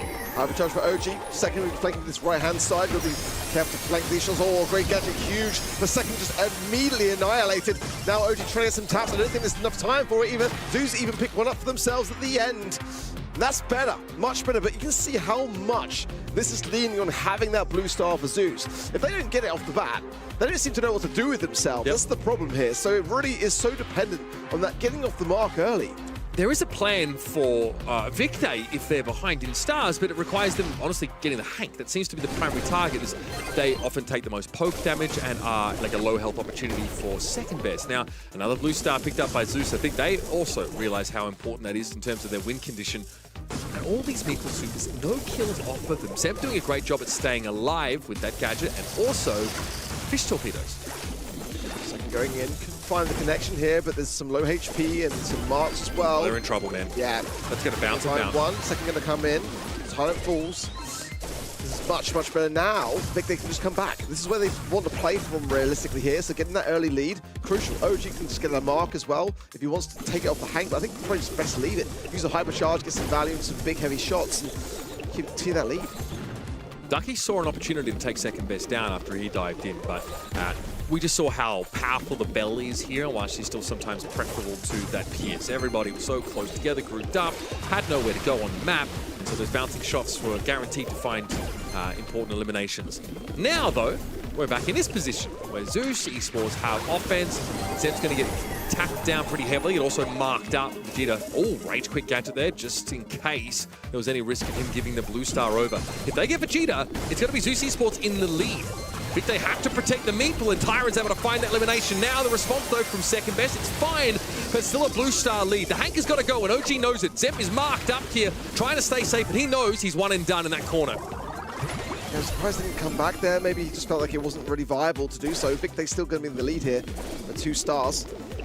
Let's see, realistically, they can find anyone. Just one single kill towards the end. Ducky, got to be careful. Second there. Has got a fan storm. A lot of nest eggs, and that's the problem here for Zeus. Now, they can't really push into this very easily. Going to be very cautious. Here's the fan storm. It's go time. Okay, I like this hypercharge from Vegeta, though. Lets him play outside of the fan storm. That's masterful. He wraps around to that 9 o'clock position, is able to get that damage down. Nice finish for Victor there. Slow and steady, wins the race, tortoising themselves across the line. Nice turnaround towards the end, honestly, for Victor. Getting that really, really early takedowns in the way they did, and coming back. I mean, didn't then have to be pinned upon that that blue star, really. And I think for Zeus, they were really just kind of banking on it being in their favor the whole time and just playing defense. As soon as they went on offense, their comp just did not work. I want to address the elephant in the room. How do you feel like the Hank ended up forming its part of Zeus's composition? I don't think it was too bad. I think it kind of made a lot of sense on defense, but it's the Bell, the nest eggs. I mean, when they're littering the map, when a Hank is marked up, pushing into that, one stun, you're a goner. And I think the Hank was exactly the problem here. They really needed him to push a lot. Whenever they grouped up, the Bell just had so much value. So whenever they actually had the lead, they got the blue star with the Kaze. They just lost it immediately because they were too grouped up. And Zen with a Hank can't really do too much even against an Ellie. She's just going to jump onto him. The Bell was super, super strong into that roster that wanted to play all in the same spot. By the way, chat's got me. It was Charlie who was banned out at Worlds 2023 100% of the time, and Lumi was banned out 96% of the time at Brawl Cup 2020, I think 3 as well, where we had yeah, she was only picked up 4 times That's in total. right. So chat's got my back. I'm very happy. We have Ali was Vegeta. considered so busted. I think, was it a projectile speed just super high? I can't remember now. Why was she so aggressive? Yes, her projectile speed was quicker and the Yeah. range was actually shorter, which is super interesting. But it was like bam, bam, bam, bam, bam, bam, bam. Yeah. You can really spam it. One more time. Chuba, you know. We actually had the Meeple there with the most kills. Okay, I mean, I thought the Meeple was fantastic here, like especially in those final moments. There's a fan storm like thrown at you, which could be like really problematic. But there's a hypercharged super that lets you wrap around and play inside the blocks, get kills, and not get punished for it. The Meeple was sick. The alley was fine. You know, we kind of called out every one of those potential brawlers here. So good job on the draft, everyone. We had an idea where that was going to go. Double swoosh though up next. Double Swoosh is a map with a lot of bushes. Usually we see a lot of Sandy here, Janet as the 2 gem carriers of choice. And on the lanes we have seen literally every single iteration of what you can play here today so far. Ems was picked up very often. She's actually banned out here. There it is. Otis is no surprise to see this brawler pop up. Fat Spider really good for zone control. Played on the left-hand side of the map. And obviously, the Butte Gadget is just something you really can't afford to go without. A hypercharged version stuns as well, so it gives you stopping power against potential tanks, of which there aren't too many that are available to be picked here. I want to point out that EE is open, but not a great pick into this Otis. Yeah, Ali's also open. I wonder whether the Otis is going to deter the ideal. I mean, for Vic Day, they could just pick it up and combine it, honestly. Definitely second best is going to be fantastic on it. Sandy coming through. Haven't seen that brawler for quite some time here today, which I quite like for them. But Lily, I mean, it's open here. Could be definitely one of those brawlers that can get in the back lines and cause some mischief. I like it for that reason. Stu banned out, so no Stu mid then in that case. But Squeak's a brawler which sometimes Vic Day will bring in. It's kind of a wild one. Buster as well can have some good value on this map too. We see Sandy for the first time here because he was banned out every single time before. These 2 teams actually super interesting so far in their draft because they leave open a couple of those brawlers that we haven't seen at all yet today because they're just too strong to leave open. And both of them decide to, leave those brawlers open, pick them up instead. Otis is one of these brawlers as well. Left-hand side now, how do they react to the Lily? What do you think? She is pretty terrifying. Obviously, there are other brawlers that you can draft with stopping power. You also just have to take your mid here at some point, and Janet is, a good candidate for that. To reveal those bushes potentially. If you make use of the Boombox gadget. Okay, Trunk is going to be the answer instead. I mean, someone who can sort of push up in the middle part of the map and generate a lot of pressure. Mobility that's lent by the super. It feels like a very classic Vic Day pick at this point. Definitely not one that I had on my horizons. I don't mind I love the brawler's mechanics. I think Trunk, we don't really kind of see enough, so I'm quite excited to see how they can make this work. And it's kind of taking the reins of what Jack used to bring to this kind of draft now. Surge coming through as well. Definitely seen a bit of a rise in Surge, specifically this weekend actually, which is kind of interesting to see as well on this map. Yeah, we haven't seen Surge, I think, in East Asia and EMEA even once, so that's a refreshing sight. Trunk also a brawler we haven't seen too often. He's obviously quite good into the Lily. Is it going to be enough though? I'm really waiting for that last pick now. We, on the right-hand side, already have our gem carrier in that Sandy, technically. Could still pick up Janet either way. She's pretty good regardless. On the left-hand side, I also wonder who's going to play mid. Probably either the Otis or the Surge. Gale is going to come in here, and that's just very targeted towards that Trunk. Yeah, I feel like Otis mid is probably the go-to. The Fat Splatter on the other side of the boxes is pretty annoying. The other mid doesn't really have a lot of room, especially someone like Ducky, who is, if they're going to be the mid here, is quite short-ranged. and will, of course, like struggle to go head-to-head. But there's, you know, decent stopping power here between the Gale and the Sweet Dreams gadget of the Sandy. You've got to be pretty careful about the Trunk in terms of how you want to come forward. Surge is just, he just vomits damage. Definitely a very powerful tank killer with that invulnerability frame that can be used in response to the attempt from Lily to engage. So keep your eyes on that one. Lily gadgets will be important. Yeah, OG as well, going to have to work overtime here. And it's going to be a really tough one for him to get around this Gale now. So far, so good for Vic Day in terms of gems, but it's going to be chaotic. Honestly, you can see the way that Zeus are already starting to move around this, and it's down to Vic Day to keep a track on everything. Ducky making a little pass on this left-hand side, and they're finding some good value at the back of that as well. I respect the Ducky definitely trying to be aggressive here, but kind of outmatched against these two, you know, effective longer-range brawlers. OG meets his end towards the top part of the map and didn't end up creating any space for second best Vegeta in there because they were scared of one Gale. Well, now second, and Vegeta pushed down. OG the healthier of the squad. Ducky twisted there as well. Great stun as well. Nothing Vegeta can do. Gems dropped. Down with second. And it's all a little bit sketchy, honestly, for Vic Day, but so far the gems are split. But that's a massive play. Oh my goodness, OG literally comes back with all the goods. How the heck did second best survive that? OG, that was beautifully done. He went deep and has a hypercharged super ready to make use of here. Ducky, the most aggressive Gale I think I've ever seen outside of one Kenny casts, and I don't think it's going to be enough here for Zeus Esports. Here's OG yet again, hypercharge as he trails those ants behind him. Nice looks for Vic Day. I think it's success that's paved with second best aggression early on in the round, and OG going all in on that Trunk. Yeah, that was the biggest play, really. Until then, I wasn't overly convinced on Vic Day and just felt like the Gale was really quite punishing and putting them into that back spawn area. It was just enough for the gems that they had, but then adding to it from OG was the big moment, really. This is what I'm saying about the Trunk. It's like a kind of a wild card kind of brawler pick, but if you can make plays like that, then it's absolutely got a place. Here's your Lily gadget. Plenty of damage waiting for Zemp as he emerges. Second best and OG deal with him handily. Nice work by Vegeta. Has a ton of handy things that can be dodged away from, you know, with that invulnerability frame on his super. And obviously it is an ability he has access to very frequently. Big damage there. Zemp again flattened. OG is running away with the game. This Trunk gameplay is inspirational. Yeah, missed super there as well from Zemp. Not going to be great for him. Got to be cycling in more for that Lily side to bring back some goods, really. 6 gems already. Zeus Esports not really having much of a showing here. Zemp into the realm. OG goes Zip. Bluster revive. Ducky will secure it, but the gems dropped. Zemp's low HP and second easily going to be able to defend it. Best part is second best is a very reasonable backup gem carrier here. This allows Vegeta maybe to be that much more aggressive. Second best has that super on hand if he gets accosted by the Lily. And OG dives in. That is nice. Ducky is handled. Or rather handles it. Tyrant is out of the game for now. And the Gale probably feeling pretty uncomfortable, outranged by both the remaining brawlers on Vic Day. They are 9 gems, and that is 10. Vegeta gets in there with the super, gets on out, and OG just says, I'm going to throw myself in front of my opponents here. Zemp, though, able to go in. Nice hypercharged super to get that singular gem, but not forcing second to part with his horde. OG, oh my god, tried to get some disgusting value, but got knocked back there. But it's a massive moment there to stop that countdown from Zemp. Now, they still only need 1 gem. Good positioning power here from Zeus Esports. OG on the right-hand side looking to make a play, then shunned down again by Ducky. That 200 HP now taken care of. Vegeta waiting for this gem to spawn, not really in a favourable spot. The next one might be, and Ducky knows it coming in. That Gale, the twister potentially for this mid to be able to deter it. Okay, OG's going to make something happen here. Stunned up, though, by the gadget of Tyrant. And Zeus has 8 gems. This is now getting pretty close. Tyrant with that hypercharged super, big speed boost to everyone inside of it. OG's got nowhere to go, nowhere to be.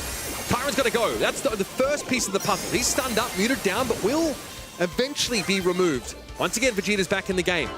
He just picks up that 1 gem that he needs. However, needs that second one as well, and that's the problem. Zemp going forward, 6 gems on him. He knows he's got to go aggressive. OG is able to get some gems dropped as well. Second best of Vegeta back away. Will be another gem spawning in these moments. It should just be in time to stop this countdown from being completed. 1 second away from defeat. Zeus, hang on. Perfect awareness there from Zeus. Got about 7 seconds on the clock to be able to get that gem spawn. They knew it and were able to spread themselves out just to ensure it. Now they've got the lead in terms of gem count, but Getting that one is so important, but can they get back out again? Stun. Lovely stun, but OG and low can't really go in here as well. Big Great stun. stun as well. Vegeta low HP though. OG coming in for a massive play but goes down. And I don't know whether Victor can get this now. Nicely done by Zeus Esports. That is gems that are tantalizingly close, but outside of Vegeta's grasp. They'll step forward, and second best is going to try and get close as well. But Zeus Esports' patience has paid. They were 1 second away from losing the entire series, but now they've tied us up on gem grab. Yeah, that's really quite incredible from Zeus to have that ability to stay so composed. The question is, can they continue it forwards? Can they just survive this set? And it really is that, just continuing to survive at this point. Very much calculated, I must say. And they got the rewards of it, but it's not over by a long shot realistically here. The match point still stays standing for Vic Day, and it could be over in this next game. Zemp and Tyrant doubled up on the right-hand side to start with. Vegeta's have been able to get in, get those 2 gems away. No one tests the gadget of Vegeta, so he won't get that free reload. OG backs up. Zemp is the cat amongst the pigeons here, and the damage of Tyrant is such a timely arrival by the Sandy, but not enough. OG is able to survive there, albeit with 1 gem to his name. Another gadget drawn out of the Sandy, and OG wants that elimination. He gets it. Now inside the root sands, he'll have enough time to get out, and that's a Sandy super that doesn't do a whole lot to further the game plan of Zeus. Second, got the mute now. OG trying to find Tyrant here, but only really ending up feeding him. Towards the Sandstorm, OG will find the wall as well, but stunned back again from Ducky. Zemp coming back with some gems. Massive moment here for Zeus Esports. They've got 8 now, 2 more spawning in. Good Sandstorm from Tyrant, full awareness now, 9. 1 more spawning in, this is 10. And Zeus Esports running back. They're chilling. I mean, 30 seconds left in the round. Vegeta's not going to get past Tyrant. No chance. Hypercharge is there for OG, but does he have the health? Maybe slightly premature on that super from Gale, but OG can't get close enough. He knows that he's likely to fall here. One more hit. There it is. Second best gets him back behind them. Okay, 6 gems to their name. Now Victor can back away. Vegeta nice and healthy. Good gadget use there as well to soak up that kit. This game still is on. Oh, Zemp, be very careful, my friend, going into that trunk with 5 gems. 6 to 8. A bit of a fumble from Zeus, no doubt about it. Big huge hypercharge there from second. The gem dropped Zemp. Going to be going to pick it up. But either way, this one for the mid's crucial now. And it's all Vic Day. This is disastrous. Zeus Esports had this game in the bag.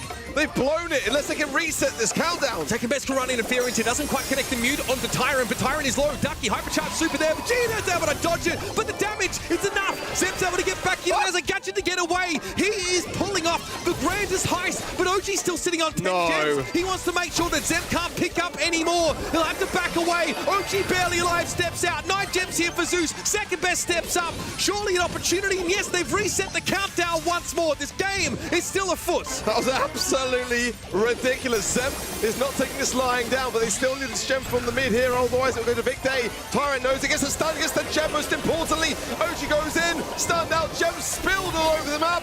Zeus Esports should be able to just about win this. That was ridiculous. We are far from done here in this last of our quarterfinals. Zeus have got to be feeling good. That's OG with food. He's been eating good up until this point, but for now, it looks like, yeah, that squad is going to have to wait a little bit longer for their just desserts. Vic Day were on the precipice of victory there. Zeus turn up when it matters. That is some high-flying, high-octane Brawl Stars, and I couldn't be happier. We're headed to a final set. That was ridiculous indeed. What a match for Zeus, absolutely throwing. And then all of a sudden Zemp with the robbery of the century, getting those gems back into their own spawn. We had so many countdowns in this match, so many stopped countdowns. Yeah, I mean, you were saying Zeus Esports, they're chilling. They still have a Sandstorm, you know, they're just back in spawn, and OG comes in, clutches up. I really want to see those moments again. Yeah, I mean, there were so many countdowns. It was second best, I think, that managed to get the gems loose in that last set. That was a real game changer. I think Lily is just so good here. You see Zemp here was able to dive deep and sort of start to get that lead going for Zeus Esports. This is, look at the second best at the top of the screen. Bam. Just able to tap Ducky with that last shot. OG went in. They got out with 6 gems there. But OG overextended into a stun. The Gale ended up being such a big difference maker in these clutch moments. And Vegeta didn't quite time his super enough to dodge away from Zemp. There was a hypercharged super from the Lily, though. I think the Lily is just such a big part of this game plan. I mean, they prevented too much points in that set. We're now going all the way to the 5th. if Victor don't secure this set, or maybe, you know, we even see Zeus Esports defend even more match points, that's going to be really quite disastrous. They're going to look back on this and think that they really missed a trick. OG did not, though, on 14 takedowns on that Trunk. Absolutely ridiculous. I mean, Zemp as well, 13 kills on the Lily. The match was really played out between those two makers, and yeah, really great to see a brawler like Trunk getting as much of a showing as that. I don't think the takedowns are was interesting on this stat. It was 44 gems on that Lily. It was really just them getting the gems out of their opponent's spawn. They didn't really pick them up when they actually came out of the mine. That was such a back and forth, super, super nice. And with a clutch set like this one, we're now landed in set 5, and we finally go all the way here in an A. Yeah, we made it to pinhole punt. Shake it off. Honestly, this series started pretty slow. I would say glacial pace. Now, though, after the end of Gem Grab, I'm feeling hyped up and I'm excited to see the conclusion of this series. Only one of these teams can advance to take on Oni Realm in that next match, and it could be OG once again going up against his old teammates. Again, the Unks are thick here in this lower bracket, and OG's trying to make his way there once more. This team, of course, has a lot to prove. They've made those changes, but so far, they're looking pretty darn good here. What is the draft plan going to be? It's an M's straight off the rip here for Pinhole Punt. She's impressive. Gale, of course, very good at keeping opponents at arm's length, and Ruff's picked up for utility and support. Ruffs is huge. Honestly, the hypercharge cycling then. Some really dangerous ideas. Mortis is open here. I wouldn't mind to see it at all, especially with the M's on their side of the field. Could be a good time to bring something like that in. Definitely the heavy hitters like the BBs and the Bulls all banned out here for good reasons, so I quite feel like that's necessary. But Charlie could be a good counter potentially here. Maybe a bit overkill. There's still some... Yeah, love it. Love it. Matching now with the Charlie, you got yourselves a really nice comp, to be completely honest, because that's one of the brawlers that can be shut down. Mortis can dash the cocoon, of course, but like more often than not, it could be a good defensive maneuvering. Okay, so where is your damage supposed to originate from? Leon is global banned here. I don't think you're going to pick Meeple into this. Do you have a gap close to actually put some pressure down? You need someone with decent damage. We've seen Mina match up against Mortis at times. I don't know if that really is where you want to find yourself. You have a brawler here. Okay, so you have a brawler here in the Ruffs that really can sort of set up those hypercharges, but now you're also dealing with the Pierce's threat of outranging 2 out of 3 of your brawlers. This, I think, puts Victor in a bit of an uncomfortable spot. Really like the Pierce there to round off the right-hand side comp. They have some range, they have the M's if the opponent still decides to go for something aggressive. And of course that Mortis is going to wreak havoc so far. Yes, Gale, kind of good matchup here with the Twister gadget. Also, whenever he has a super available, of course. But they're still missing something. And I don't know if Stewie's going to be that something that they're missing here. Not the most DPS, usually struggles a bit against the Mortis, but at least he has mobility. They can open up the map. Stu's pretty good in doing just that, Ruffs as well. And on this open map, yes, Pierce is going to have a favorable matchup, but they might just be able to control that Mortis, which probably is the biggest problem here in the Zeus Esports side comp. So you have the Gale at least to try and force the Mortis back. Gale is horrific into Pierce, naturally. You have some gap close in the Stu to go after the Pierce. I feel like Zeus have a pretty strong comp. By the way, don't count out the damage that Ruffs can do, by the way. He does hit pretty hard, but Zep's not going to give him much of a chance to do that. OG is going to be peppered down, and oh man, this comp looks really scary from Zeus Esports. I wanted to kind of give the benefit of the doubt to Victor, but that's not a good start. Yeah, really not a good start at all. And it's super aggressive. I think the Pierce as well is opening up a lot of space. Zeb is just absolutely going in, punishing everything he possibly can, bouncing off the Twister there as well, past the Tyrant. And as quickly as that, that's a match point earned in 33 seconds. Let that sink in. Coming off the back of Gem Grab, it was basically done and dusted, and Victor were about to walk away with all the goods. We went back and forth, and now we're here, 2 match points denied. And now it's Vic Day that are looking at a match against the match point themselves. You don't have an excuse at this point. Vic Day are a very experienced team of players. To make such a draft error as this, At this level, it's inexcusable. They are getting absolutely pounded. It is virtually over. OG's going to fall here. Second best can't really stop this at all. So Ducky's going to walk it in, and Zeus Esports are 1 goal away from advancing to the semi-final. Big Day have fought so hard to get to this point, and it's just getting stomped. They're getting walked over, ball pushed through. 3 versus 2. Tragic. Set to the right-hand side, but it doesn't even need to be there because Tyrant will score it. What have we just witnessed? Big Day absolutely blew this. It went all the way to the 5th, and it was just so convincing. This is ridiculous. What a disaster. It's an utter capitulation. You know, you have 4 sets of really compelling, really competitive Brawl Stars. We just saw OG throw it back with some fantastic trunk gameplay. And yeah, they pulled up a little bit short on Jeb Grab here, but this was a despicable capitulation in the final set. Completely outcomped. The confidence with which they locked in this Ruffs and Gale is staggering. Only to follow it up with a Stu who's completely outmatched by this Mortis. Comp gap is like it is immense. It was very evident in this match. The first match was a 33-second game, and I didn't think they could even top that. The second one was actually 32 seconds, so they did top it. Super quick matches here. Zeus Esports clearly outdrafted them. And yeah, as I was saying, they needed something to stop that Mortis.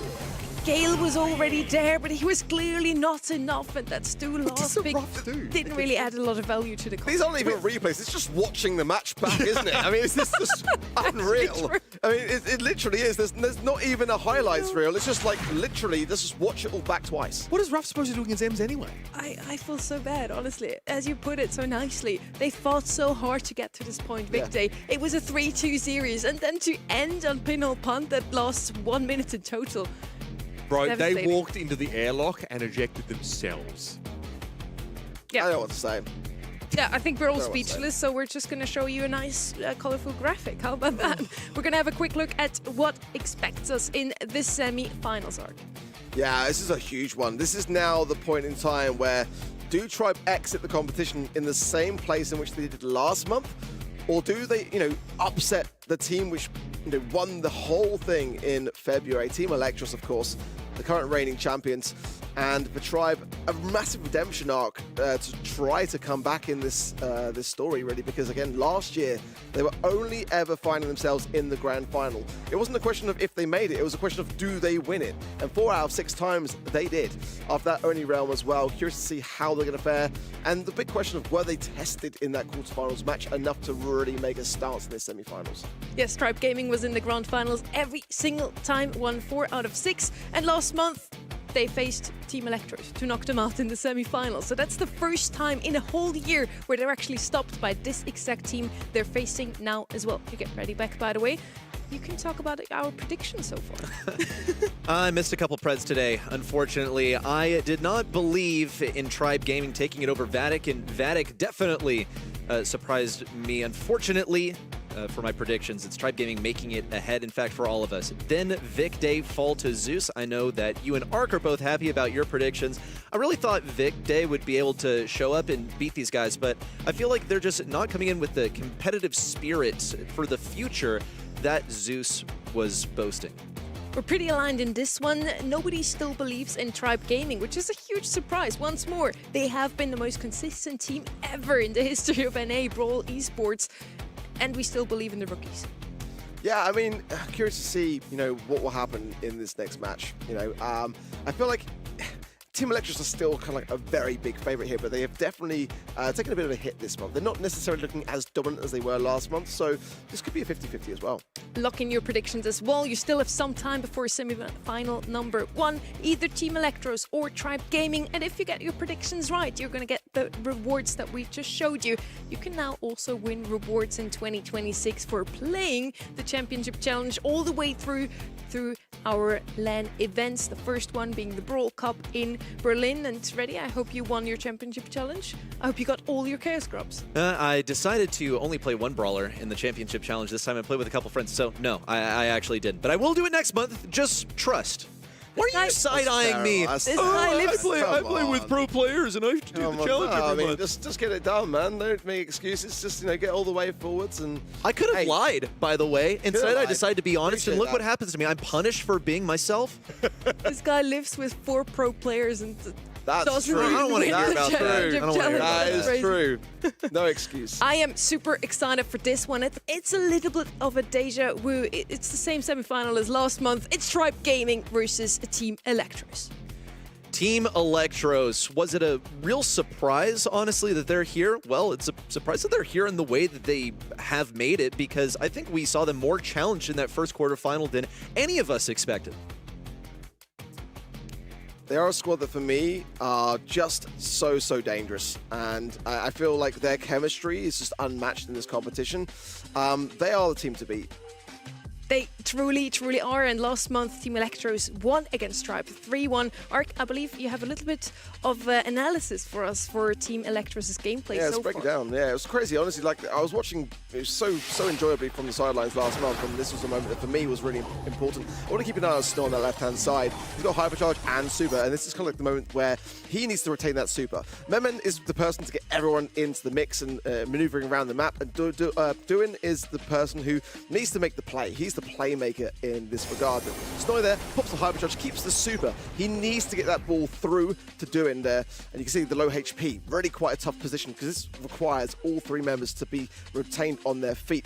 This is kind of what Duin is saying, look, I'm pretty close to my Hypercharge and my Super. I'm going to pop a gadget soon, and you can see how quickly he's able to get off the back of that, because this this gadget rather, is able to give you that 50% Super charge off the back of these shots that he lands. But look how quickly the ball gets from the other side of the field all the way down with the help of Memon there with the max speed at the back of that phase shift, just there to evade that Otis shot. The ball coming forwards, and this is the through ball here from Snowy, absolutely pitch perfect. And you can see that the helping hand of that hypercharge for the maneuverability just helped that goal go in. Honestly, unbelievable tech. Thank you so much, Ark. That was very well done. Tribe in that scene had 2 supers available, a hypercharge, and they were so not ready for Team Electors. And that seems to be the case for pretty much every single team we throw at them in the monthly finals. It's really the synergy above all things that these guys come equipped with. They've been playing together for a long time. We got the chance to ask them about it in an interview. So, for Tribe Gaming, finally, they managed to make it to the semifinals. We expected this out of them in month number 1, to be honest. But they're here now. That's what matters. It's Luffy kind of commanding everyone. And I think he's been the one kind of cracking the whip, making sure that everyone is practicing a little bit too hard. I would say maybe too early to make that criticism, because they're here in the semis. And they are in the semis because they not only showed us exquisite gameplay, but also pretty good draft in their quarterfinals. And we want to have a look at that here. Tribe Gaming, they had a 3-1 versus Vetic. All of us predicted that Vetic would actually take this one, but I think many of these matches were actually already decided in the draft phase. We see here the global match bans Ruffs and Ems, which are 2 brawlers that we don't see banned out too often. I think what surprised me the most really is the picks. I mean, for Tribe Gaming, not a single tank there. And that tells me that they're kind of preparing more on the side of things of like, we're going to be countering rather than picking those in. And it's just kind of very unusual. I'm quite excited by it. I think, to be honest, Tribe have got a really good shot in this matchup. Much better than I felt coming into the day, actually. I mean, they looked better in the quarterfinals than we all expected. On the other side, we have Team Electros. They had a 3-0 versus Enosis Esports. It was tied, 3-1, sorry. It was tied in one of those sets. And they pretty much had 3 global bans here, which was, sticking out to me here the most ready. Bull, Shade, and Crow banned out every single ride.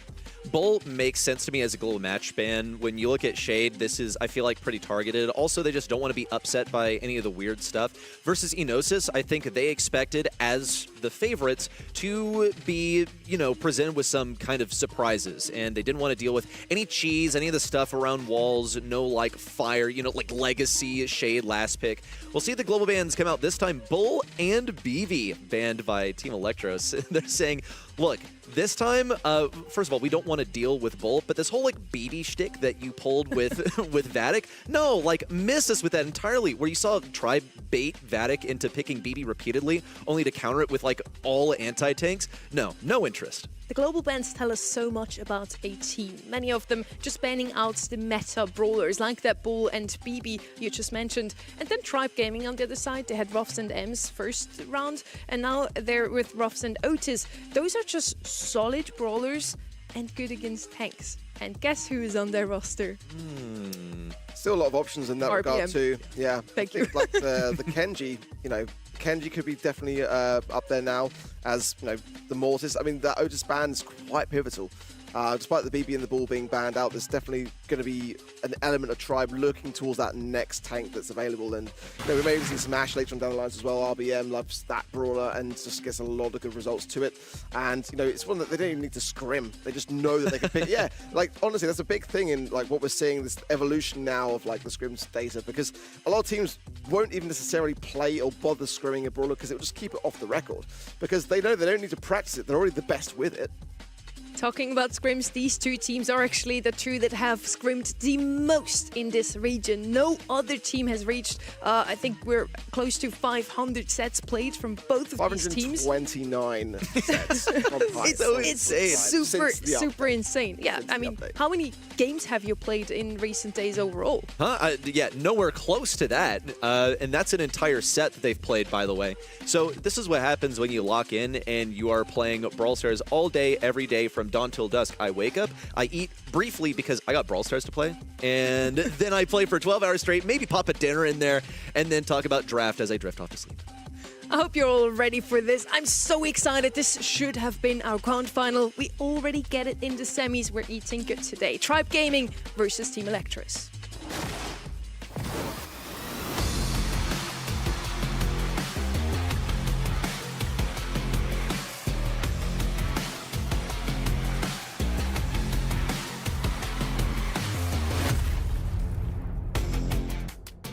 And we see RBM, the man, the myth, the legend. Which tank will he pick here on Hot Potato today? We have no Chuck ban, which is, I would say, surprising if we were like 3 months ago. But in this day and age, Chuck is actually not picked up that often, not even on Heist anymore.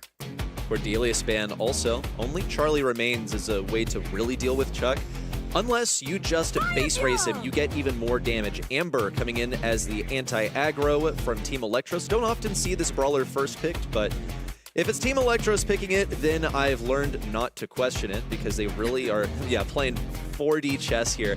They know that they got to get this brawler because there's going to be something funky along the way. Also really good into a Charlie specifically, so maybe that helps them secure that brawler for themselves if they needed to react to the 2-3 turn from Tribe Gaming. Looking here for maybe a berry. I just feel like an album is a poor person's melody, is it not? That's the only thing. Yeah. And Thank you. Yeah, I love it. I say it every time, but melody for me is... Amber's very North American, so I get it, and it can get some very good results.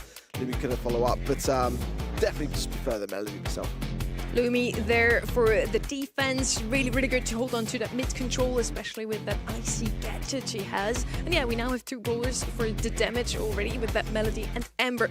Second pick now for Team Electros. As you said, we're not going to question it already. Whatever it is, but we'll see what it actually is, and then we'll talk about it some more. Kaze has actually been the most pick-up brawler in NA scrims on this map, and there she is. So Team Electros now going with something we kind of expected, so of course I'm not going to question it this time.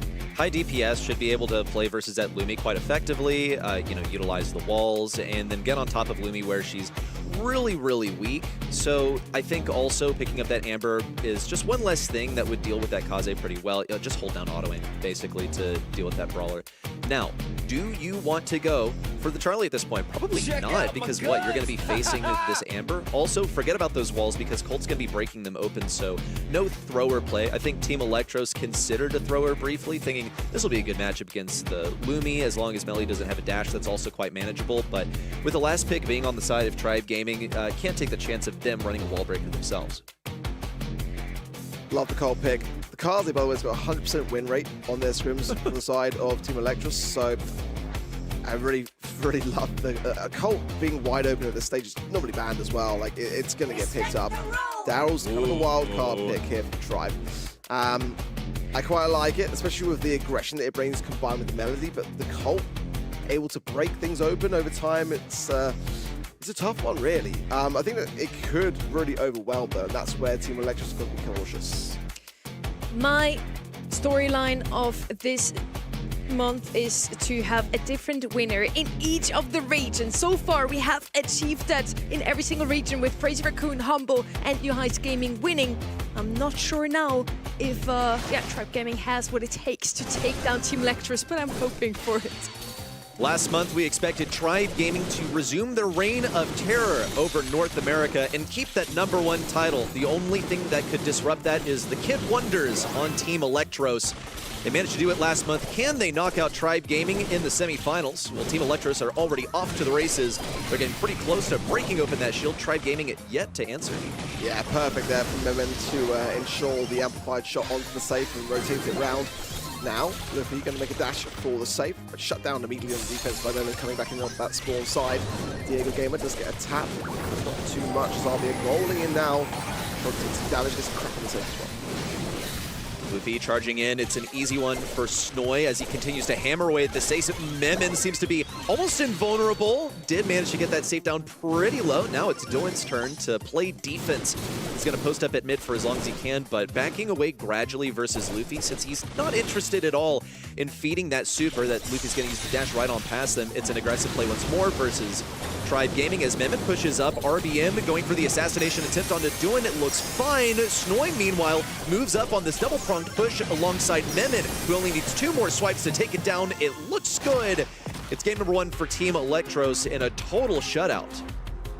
Yeah, really convincing, wasn't it? I mean, you can't really leave brawlers like Kaze and Colt left untouched on the safe. Tribe maybe just a bit preoccupied going in on their own sort of line of sight with the Daryl and the Melody, but not really getting nearly as much goods to bring home. Objective just not really being handled, and I think defensively, just not there. Well, I think Memen moves so quickly that they have to shift it into defense mode pretty much immediately. And even when they do have 1 defender, Memen still is being properly defended. They're going to commit 2 brawlers for the defense. Memen doesn't get a kill quite yet. Luffy body blocking also gets his super for free. Looks pretty good. Oh my gosh, Snoy! Okay, he was tapping with those first couple of clips. Didn't quite land that last shot to get the finisher. And we'll see Tribe Gaming continue to compound upon that push by getting a crack against Team Electros' sake. Yeah, doing a great job on defense, I was going to say there. And that kind of makes a lot of sense as to why the Amber's kind of there on the side of Team Electros. They're not using it on the offensive, just keeping it back for the Daryl. And now Memen trying to dash forwards, thinking better of it now. RBM not going to burn down those. Luffy actually finds an escape there through the mid. Needs to heal up before he gets much damage. Oh, great roll from RBM. That's going to be good for Tribe on offense. Oh, Luffy gets a takedown on Doan. It looks fantastic. RBM also in position, but say goodbye to those walls. He was making a hefty use of just 1 remaining box. Luffy's going to come in as a distraction, gets a bit of room for RBM to survive. Snoy cross-eyed, like seeing double, and well, hitting 1. He moves over to the left lane, completely ignoring RBM. That's going to be Memen's responsibility and a bit of super fodder for him. It's going to be free damage once he shifts back into the Geisha aspect and gets on top of this save. RBM with a pretty powerful hypercharge roll out, but I don't know if that was really worth it. Would have loved to see that on top of the safe, but he has to match the pace of Team Electros, who brought this down to its final legs. 1 shield. Oh, this is going to be close. Let's see. On the other side of the field, they actually get the damage as well. That's insane on the side of Team Electros. They get the stealth. The back of that is nuts. The damage, the pressure, just overwhelming, especially the positioning of the Kaze. Too much to deal with. In game #1, I think that was really the best example of that, where Kaze pushes forward on the lane, especially up the right lane where she's dashing, and had to be defended. In game #2, you saw a commitment from Tribe Gaming where they put 2 brawlers forward to defend against that Kaze, and it was good enough to rebuff her, send her back to respawn. They get the, re-aggress, and we actually got to see Melody and Daryl do what they were supposed to do. I think we saw misplaced utility, however. You see Daryl using a hypercharge to get a kill, like on a vulnerable Colt. That's not worth it at all. You want to use that on top of the safe. Yeah, really nice. Really nice from Team Electros. I thought we'd see a bit more of a better fight from Tribe. There was a little bit of a moment towards the end. That was the final clutch there from Snoy. For the most part, realistically throughout, like Team Electros were 25% ahead every single step of the way, which is quite a big factor when you consider that the safe and the time it takes to crack is going to play a role. You know, if the clock tricks down until the very end of the game, sometimes it's not even possible to ensure the damage of which you need. So pretty close in terms of stats across the board, but I mean, Snoy and that's Cult 345 DPS, really, really solid stuff. And I think again that wall break just took a lot away from what Tribe could bring with that Daryl pick. Totally. Can't sneak up those bushes anymore. Neither can Melody. It's so troublesome. And you see also Memon with an unreal level of safe damage, 130k. That is insane right there. And for him to get that much damage, he also has to be a survivalist expert. I think game number 1 was the perfect example of that, where he's dashing on that safe, he's staying alive, sometimes like switching forms to get a bit of extra health. Just prime right there. Excellent gameplay, standout for Memon. Well, Tribe, again, this week did have some things to say on socials regarding their performance, and that they knew themselves that it wasn't going to be good enough. They wanted to really up their game, and we talked a lot today about how much preparation they've done coming into this one. They are feeling good about things. They are feeling like they are prepared, but that first set didn't really say the same story as we're going to Hideout now. First pick a Crow straight off the bat already. The bans, the Kaze, the Pierce, the Angelo, the Bell, the Ziggy, and the Byron. Well, the 2-3 turn now for Tribe Gaming. They've got plenty of things open at the moment. Leon is the method. That will get them into mid pretty speedily. Most recently we saw this played on a, slow-paced map like Hideout or just a mode like Knockout. We saw Zulon use it. I think we need to see more team play than we saw offered in that matchup, however. And if there's anything that we know Tribe Gaming for, it is the team play. Diego Gamer's been a tough fit into the roster, I think. It's taken some time to deepen the synergy and the connections. We talked about them with this. They're feeling much better about their synergy. So for an assassin that often goes solo, I still think they'll be able to find those opportunities to work as a team. Gene's a great pick. 70% win rate on the side of Tribe here. And now we'll see what the response is from Team Electros coming in. Potentially be Jae Young maybe coming through. Leon as well. Could be a dangerous ball to pick from Mortis is what they are feeling. And that's always a scary prospect. Been globally banned many times today, actually. Yes. Well, he's just fantastic at team wiping. The issue with Mortis is that you have to get the super that allows you to team wipe in the first place. In order to do that, more often than not, the method is to die. What do you not want to do in Bounty? What helps your opponent winning the game?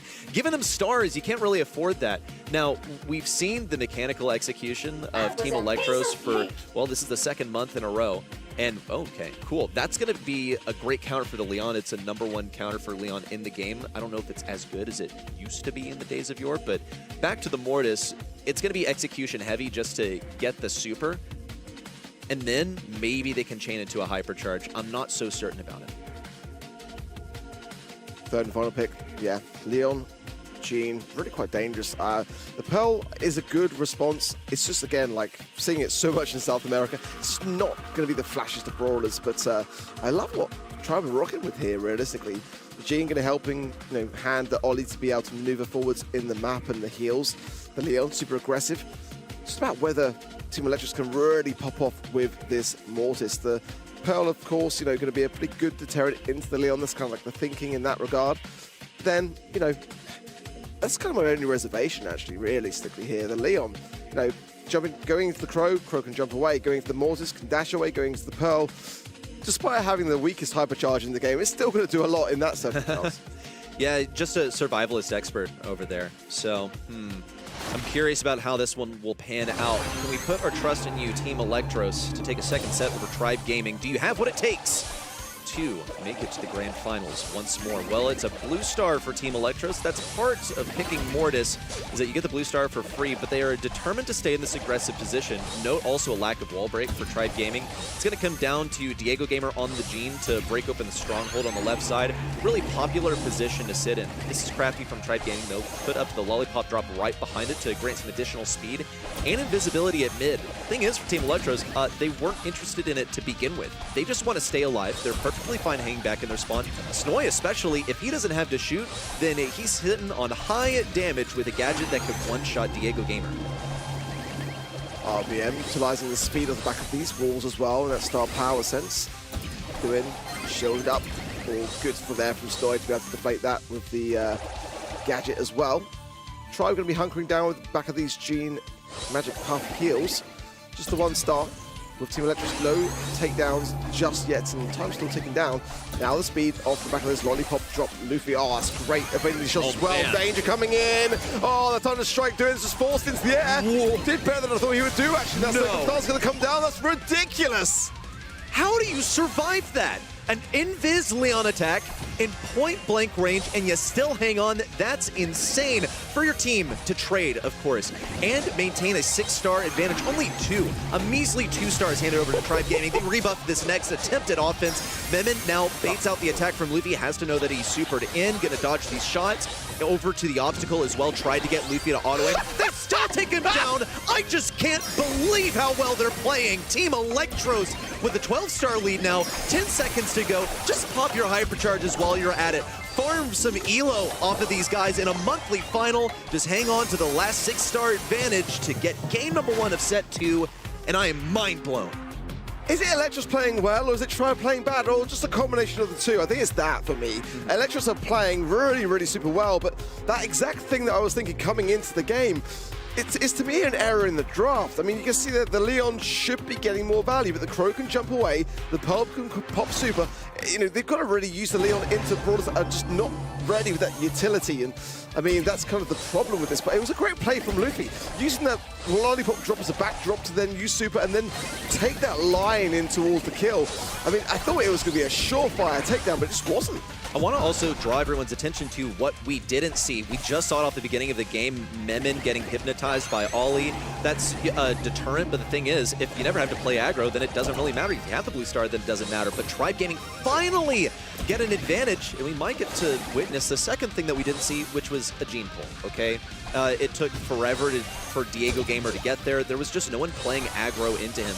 Memon also tried to bait out another gadget from RBM. It is going to be a mind game for as long as Memon has the energy for it. It's a big lollipop drop there from Tribe. Oh, that's huge. Magic hand. No! No!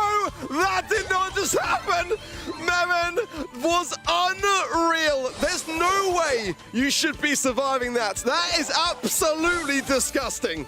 At this point, I am putting down my tablet and throwing in the towel saying, Uncle, you win! You pull a Mortis and he team wipes you with the super. Now he's got to be well on his way to a hypercharge as well. They can't really afford to let Memon die. It would close this to a 2-star game. It would be far too risky. But Tribe Gaming, I think especially, do not want to push the guy right now. That is team wipe potential right there. 30 seconds to go. Tribe Gaming, they're only a few seconds off of drive time where they have no other choice but to push whether they think they'll win or not. I like this from Electros. They're just navigating themselves up the map, but they might find themselves in a bit of a rock and a hard place unless they find Luffy, which they do. Now the stars are falling and crumbling down as Memon has the final say with 5 stars above his head. Absolutely ridiculous. This squad seems to get better and better the more they run through the bracket. Tribe with egg on their face, and now 2 sets down. Set number 1 didn't really sell me. I thought, finally, we're going to see a close match between these two. Memon, can you react, please? Like, can you look like you're winning? Like, this isn't just another matcherino. But seriously, remind yourself where these guys came from. They farm opponents, even top opponents, including people such as Tribe Gaming in matcherinos. That was an absolutely unreal final game from Mortis. I can't wait to go back through the replays because there were so many incredible moments throughout that. There was game number 1 where somehow Duin survives this Leon attack, which, guys, if you were around in 2018 when Leon was first released, that was like such an unthinkable prospect. Now he has a Buffy, and he's even less survivable. Memon there also farming so many stars at the end of game number 1, but game number 2 is when it really started to get heated. Yeah, honestly ridiculous. I felt Tribe were in a pretty decent spot here, and then you just see that. I mean, that's just disgusting. That should not be happening. It really, really shouldn't. And that's again why I just question, you know, is it Electros just playing out of their minds? These are great plays, but maybe Tribe just aren't bringing enough to the table here. And I mean, just going back to your point though, what you were saying, and I just remember what Kenny was saying last month that I really think resonates, is the fact that these guys have grown with draft. I think that's a really important point. They don't know a time when there was no draft, and I think it shines that way. Like, you just have, you know, just grown with something along the way. You're so comfortable with it, and they're knocking it out of the park every single time. It's not just in the mechanics, but the decision making really, I think, comes back as a route to that. It's been an observation of mine as well. I think a lot of times the old heads have reservations about playing the brawlers that think are like busted or free wins. We're past that era of Brawl Stars. But, you know, you have folks that have been playing Brawl Stars for long enough to where there weren't gadgets in the game. I mean, Ark, you know, you and I remember it. Doesn't even seem like that long ago to us. Those, you know, those are some good old days when there were no gadgets. The good old days. No surge teleport. The days of yore, everyone. But could be that Tribe Gaming find their legacy being only that, a legacy, something of the past, if they continue to be outshone by Team Electros in their own semifinal to win. Tribe got to be feeling the pressure now.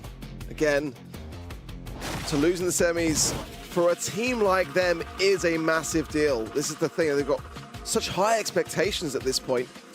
I've said it about twice today, I'm going to say it for a third time. Again, like, that defeat last month was brutal for them. From 2025 to always be in a grand final, to win 4 out of 6, to lose in the semis was their worst result since June of 2024. That's how long they've been in control, and they're just now subject to that just being completely dethroned by the might of this roster of Team Electros. Just way too strong. How can Tribe Gaming put the brakes on this? Let's look at their bans so far. Crow, pretty consistent ban. Honestly, worthy of a match ban a lot of times. Spike comes out from Team Electros, good, consistent brawler. We actually saw Tribe Gaming use this one pretty reliably. I think putting to waste my theory that Spike, just like a really safe brawler, like a noob killer, but at the pro level of play, there are some pretty crafty ways to use it and deny the enemy tank play that I think is so characteristic of RBM specifically on Tribe Gaming. Keep in mind they do also have the last pick, so they would be looking at a tank last pick. Trunk is an interesting one which Team Electros like to mess around with, and I just remember distinctly, you know, the Wild Finals with Sergeant playing it on this very map just so gracefully. Mortis going to come in, that's always a scary prospect, but there's still some big heavy shutdowns to it, which, you know, I just kind of feel makes it not necessarily the best of picks. I mean, I like Shelly here, honestly. I think it's a huge shutdown to Mortis. I don't know whether they'll be daring enough on the side of Team Electros to go that far, but certainly there's options which, you know, despite the Otis banned out globally there, I think that they can still shut this Mortis down. Nita is one that I was kind of looking out for. Mortis can dash right past Nita. Let's not forget that. However, as Mortis, you have to feed the opponents in order to get your shots. Nita can fire off like 1, 2, maybe 3 shots when you go in. Then she's past halfway to a super. That Nita Bear is going to force you all the way back into your spawn. So now this is what Team Electros are thinking. That Nita Bear has the potential to force us all the way back into our spawn. And again, the Hard Rock Mine spawn trap is real. It can hurt you. It's what I said yesterday in SA. And it happened also. Damn, from Team Electros. They want to suck away all that ammo from Mortis if he dashes in. Yeah, I'm kind of warming to Pam a bit more. I'm glad that we've seen more of her in this region, and it has worked out so far today. It's a good map for it, you know. Vision gear as well, going to get a ton of value. Surely, you know, a mid still needed, and I mean, they can't be thinking Nita surely on the side of Tribe as a mid gem carrier, right? I mean, I don't know at this point. This is the problem. Like, they're not looking themselves. They're not looking themselves, and like there's a mid coming in. It's going to have to play into that Pam. Feline frenzy. Hit for Electros is, yeah, that's always dangerous.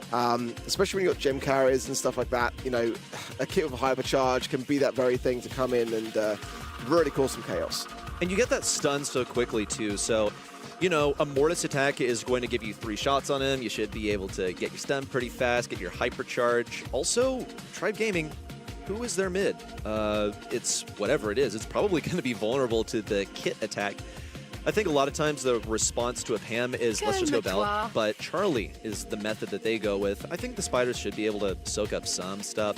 Maybe Charlie decides that she'll get crafty. Will we be surprised by Tribe Gaming? She cocoons herself with a gadget to survive the kit. I'm not so sure, but I'm just trying to think horizontally here because Tribe Gaming, their comp hasn't really sold me, and I want to believe that Tribe Gaming has the preparation to dethrone these guys as #1 in North America right now.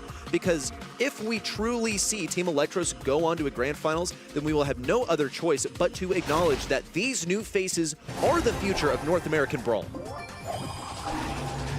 And there we go. Team Electros straight into the mid and aggressive plays from Tribe. Luffy going to be going down surely here. Snowy going to be catching him off guard there.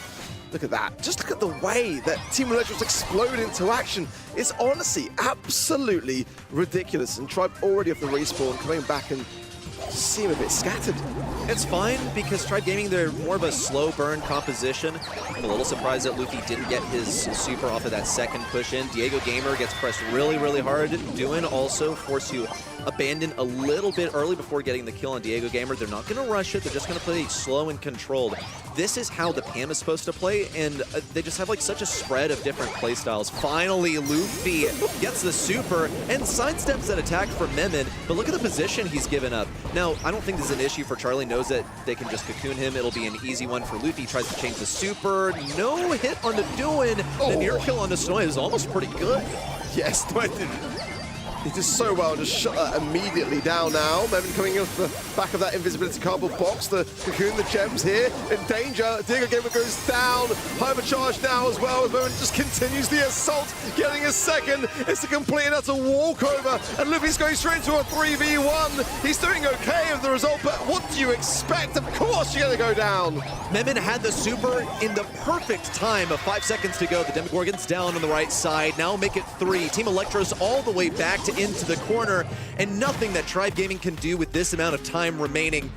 It's match point. This one could be gone in the blink of an eye. Team Electros, a flash of lightning. These guys onto the grand finals. I just can't believe it. Will they really steamroll Tribe Gaming like this? I mean, we talk a lot about how much prep Tribe have done coming into today, but, you know, honestly, Team Electros are not far behind in that regard. I mean, if you combine the amount of sets that they've played, it almost totals 1,000. 1,000 sets of prep have gone into this match. When you ask Team Electros how they play so well together, you know what they say? Well, we like scrim a lot. We play together a lot. When you ask Tribe Gaming why they're faltering, they say, I don't know, we play a lot. They use the same strategy, so something's got to give. What is the difference between these two?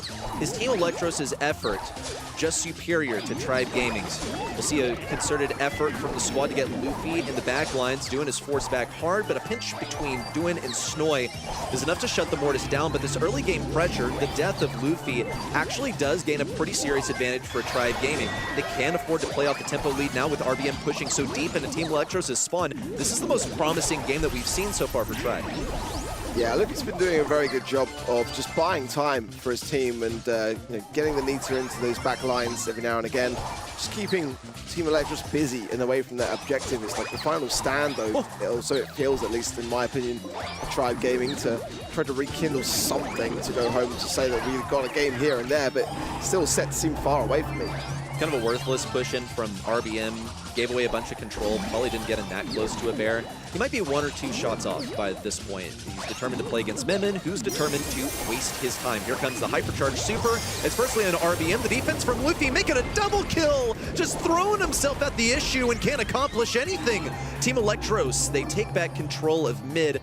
The only thing that could make this better is if Duin had a forward Pam super, no gadget reaction. It's Luffy once more just throwing himself into the mix, trying to get a super that could fix this. A cocoon possibly from Diego Gamer decides to hold on to it, and Tribe Gaming just by sheer numbers should be able to push in, but Snowy is still alive on this left side going for the spawn trap.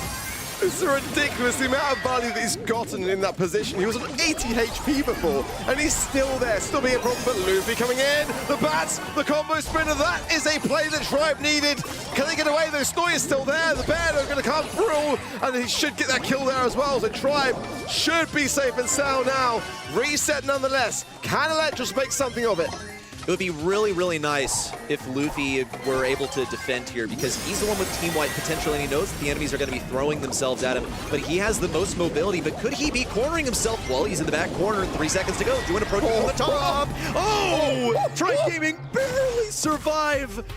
The match point continues. Team Electros still only 1 game away from victory. Tribe Gaming just 1 game away from going to the next set. This is their lifeline, and I'm just not sold on it. Yeah, this is the thing. I'm not sold on it either. It feels like a last stand, but it feels like one that might end prematurely, and that's the concern. But nonetheless, it is some momentum. It is something, and that's more than we've seen so far from Tribe. So can they turn this now into a set? That's the question. Okay, Tribe Gaming getting pressed early on. They don't have that deep Mortis like they did last time. Memon also decides, no, I'm not waiting for Charlie to come out of the cocoon. It's just enough time for the remainder of the Tribe Gaming roster to respawn and post up in position. Luffy's going to go for Memon, baits out the super. It actually looks pretty good, survives all of it. Duin can't do anything about that either. He was out of range, and Pam's shot, it spreads out so much. It's really not suited for these tight corridors like the right lane. Nice there from Stoy. He'll stay here defending. As Duin is going to need it. 7 gems now, slightly split. Duin with 6, and again, Luffy's just keeping all their eyes on that back line, giving that pinch, and ensuring now that RBM's joining. This is going to be quite risky here now. Quick with the Knight coming in, but low HP, and realistically, Luffy shouldn't be using that gadget in that situation. Well, yeah, it's just to get in those back lines and act as a distraction more than anything else, it would seem, which it seems to be a more useful position for him with how apt Team Electros are to stick together when they feel like they're going to get pressured by a Mortis. There's not all that much he can do. It's an evasive maneuver from Memon with a hypercharge to get 1 kill, now goes for another one. Ooh, tried to predict the path of Luffy, couldn't quite get it, still gets the kill. Now on to Diego Gamer, the final nail in the coffin. Into the cocoon, RBM is going to try and save him, but he's too low on HP. Diego Gamer nearly makes it all the way back. Luffy has no choice but to collect these gems and move backwards. He's actually going to the side. He wouldn't mind dying here. Look, he has the hypercharge as well. This could be the biggest play. Now in with the hypercharge bat. Still defensive move from Kit, but it falls short. That was really nice from Luffy, but is it enough now? It's 3v1, so Duin can't really go to the mid to get these gems and contest them. But 10 are with Luffy. He can dash around, but he's not the best person to necessarily have in terms of the aggressive. He needs his teammates to be able to protect him, and RBM doing his best. At the moment, Team Electros know they can get one from the mid here as well. Staying back was the play. The dash in from Luffy. Watch where the gem's going to be. He gets the gem. He's got 11 for Tribe. That's huge. They get the match. They get the set.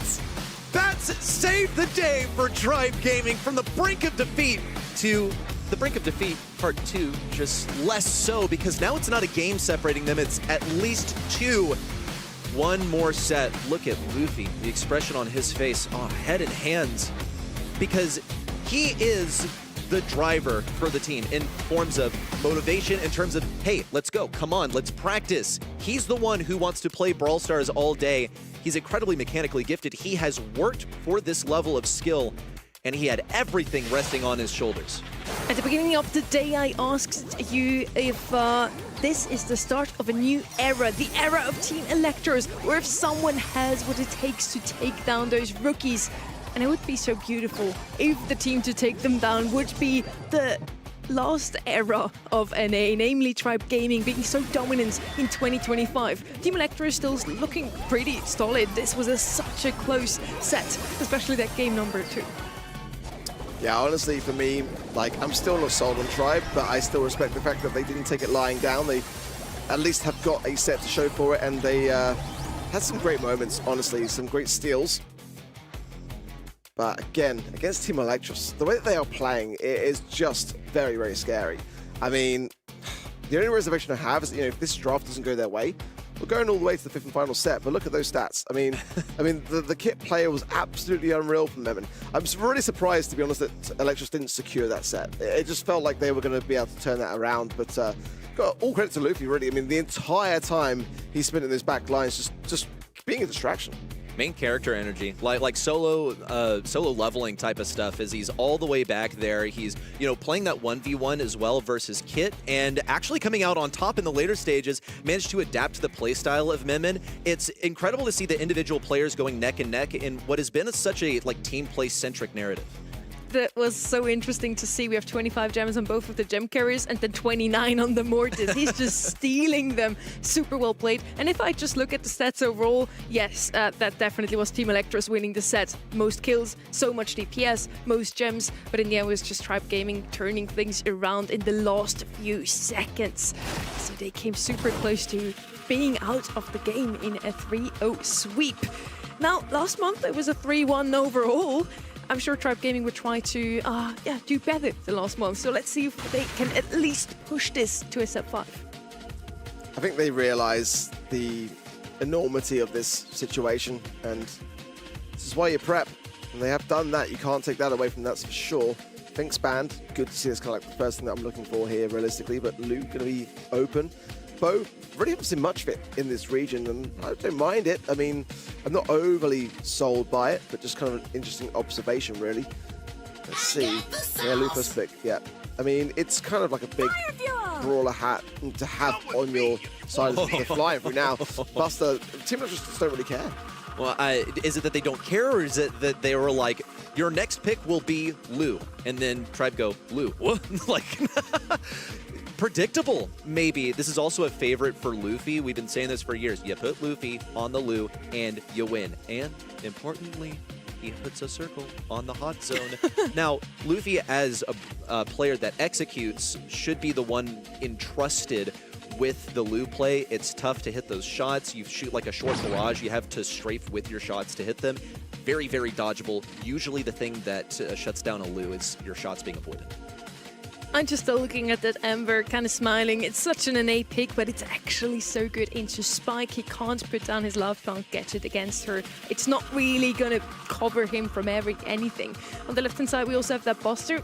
Eager to see how well that's going to fare into that Lu. And Lu, most banned brawler on any hot zone map currently, is going to be picked up, of course, as first pick. Mortis is going to come in last.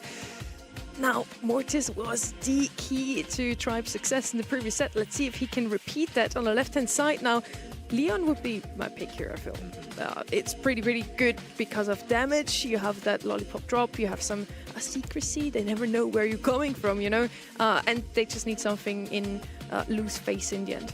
Yeah, Leon, or I was going to say Chestnut, yeah, to shut down the Mortis. You know, it's going to be really tough to push into. I think that the wall break as well could definitely even go further to helping hand things. I do feel like, for me, Electros have got they've got a real strategy. The speed in which they picked up the Amber and the Buster is kind of what worries me here. Like they didn't seem deterred whatsoever, as a Buster probably should into a Lu, really. I mean, that's the kind of brawler which you can really kind of farm the back off and get your hypercharge, litter the map with ice.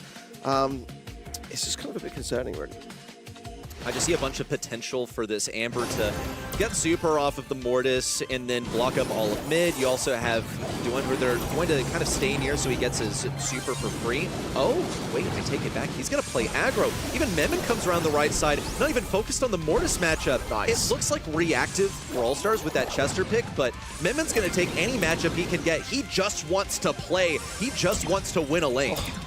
Doing juking so nicely there. Lovely from Snoy, though, as well, to keep going backwards there to avoid the Creature of the Night gadgets. And if he goes through that, then he's obviously going to take damage and heal up the Mortis. So, really nice observation there. Great jukes. Look at that. Memon low, Snoy low, but they're still staying alive and just working around this objective. Team Electros backed up, but it seems to be by their own accord. It's going to be the Creature of the Night in. Luffy immediately upon exit, sucked in by Duan, and it turns into an offense for Team Electros. Duan was able to get out of that stick around thanks to Kevlar Vest with his super. It's the star power that prevents you from getting any kind of debuff while your super is up. Could be useful into Diego Gamer, but Duan didn't have his super when it mattered. Also, interesting placement of that hypercharge. Tribe Gaming were just more focused on getting kills than they were on, you know, some sort of Hail Mary play, just placing it on top of the zone. They're already in the lead as well. Luffy snaps up a kill on the left side versus a vulnerable Buster. Tribe Gaming seem to be in a position to win this. Yeah, I feel like this Mortis is saving them, honestly, now. Creatures like Gadget, Snowy low, but look, he goes into the wall there, but should still come out on top. In the meanwhile, it's RBM and his teammates there doing a wondrous job of getting the objective down. Diego Gamer getting a lot of these ices on the objective. This could be a fifth and final set at this rate, honestly, unless there's some adaptations. Team Electra's not going to be even trying for it towards the end, and that's not good signs. Yeah, well, and I have to wonder, Team Electros, they're like new gens, okay? Is this just them being like, okay, I'm not going to waste the effort, like I'm not going to waste the ATP in my finger muscles? Because they, I think, are probably quite confident in this still, but maybe it like is a weird draft for them. It's like you said though, Ark, what's up with the Amber and Buster? Why was this the combo? They snapped at those brawlers so quickly, and the first thing they did was split them up, send Buster on the aggressive. This time they'll have them playing as a duo. It's a missed, oh, never mind. It was a missed attack for Duin. He still managed to get that gadget off later. He had the restraint to use it at a later point. Diego Gamer trapped in a bad matchup. Thankfully, RBM saves him from being taken down by Memon, and he just escapes the fire of Snoy. Just about, yeah. He's going to stay alive now. Luffy going to continue the assault there. Does find ones, and trade is there as Tribe continues to stay on the zone. This is where Electros got to push so deep with this Buster to really do much. It's not going to come in now. This is good from Electros, but still behind. Luffy's low. Going to heal up. This is the thing that I'm noticing in the minute. Electros just not able to secure things. Finally, Diego Gamer burns down there, but Tribe are just staying on their feet. Tribe Gaming, their ice is going to expire in just a moment, but they have more CC to isolate this mid lane. Duin popped that hypercharge, and now he can't do anything with it. At least there's a bomb from him and breaks open his own wall that I feel like he might have wanted, but it seems to be okay. Look, whatever Team Electros wants, they can break whatever walls they want. Here's the aggression from Luffy. Has enough ammunition to get the Amber takedown, but not enough to get anything else. It's still fine. It provides an opportunity for RBM to come in. As long as he's not like played against that Amber at range, then he should be fine. But Amber is back, and Luffy has a hypercharge. He might have to take the long way around to get to enemy backlines. Hypercharge, just he will fall. The burn should be there for RBM. Diego Gamer as well, low. But again, our team is just really making the most amount of time on this zone. Hypercharge coming in for the Mortals of Luffy. Shut down now, but the time spent so far for Tribe is very strong. Electros, though, they've got time. Now approaching 60%. They're not too far away from this. If they can just hold Tribe back now, they can easily tie this up. One successful retake for Tribe Gaming, and it's over. We're going to set 5. Team Electros have to hang on to this position. The ice is already driving a thorn into their sides. They managed to push away Mortis. Memon and Snoy hanging on by a thread, especially Memon. He's one tap by this Lu, and now a hypercharge out from RBM. Looks like it could seal the deal. Luffy, RBM, the duo on this point will have to square off against this hypercharge. It should be Tribe Gaming staying alive just long enough to send us to set 5. They were at a match point, Team Electros. Now they'll have only one set left to fight for their victory. They've had second chances. This is their third. If they can't secure it here, then Tribe Gaming have no doubt proven themselves worthy. Yeah, it's dangerous territory now. This is like reverse sweep potential. And Tribe know it. You can see the smiles there from Luffy. This is what they've been gearing up for. And it's a real possibility that this actually happens now. I'm not going to lie, especially as this Mortis is just troublesome brawler, which Team Electros don't know how to shake. They've got to start batting it out. They just cannot leave that on the table. Luffy on that brawl is just a tad bit too good, even for our favorable rookies here. Team Electros looking pretty good also in this set, but in the end it's Tribe Gaming closing things out. That second game was especially close here. Tribe Gaming now pushing it to the 5th and final set. They're already doing better than last month. Something that stood out to me from this last set was Diego Gamer on the Lu, because it's, like I said, you put Luffy on the Lu, except, wait, hold up, he did so well on Mortis. Can we put him on that again? And it just shows what Diego Gamer brings to this roster. In place of Zeus, just Luffy had to be the Lu player. So it's new, fresh brawler pool that lent itself to them being able to run this composition. I don't know if they'd be able to succeed with this comp with a different roster of players. I do think that Diego Gamer is one of those brawlers or players that can fit into pretty much every role on the team. He can play those supports.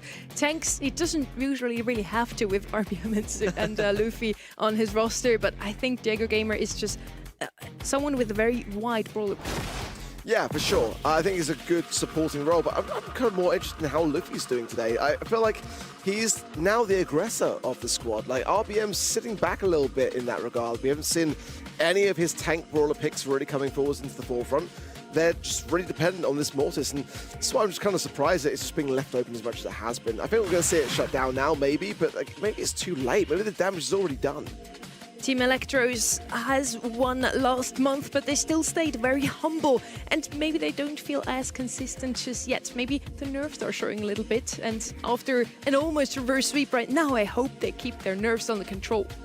I think Team Electros just aren't really accustomed to having a target on their back like Tribe Gaming are, because they were #1 quite reliably throughout last year, and they managed to stay on top.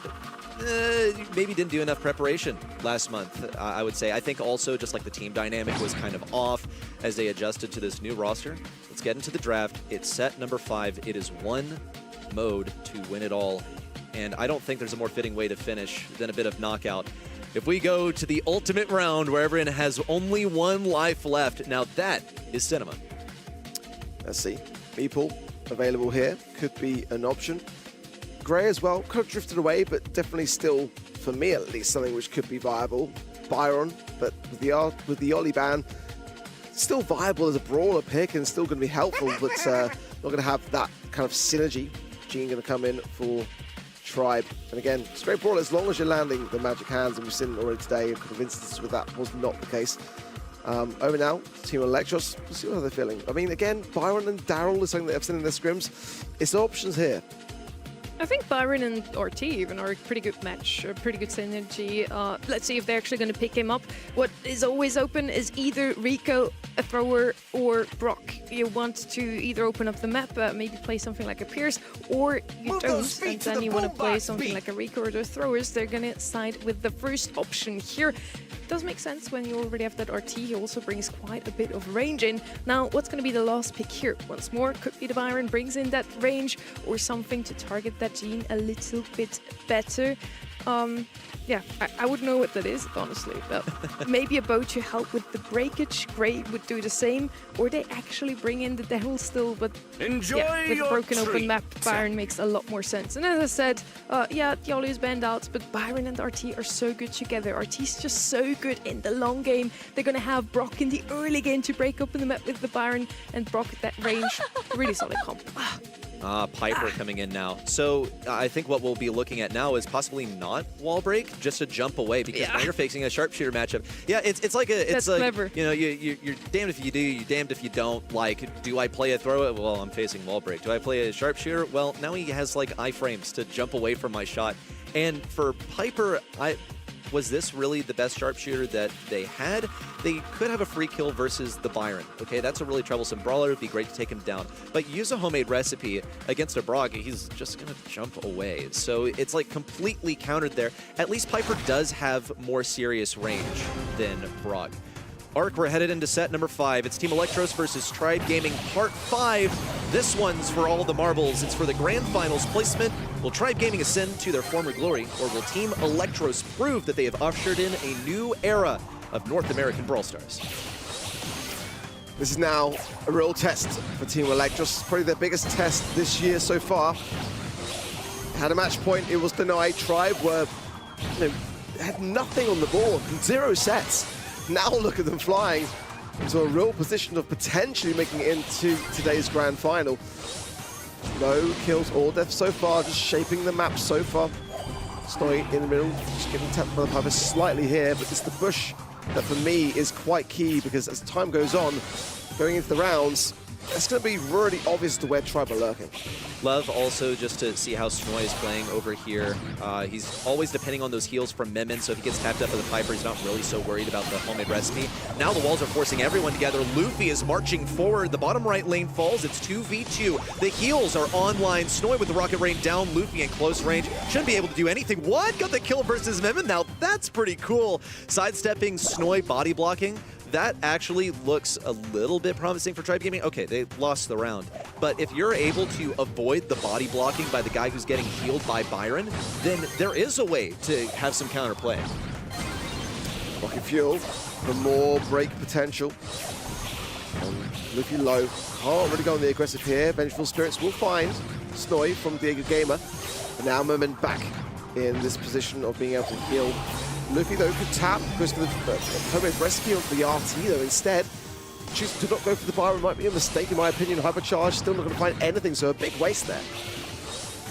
Tribe Gaming have a couple of supers at hand. RBM got way too aggressive. I'm not sure what that was about. It's going to be a bit of damage on Snoy from Diego Gamer with the Vengeful Spirits, but the heals from Emin are here. Ugly super there from Diego Gamer.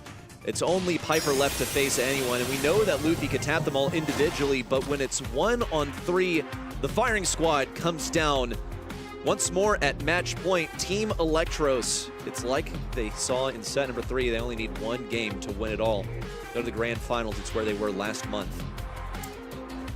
It'd be super disappointing there for Tribe to have gone this whole way through to then not complete the reverse sweep. I mean, that's, in my opinion, almost worse actually than just going out on the sweep. Still time, but I mean, that just looks far more calculated by Electros. They were just so in the game. And Tribe going back to old ways, question mark. You know, it's, come on, let's go all the way. Double match point, please, come on. Okay, Tribe Gaming, you heard it. Get a game win. Come on! Where's the action? Well, it is Gold Arm Gulch, so it's bound to be pretty slow. This is basically the lead up to the poison making everyone actually fight. It's an EU curve if I've ever seen one from Luffy. Just wanted some early damage, but it's easily healed up by a bit of, you know, staying still. Memon also, a bit of damage versus Luffy. You can see the impatience because that super is not going to accomplish anything except for getting him hypercharge later. It might be better used later on. You would love to have this super in the final stages, and he hasn't hit a shot since using it. Now it's going to get close. Memon falls to the gas. RBM low on the top hand side, but Duin is really struggling in this middle section here. Can Stoy do something amazing? Oh, not quite enough, but that was a valiant attempt. Nonetheless, though, I think in that situation, do you still use the Rocket Rain? You're going to have to earn that back now. Yeah, I guess he's gotten himself closer to hypercharge, and he just has the confidence that he'll be able to get there. And something we've seen is actually quite characteristic of Team Electros is just the way that they play in the long game and the confidence, like they just ooze it. They need 2 round wins here. Tribe Gaming lead on utility also. You saw Diego Gamer practice some restraint of his own by not going for the pull. It could have interrupted the Brock Rocket Rain. It could have kept his teammates alive, but really, it's just important that your team wins, not that everyone stays alive, bar one single person. Taps onto Memon from Luffy. If he hadn't used the super, if he hadn't had it in that moment, then it would have been a 3v2. Luffy continues to march forward with his swagger. The only thing keeping him back is Duin threatening the pinch. And even then, Duin's being suppressed by the spike shots. Oh, Snoy there, standing still. I wasn't sure, but he's okay. Definitely Tribe starting to find their flow. It must be said, hypercharge put by Luffy. Diego Gamer has the pull as well, but finds the shots regardless. Still got it in the back pocket for in a moment's time. Duin in towards the gas, finds RBM, but it's going to be a really tough affair, especially now. Memon on his own, can't get it done. Tribe Herbie, let's go Tribe. But now, again, the real test. Electros have been able to bring it back to claim a match point. Tribe have gone all the way to this stage. If they lose now, it'll be disastrous. It would be tremendously sad. I don't see any team coming out of this really happy with the result. Tribe Gaming, of course, any loser coming out of this happy with the result, I should clarify. We'll see a different rollout from Team Electros, doubling up on the right lane, also Duin taking this early on the right lane. We saw Memon take it alone on the right side, Duin operating more of a mid-roll. And this seems to be working so far. Tribe Gaming have been suppressed and forced back under spawn. Still, Snoy's afforded enough room to break open the important bushes. Tribe Gaming seriously cornered, in fact, and they haven't earned anything off of giving this position away either. Yes, it's not looking good for Tribe here. RBM does have a super here. Hobo Recipe, no connection. Going to try to flank around this left-hand side. Diego Gamer's going to do his best to get a magic hand. That could be the very thing that could alleviate the situation until the rocket fuel of Snoy rules it out entirely. Luffy's going to fall shortly after that, and everyone falls. And Team Electros give themselves the best fighting chance of making the grand final with that round. One away from doing so. Tribe Gaming collectively fell back. It was a team loss for them. Yeah, Luffy says, I'm going to do this my way. On the left side, Homemade Recipe, scouting out the left lane. He has to know that Snoy's over there now. He's revealed himself out of the bushes. I think the standout thing in game number 2 that let Tribe Gaming succeed was Luffy taking matters into his own hands, but this is going to be a collaborative effort between Diego Gamer and RBM on the right side, getting 1 kill with the magic hand. They would love to get this for the next round. Snoy's like, dude, just make it in. Memon says, please, can I just get a bit utility here? Why did he not even shoot? I don't understand. He could have gotten a super out of that. You're feeding over a lot of utility, but why did Tribe just not farm him? They could have just let him heal back up. That's also He's true. shooting like that was a prime opportunity, but I guess they just want a speedrun. That urgency could come back to bite them. That's going to be a curve from Luffy to keep Snoy low.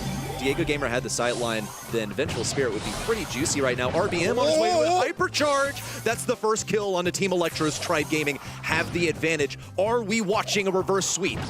Tribe can't fall now. I mean, there's a hypercharge for RBM. Snoy needs to find something or just needs to find one single kill to make it a 2 versus 2, because right now they're at a serious disadvantage. They can slow the pace, they can keep the heals coming in for themselves and just give themselves the best chance, but this is going to be tough.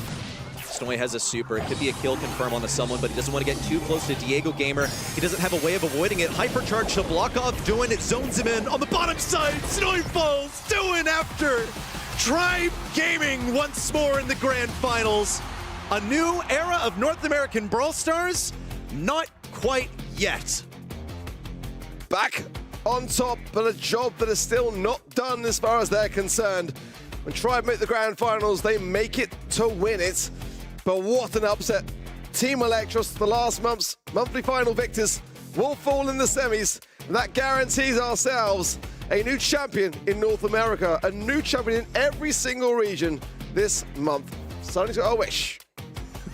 My wish was fulfilled, but Memon was AFK, and I think you can see it in Tribe Gaming's faces that that's not how they wanted to win this one. It was a thriller of a match. We went all the way to double match point, and Tribe Gaming walks away as the winner. And yes, we're gonna have a new winner in every single region. Team Electros won the February monthly finals, and they can't win this one now. 3-2, Tribe Gaming takes the lead. So we had in East Asia, Crazy Raccoon, then EMA with Humble, New Heights Gaming yesterday in South America, and it could now be Tribe taking the win over the March monthly finals in North America. Never before and never again. The new blood coming out and taking a monthly final and then taking the subsequent one. Someone else is going to have to earn that title. Team Electros have been shut down here in the semifinal. Tribe Gaming advance on, and I'm more convinced than I have been in the past by this roster. We are currently looking into if that loss set actually has to be replayed, or at least the last round of it. It was a double match point, it was super close, and yeah, you can see it in Tribe Gaming's faces. They are obviously happy about that win, but it doesn't feel quite right. We did call it out when it happened. I just kind of felt like towards the end it was like just almost accepting defeat. That's why just kind of like, we see it happen sometimes with players. Just before the gas comes in, players will just stand still and be like, look, just I can't do anything in this situation, so just take me down. But obviously, you know, we'll look into things to find out what exactly happened. For Tribe, of course, they've done everything that they can do in the regard. They can't just kind of like, you know, just in that moment do nothing. They've got to secure the kill. They've got to continue on as if the match is still on set. So definitely not the way that I'm sure for Team Electros they wanted to go down. But at the same time, you know, if it's his own connection, that's the question here for me. I mean, if it's on him, it's on him. For me, the overarching storylines today were really Team Electros, that new roster, the rookie team. Will they have the same legacy as Tribe Gaming had last year? Will they now be back-to-back champions? And can they drag it out over the course of the whole entire year like Tribe Gaming did in 25? On the other side, we then also have what I wanted and what we talked about already, a different winner in every single region. So in a sense, I'm happy for Tribe Gaming to win this one. So happy that we're gonna have a new winner this month. But yeah, we're gonna see in a second if we have to play that out. Usually in online tournaments, each player is responsible for his own Wi-Fi connection. So it's getting investigated as we speak. And are just taking some time to work on this one, but I guess we can continue talking about the composition there as well. I think it was quite interesting. I feel like it was pretty fair also as a sharpshooter matchup. Yes, definitely. That Piper last pick was indeed super, super nice into that proc. And I can announce that Tribe Gaming has won that previous match 3-2. We went all the way into a double match point. And Tribe Gaming will move on into the grand finals. They did it, finally broke the curse. After just 1 month, I guess we can't really speak of a curse, but they look as strong as ever.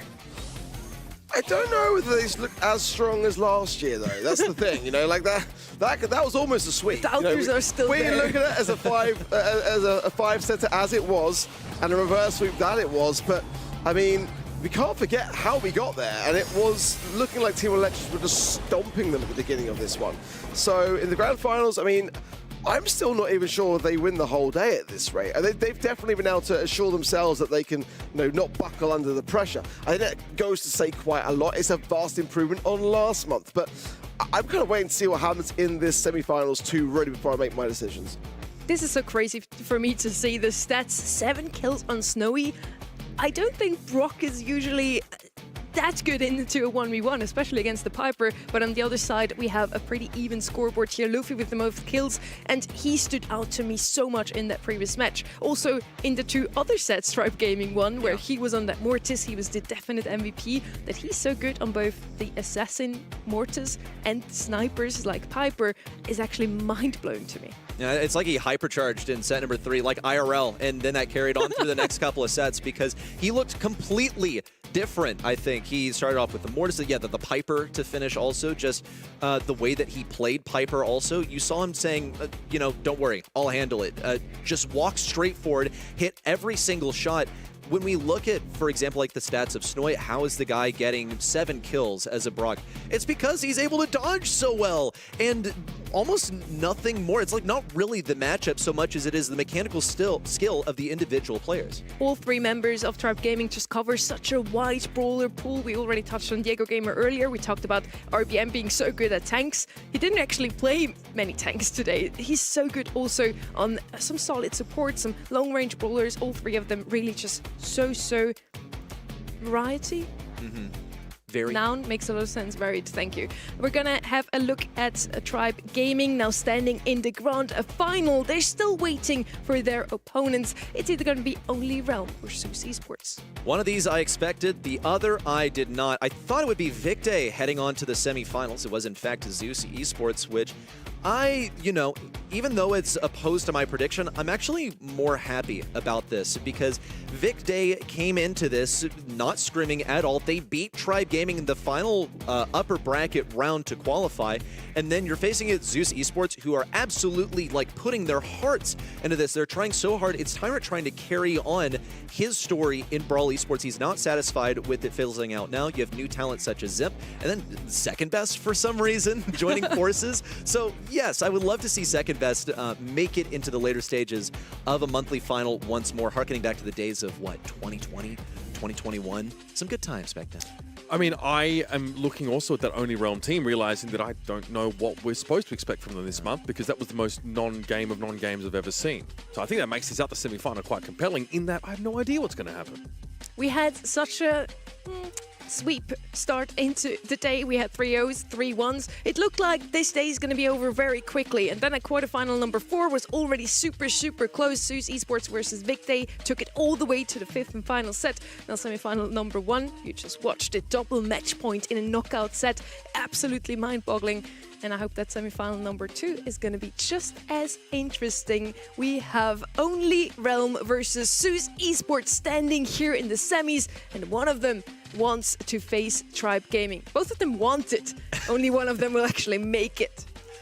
I'll just throw in my opinion that I think they want to win. I don't think they want to face Tribe Gaming. I think they would rather not face any team. They're more focused on just getting that trophy than anything else. Versus Zeus Esports, I think that, this is basically the lower bracket that we expected. Vicday or Zeus Esports are some of like the easier opponents, I think, to face. And so I think Only Realm are actually quite satisfied with how the lower bracket has shaped up for them. It's been a pretty fortunate start for them in month 1. Of course, they earned it. This is definitely fortunate in a lower bracket.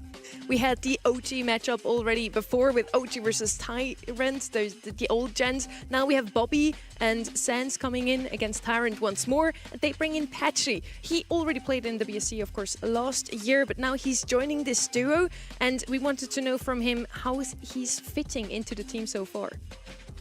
Yeah, I think I've been fitting in a little bit better. I'm kind of fitting my role into the team. I've been playing a lot of control meta this sort of last few months. I think I originally was more of an aggro player, but Bobby and Sans are typically they play a lot of aggro, and so I kind of have to fill that role of playing control a lot. I can still play aggro all the time, but I've been kind of fitting in my own role throughout the last few months, especially recently more this month, so you'll see me on a lot of control brawlers this month.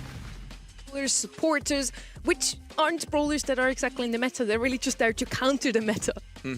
Yeah, something that we've seen from Patchy in the past also is that on his roster last year with Vegeta, Evex also, those are aggressive players. So him having to adapt into this different role, not necessarily whiplash, but it's an adjustment that he's had to make in the offseason. Yeah, I do think it matters when you go up against a team like Bobby and Sans who really like to assert themselves in those roles, whether sharpshooter or tank, as it were, then you've got to make space for them. So I appreciate that he's putting his team before him. And then on the other side, we have Zeus Esports that we don't know too much about, really. We have Zemp and Ducky, two fairly new players in this region, alongside Tyrant, who we haven't seen in a while, but he's kind of always been around in Brawl Esports. He has, and you know, even in his time being around in Brawl Esports, you haven't really seen him. I mean, he doesn't really say much. He doesn't like make videos or anything like that. He just shows up to win. As a pro player. His name, his OG name is I Want to Win. He is here for nothing else but victory. Yeah, no content, no like spicy tweets, none of that. He's really just turns up to play the game. I do think that he might take more of a backseat at times on this team. I think there's a lot of talented individuals. I think the Zemp guy is definitely someone worth looking out for. One of the two best matches of the day, both of them 3-2, was Zeus versus Weekday. And if you remember that Gem Grab said that last one, Zeus Esports actually almost lost. They were 1 second away of a loss in this one, where they picked up one lost gem ready. This was a ridiculously close series between them and Vicday. I really had all my chips on Vicday to take it. I thought even without scrims, their innate skill would be enough to carry them through. They looked so good in the first half, and it seemed to fall apart in favor of Zeus. But I think Zeus have still like earned that match in their own right. Yeah, look, that was a really close gem grab. It could have gone either way. Yeah. I think Lily creates a volatile game state because you're playing a brawl that's designed to basically dive at all times on the enemy gem carrier. Zeus is a really, Zemp is a really good tank player, so I'm looking forward to seeing more from him. The Mortis, the Lily, anything that's dives, anything that's aggressive, anything with high health pool. You mentioned a lot of what they drafted. We want to have a quick look at that right now. Obviously, they had to play all the way to set number 5. Spike and Chloe were the two bans here. Crow almost always banned out by them as well. And Uber, you mentioned it, that Lily in double swoosh. Zemp on that brawler was what won them the game. Yeah, a big time. And that's kind of your job. Like a lot of pressure on your shoulders when you're playing Lily. You tend to play solo in that situation. You throw that gadget down. You hope to pop up behind enemy lines without being in a 1 versus 2 scenario. Not so easy to do, and you force fights with that super. It's really challenging, requires very high level mechanics there, and that's something we saw from Zemp, I think, in spades. He's going to go up against opponents, though, who obviously have that level of mechanics to also know how to deal with that kind of scrutiny. So don't put all your eggs in the Lily basket. And then on the other side, only Realm ready. You sat down with Patchy earlier. Is it true that we've seen him on controllers? Yeah, well, I'm looking at a bunch of control brawlers over here. Pierce is one standout to me. You also have Brock. Otis being a control brawler for these guys. In terms of the bands that they're going with, these ones are way less, what can I say, monotone. Like, they're much more varied than we see otherwise. I think it shows greater stratification in how these guys think about draft, but does it really lend itself to their success? I mean, yes, this was a 3-set series, but I don't think this was a proper example of how Only Realm play against a top opponent. These are the global bans for this series, so for the next 5 sets we won't see any of these brawlers. And I say 5 sets because I actually want to see a 5-set match once more. I want our semifinals and grand finals to be close. Otherwise, why is one of those teams even here, you know? Sure. I mean, I wouldn't mind seeing more of Only Realm. I wouldn't mind seeing them test a little bit more that synergy between Patchy and the existing core. Will be put to the test in a matchup like this, and Pierce is, banned away from them, so they won't have that option. No tanks though banned, interesting, by Zeus Esports. They might feel confident when it comes to any of those being left open. And Only Realm, after a very quick quarterfinal 3-0, they need a bit of a warm-up if they want to step up against Tribe Gaming in the grand finals. These are the votes from everyone at home. 66% of you think that Only Realm would win this one. I believe against the Legacy, it was about 88%. So they definitely believe in Zeus Esports a bit more than in Legacy. Folks, we're going to be starting the way we finished off. It's Gold Arm Gulch to boot. We'll go to Ring of Fire, then Hard Rock Mine. And if only Realm can't close this out in a 3-0 series, because I think they are the favorites here, Hideout and Hot Potato are to follow. Something I want to point out on those global bans is they were the same global bans as Team Electros. Just get rid of the BB, get rid of the Bull, none of this funny business. And Zeus is going to thrive in the chaos and the funny business here. That is how you upset a top opponent, is a chaotic meta. Yeah, I think that, again, like we've got Tyrant on this team who's an amazing stew player. I feel like that's like something to me that's so emblematic of his game style. Throw that in with like, you know, Zemp playing another tank, get in the opponent's faces. I do think these guys want that chaos. They've got some really hungry youngsters here that would like to knock these older fellas down a peg, I think. We're praying to the gods for another close matchup here, semi-final number 2.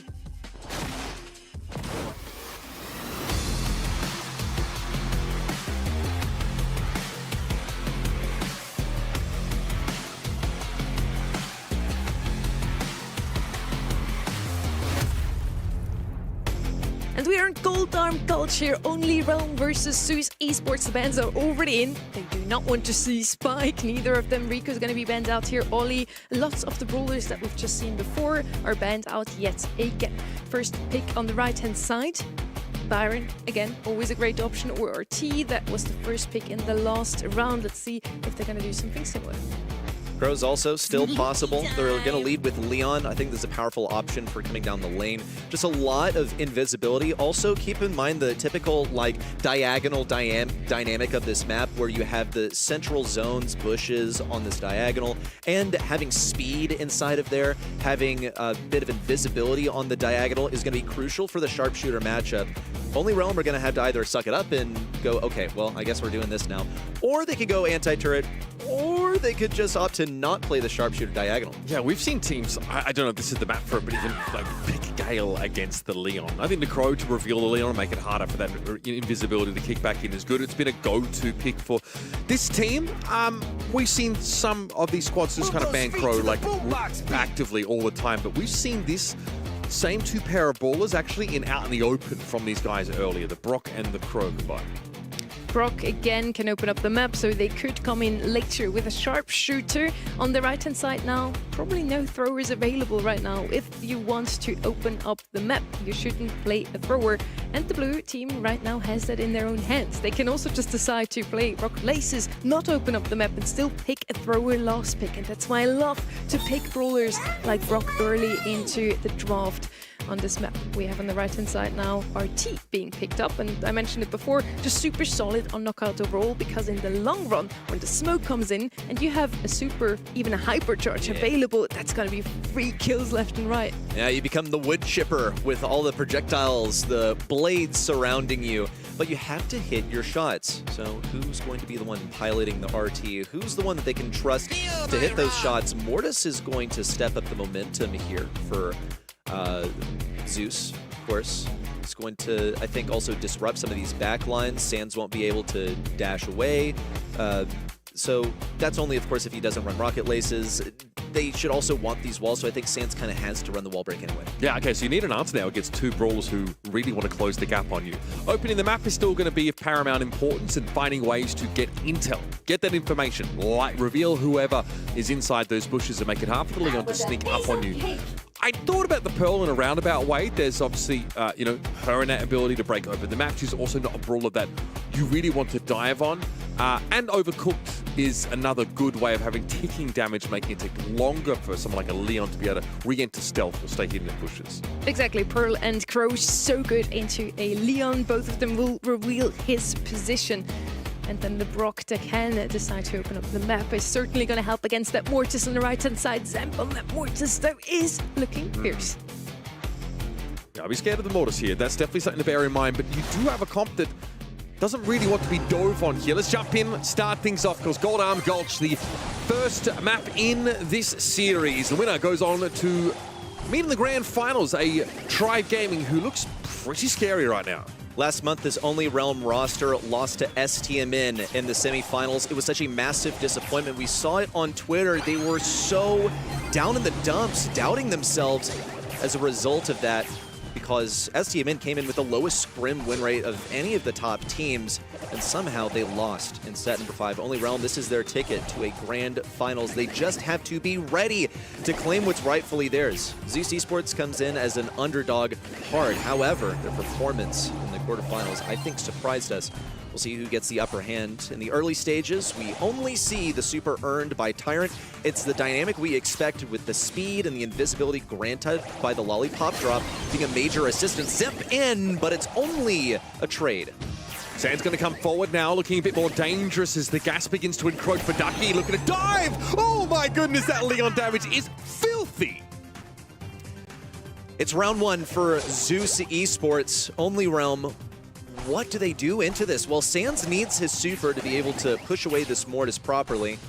We'll creep up the left side. Only Realm still fighting alongside this diagonal. Zeus Esports were able to get down on the right side also, playing around what they have left of this obstacle. It's an immediate reaction from Bobby, a bit of damage on Ducky. 2 of those rockets from the Rocket Rain connect. Zemp also is waving goodbye to a bunch of these different areas that he can hide behind. It doesn't seem to deter him too much. Gonna go for Patchy, bait out the gadget, hit him through the wall with the combo spinner, but still no kill. He's just working on getting that super and hyper. Yeah, now though, this is a bit of an awkward spot for Zeus to have to play from. There's a relatively wide expanse they have to cross, but Ducky cleans Patchy up. Some sharp shooting on the Leon there, and Zemp's able to dive back into safety. Now in a 2 versus 3, it's Bobby and Sands fighting back to back like they have for so many years. This squad though, doesn't really care for your fairy tale storylines. No, they're gonna snap up the first game here of Knockout. Zeus, game number 1. It's the Mortis that's getting these individual picks that's so troublesome. And if you're only Realm, what are you going to do into that? Are you going to rapidly rotate your lanes? You kind of can't with the Pearl being as slow as she is. It's challenging for her to get things lined up. And look at the expression of Sands also. It feels like so many times Sands is left on this Pearl that basically does nothing for most of the game, just try to survive. But here, the early game picks are the real race because Mortis is now threatening to get them early on, turn things into a 3v2, and then from there, that's just not winnable at this level.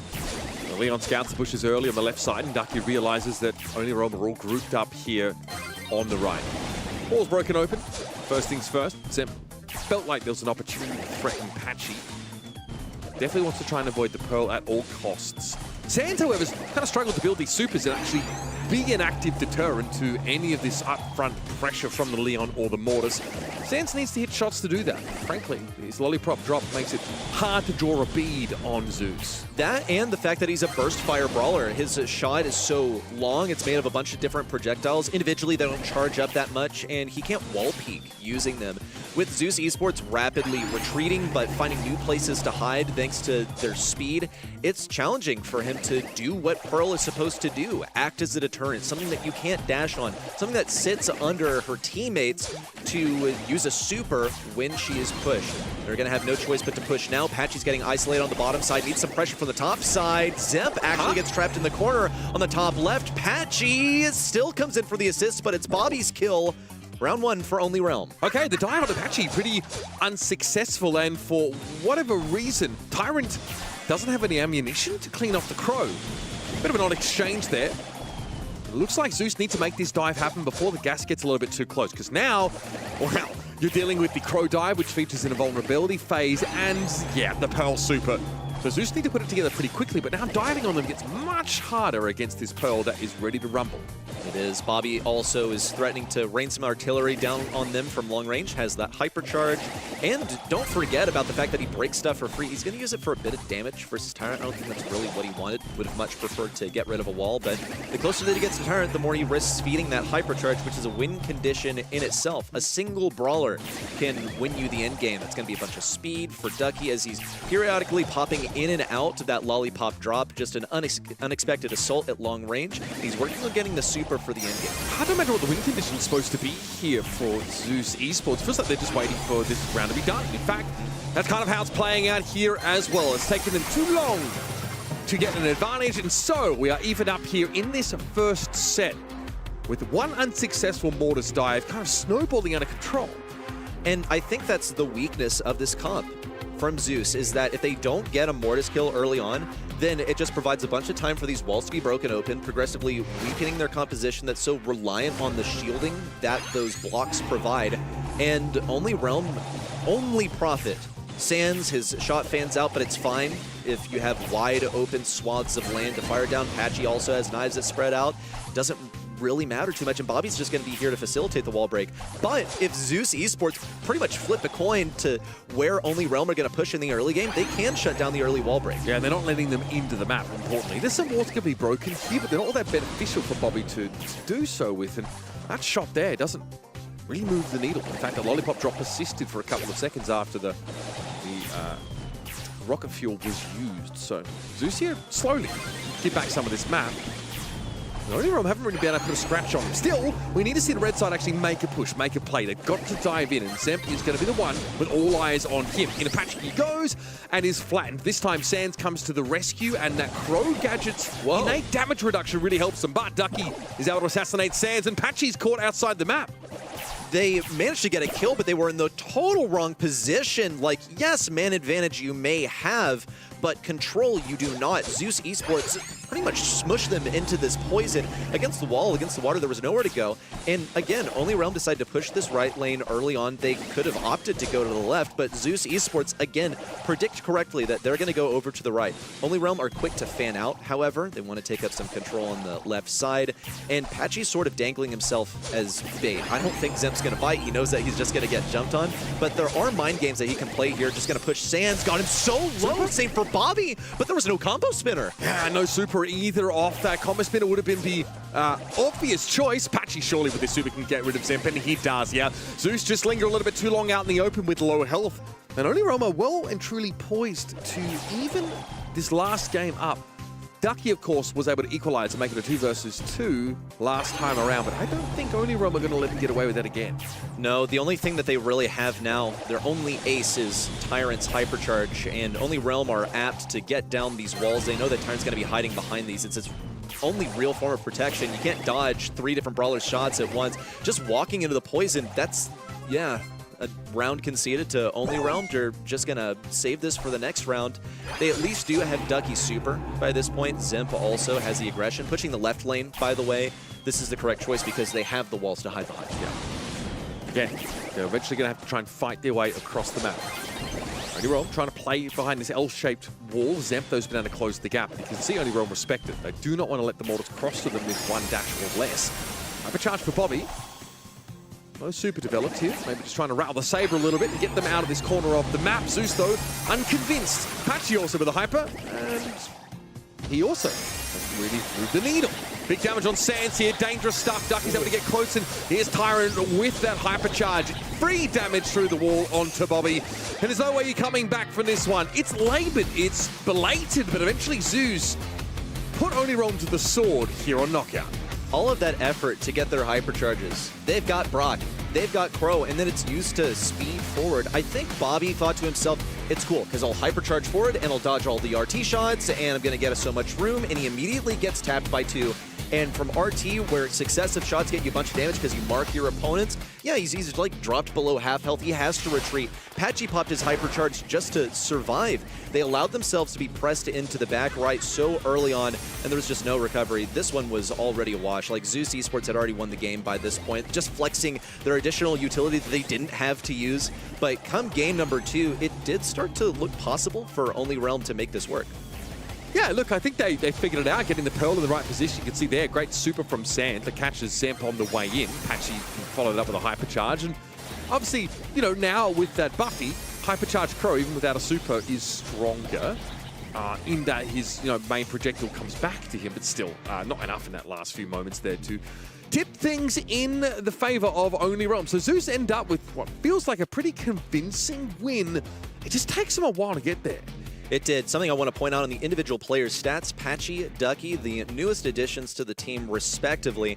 Patchy came in at the beginning of the season. Ducky came in at the beginning of this month, the replacement for Alianis after last month's disappointment in the quarterfinals. Seems to be working out so far. Hello, Ducky. Hey, good job on the Leon, man.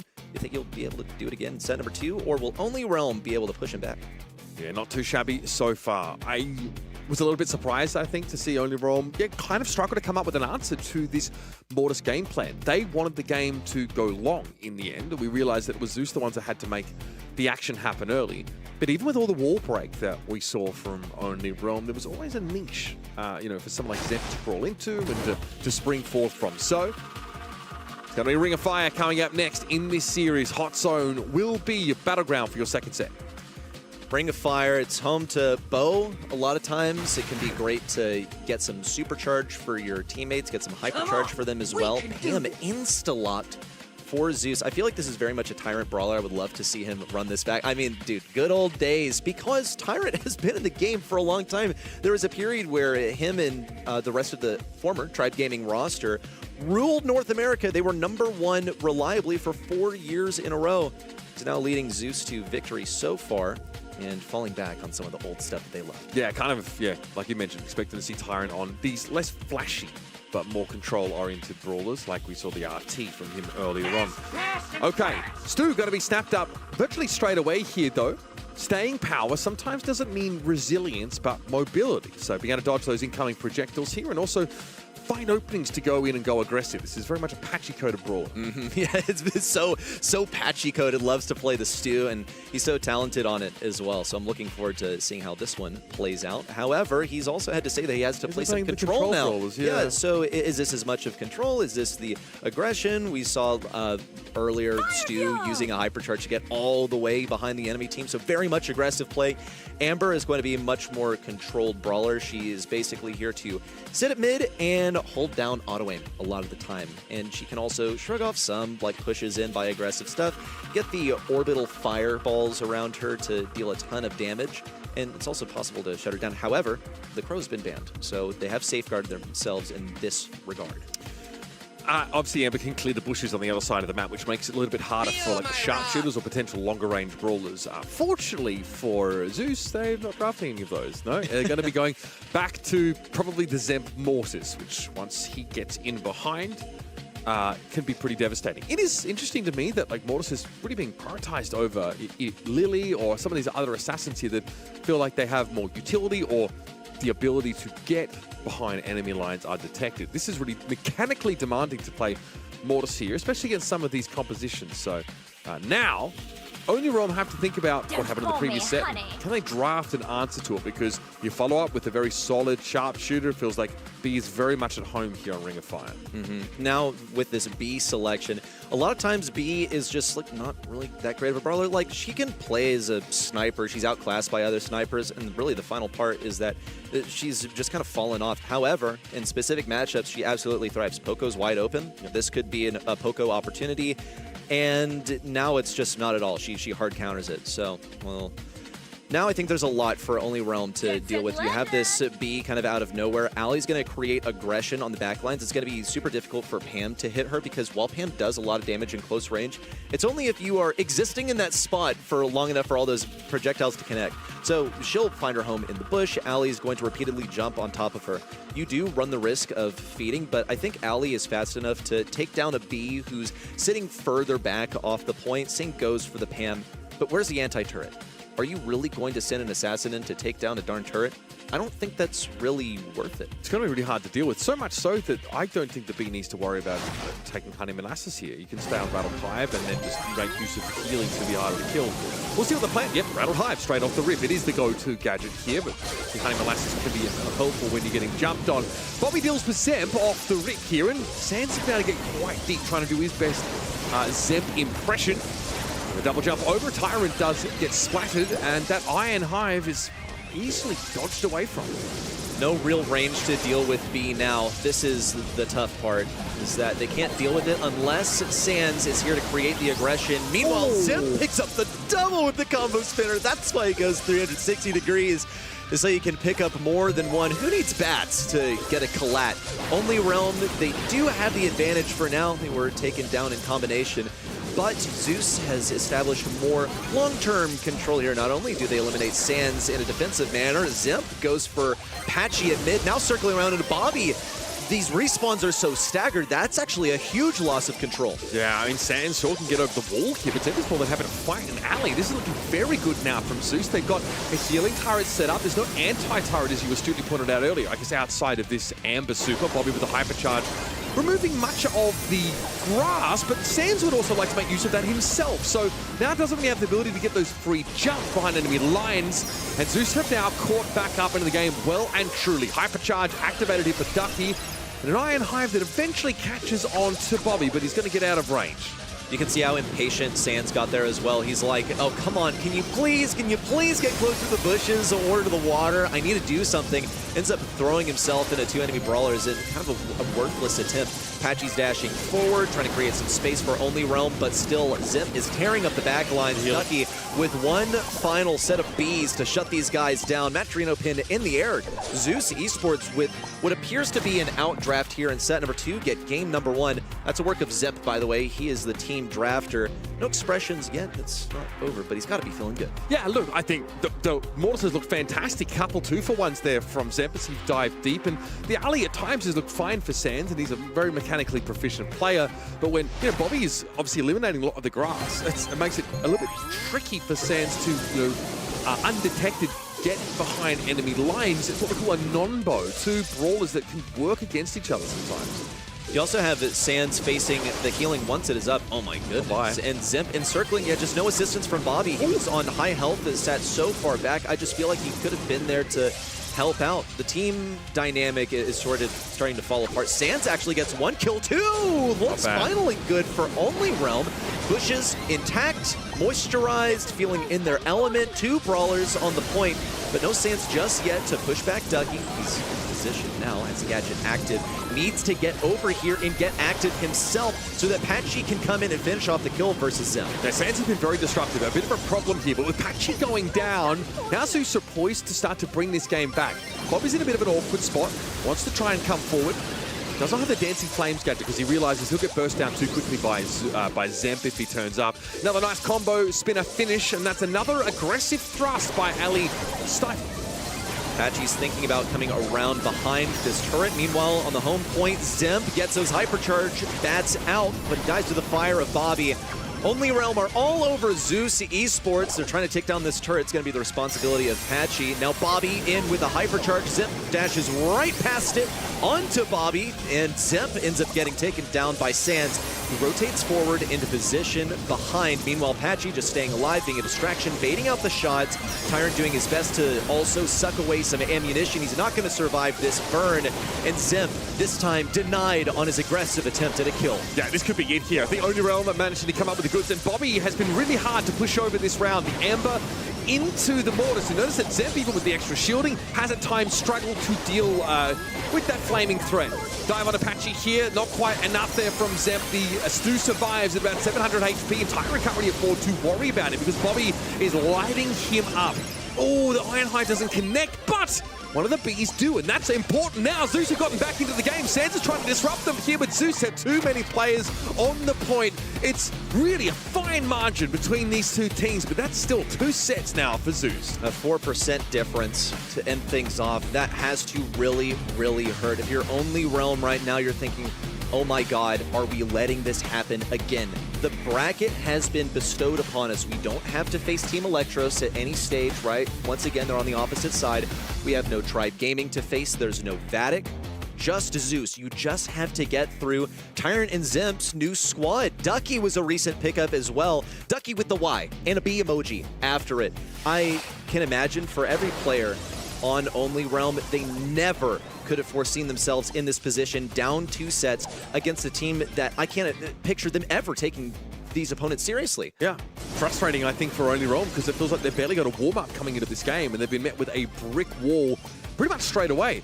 The Mortis play from Zemp's been excellent. It felt like we saw Sands step up, but there was an answer to the Mortis. The Amber, Bobby was able to handle that threat 1-to-1, but again, like Zemp still did too much work over the course of this game. And meanwhile, no one is looking at Ducky. If Sands is not able to dive successfully, Ducky is doing whatever he pleases.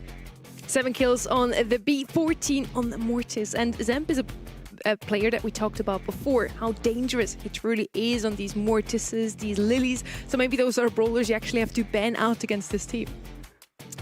I suppose so. I think that, you know, when we get onto some of these maps, even with like global bans available to you, you can't. I mean, they already tried to eliminate all the tanks. I mean, Zemp doesn't just play mortars. The guy plays tanks. He calls himself the tank goat. So you've gotten rid of 2 of them with the global bans. I guess you could start throwing mortar bans out, but there's always going to be something from these guys. So.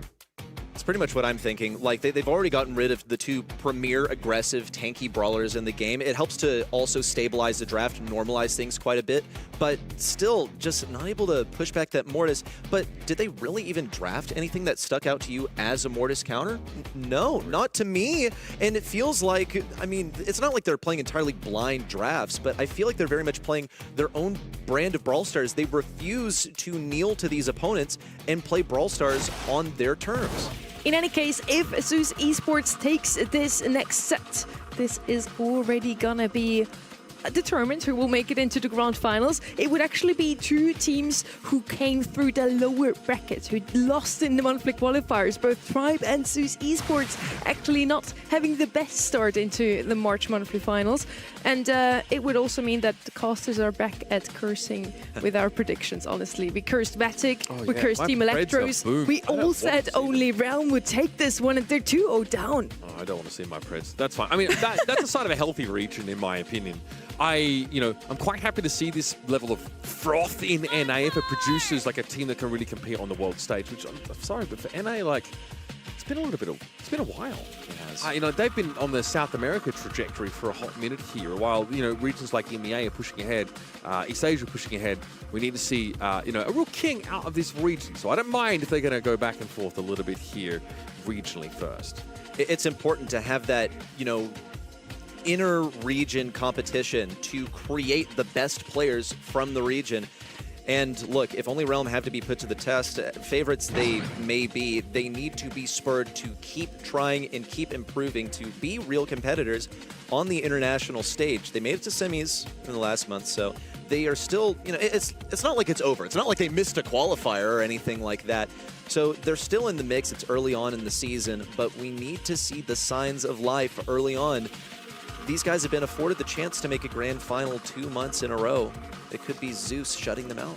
On the right-hand side, we already have the gem carry here in the draft booth. Janet, left-hand side, still needs 1. And in comes the Pam once more. Super interesting pick. Before, it was simply as a counter to Finks. Now Pam is picked up on her own, and she's not a brawler that we see too often currently. Right-hand side now, still a lot of options open. I would go with DPS here against the Pam, and Chester is still left open. Oh, that is a decent shout. I'm not going to lie. Yeah, having something that can really, hit you with some really nasty nuke potential on the map when you've already got such a safe mid. Rico, I think, fills that same sort of niche. He is someone who's going to basically blast you to oblivion in one of those side lanes. One of the most oppressive brawlers that you have to deal with in that part of the map. Once upon a time, Rico was just like always insta-lock first pick on this map. And now it's been relegated to far later here on Hard Rock Mine. It's a little curious. I would say also the counter to Rico play is just don't play the lane, basically. Yeah, because the objective is not on the lane. Now, it is tough if you get trapped in your own spawn. You let the Rico push up too much, so it's not completely ignorable. It comes down to the person piloting that Rico. How are they able to navigate if you just totally ignore them? So we have a kit here alongside the Rico. You're right, so we might end up seeing the map get split, so east to west. Just because we're not interested in dealing with the Rico. But now, obviously, you've got another threat as well to be looking to get into your backline. It's going to be the kit picked up here. Obviously, extremely potent at going after that gem carrier. With the hypercharge, that kit can just go and go.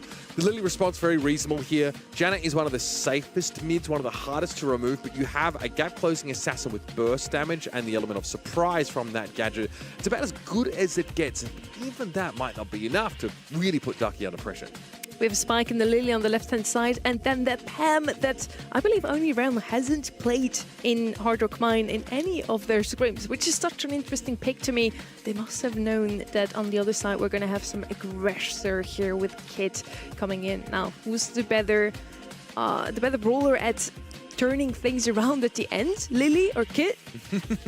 I think they're both actually quite close competitors. I want to put my money on Lily because she can go into the Shadow Realm. She's way more easily able to escape. Only Realm need this Lily to do a lot of work. It's fine if it kind of, you know, blows for most of the game, as long as it can steal back the gems at the end. So Zeus Esports are one set away from upsetting Only Realm. This roster of Sans, Bobby, and Patchy, once again, it's going to be stunned right out of spawn. Sans double stunned after he was feeding so much damage to Zimp. All right, well, those gems will and truly drop, so Tyrant's going to be able to get in, scoop up a number of them. It's 4-0 now, and Zep is behind enemy lines, looking to build up another super. He's done so. Dive onto Bobby. Follow-up damage, though, needs to be there, and frankly, there's no sightline for Tyrant. Ducky on the right side.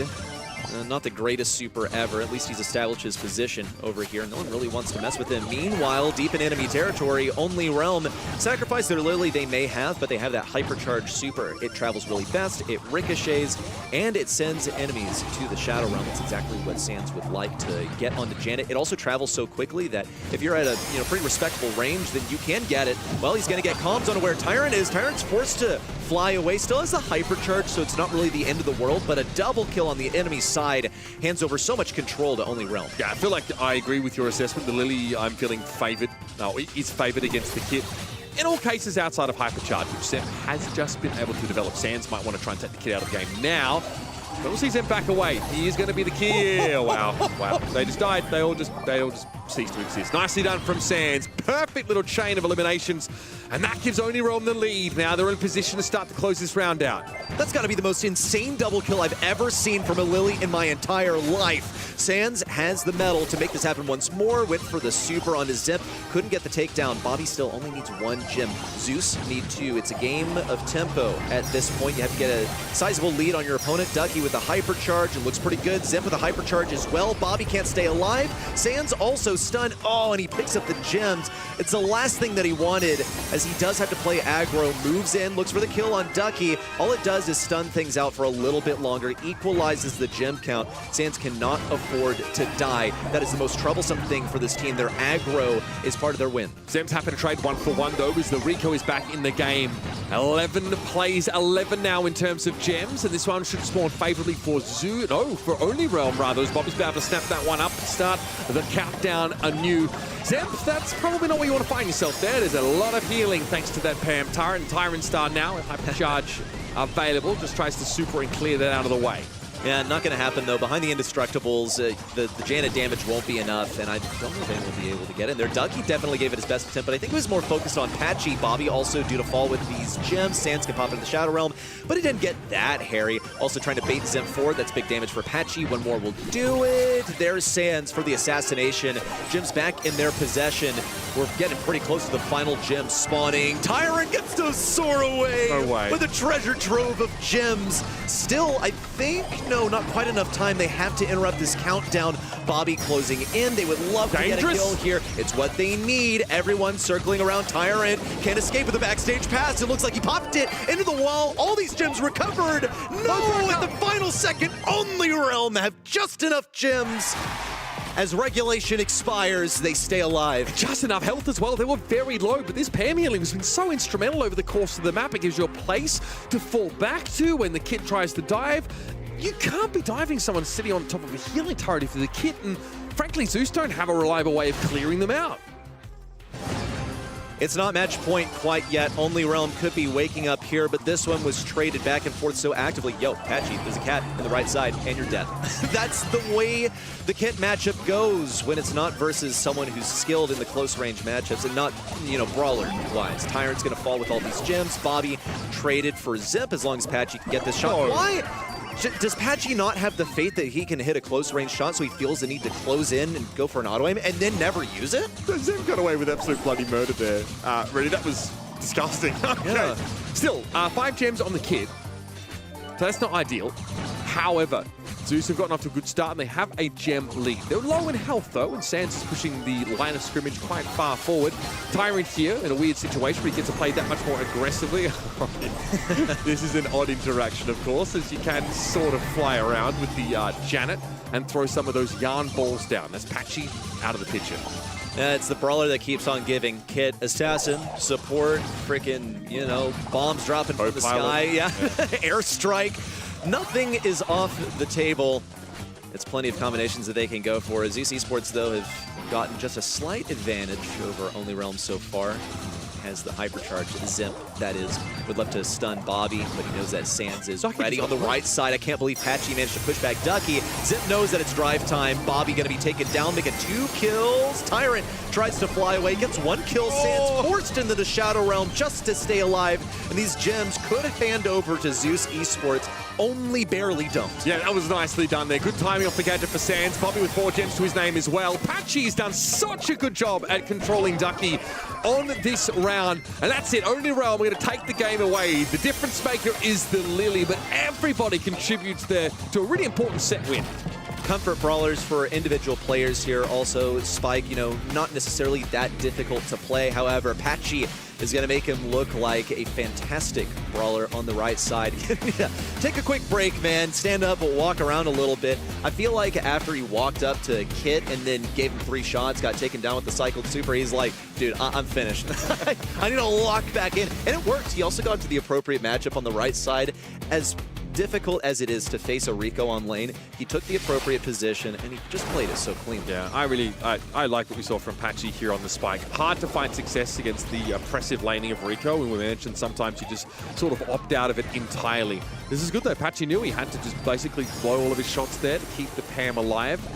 Many of these rounds went to the wire. Sands with 320 health into the Shadow Realm to keep those gems standing. It's a great gameplay from both sides, and Only Realm at least have come to play, finally. And the first game was absolutely ridiculous. We actually had every single gem spawning. It only spawns 29 gems, and we also ran all the way to the end of the round. Is this going to be the second reverse sweep in a row here? Well, the first one started off at the brink of defeat, right? So, could be. How much faith do you have in Only Realm at this exact moment? No, I'm calling it fake comebacks from Only Realm. Yeah, the complete waste of time, a little, you know, 2 sets, I just think 2 sets. The draft was slightly cheeks from Zeus Esports there. I know what the kid is supposed to do there, but Sands looks incredible on the Lily. Frankly, Only Realm step up. I don't want to simply pin it on the draft situation, but it did not feel like a very durable composition that we saw from Zeus at all, which meant that the margin of error was very, very fine. It's only 1:30 a.m. here in Copenhagen, so I think Only Realm just wants to bless us with a little bit more Brawl Stars before we get to sleep. We want to see those close matches. We are in the semi-finals now, and the grand final, I hope, is also going to be super close. Zeus or Only Realm, who have what it takes to potentially take down Tribe Gaming when not even Team Electros can do it today? That's a really spooky thought. I wanted to put my really chips on Only Realm, but now I'm seeing them fall to Zeus. Damn, the Bobby respect. I like it. Okay. Piper banned out here by Zeus Esports with Pierce already being globally banned, but I've seen Bobby just pick Mandy in cases like this, so never doubt it. He'll find a sharpshooter to play, don't worry. Also, Bell is still an option, but I think Kaze is definitely the highest priority pick here, and that's been secured by Zeus. Okay, 2-3 turn to follow. Into the Kaze, do you just accept that Blue Star is not yours? Bell, yeah, comfort pick. You pointed it out. This is a Bobby comfort pick. I think Sands can play this quite well also. If you are playing for control, then you can slap down a bunch of nest eggs on one side of the map, deny entry, deny exit, too. And it's also really useful to shoot at mid in the early game versus a Kaze.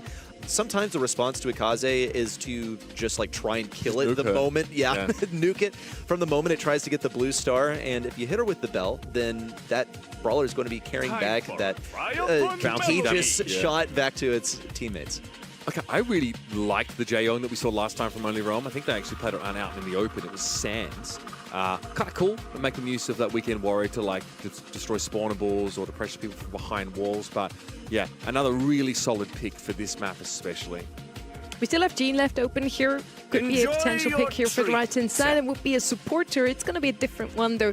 Byron is going to come in here, and you need something to support that Kaze. Of course, she's going to get that blue star at the beginning of the round, and with that, already a huge winning potential for Zeus Esports if they can keep her alive and if they can make sure that Only Realm never comes too close. Second supporter here. How do you make your opponents not come close? You have a lot of damage.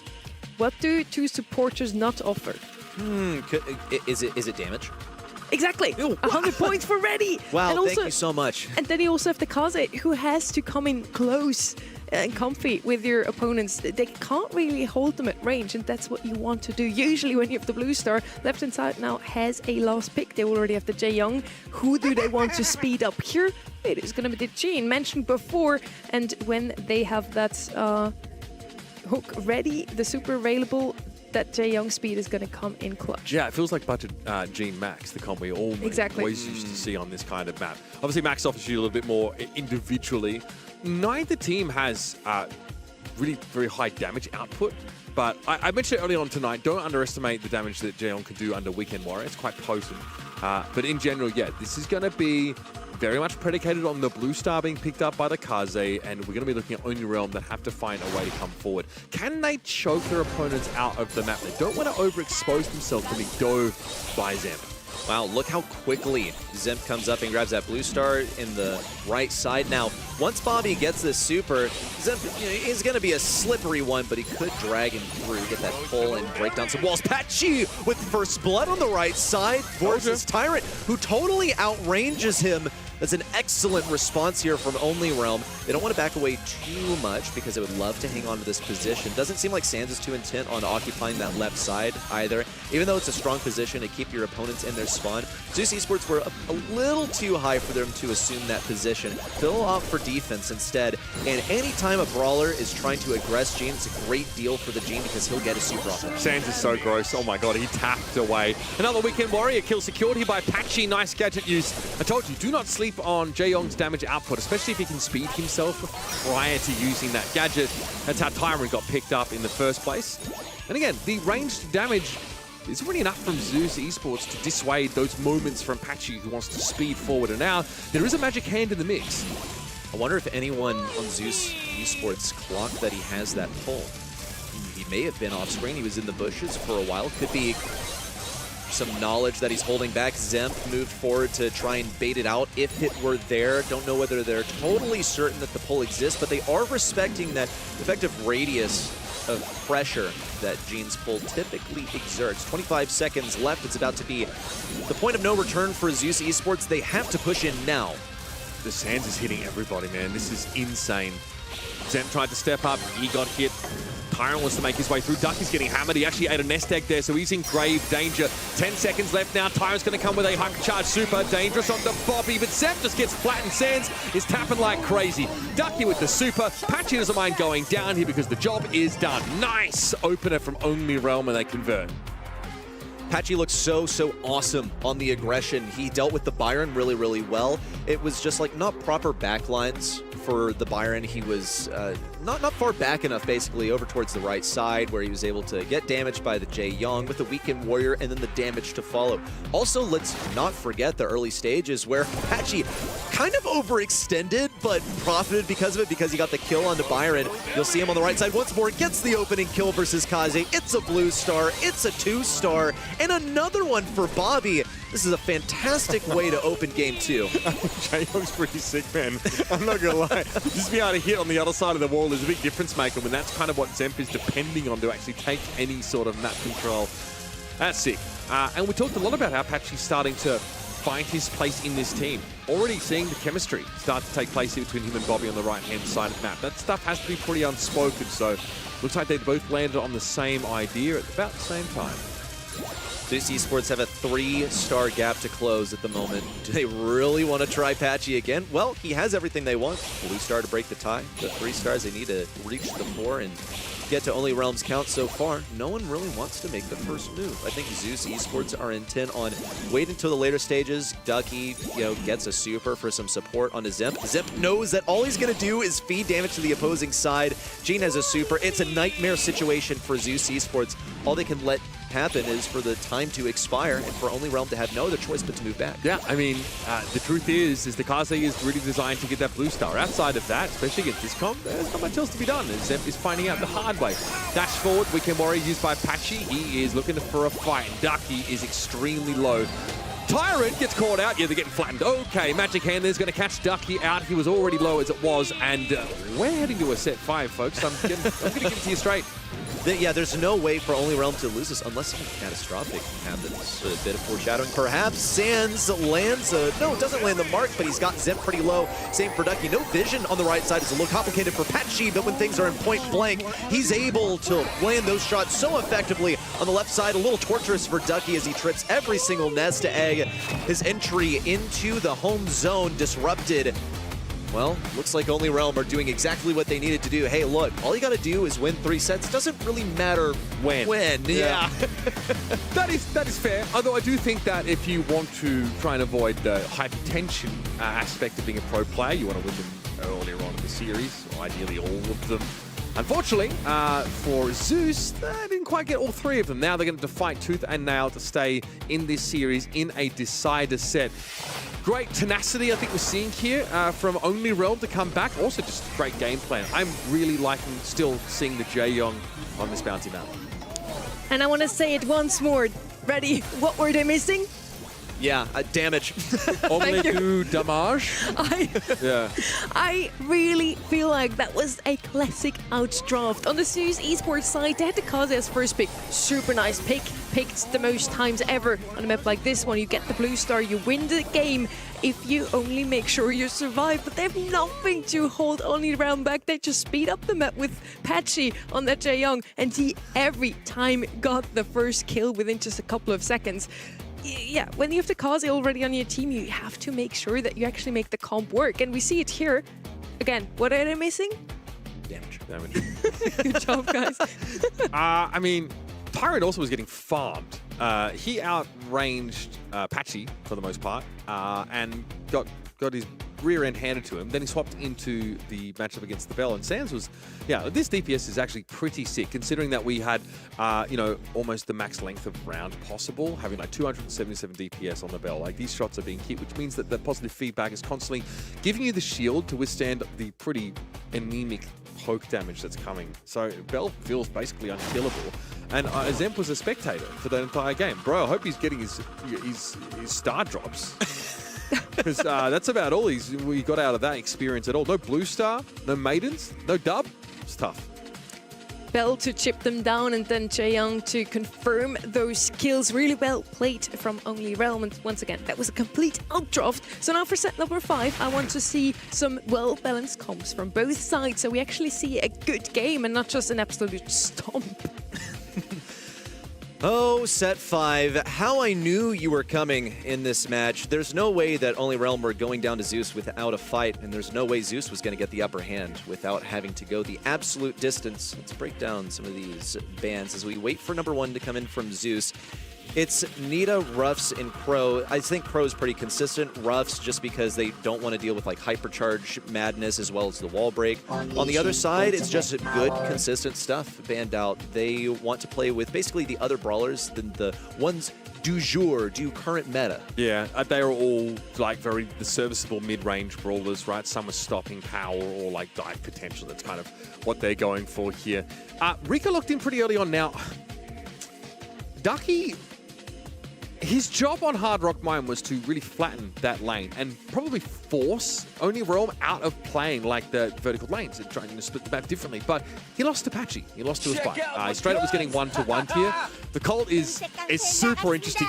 And the Melody. We almost never see this brawler at the moment. But of course, she boasts fantastic all-in potential with that gadget and hypercharge. I'd like this. This is really brash, confident drafting out of Only Realm. And I think that was pretty obvious. If you pick a Rico as first pick, he does a lot of damage to safe and he holds down mid like no other brawler, except if you open up the map. And we do have a pretty good brawler at the moment who also have a Buffy, does a lot of damage to safe and can open up the map for you, and that's Colt right there. Melody also picked up here. They have so much damage already on the left-hand side here for Only Realm. Lily coming in now on the right-hand side. She's okay.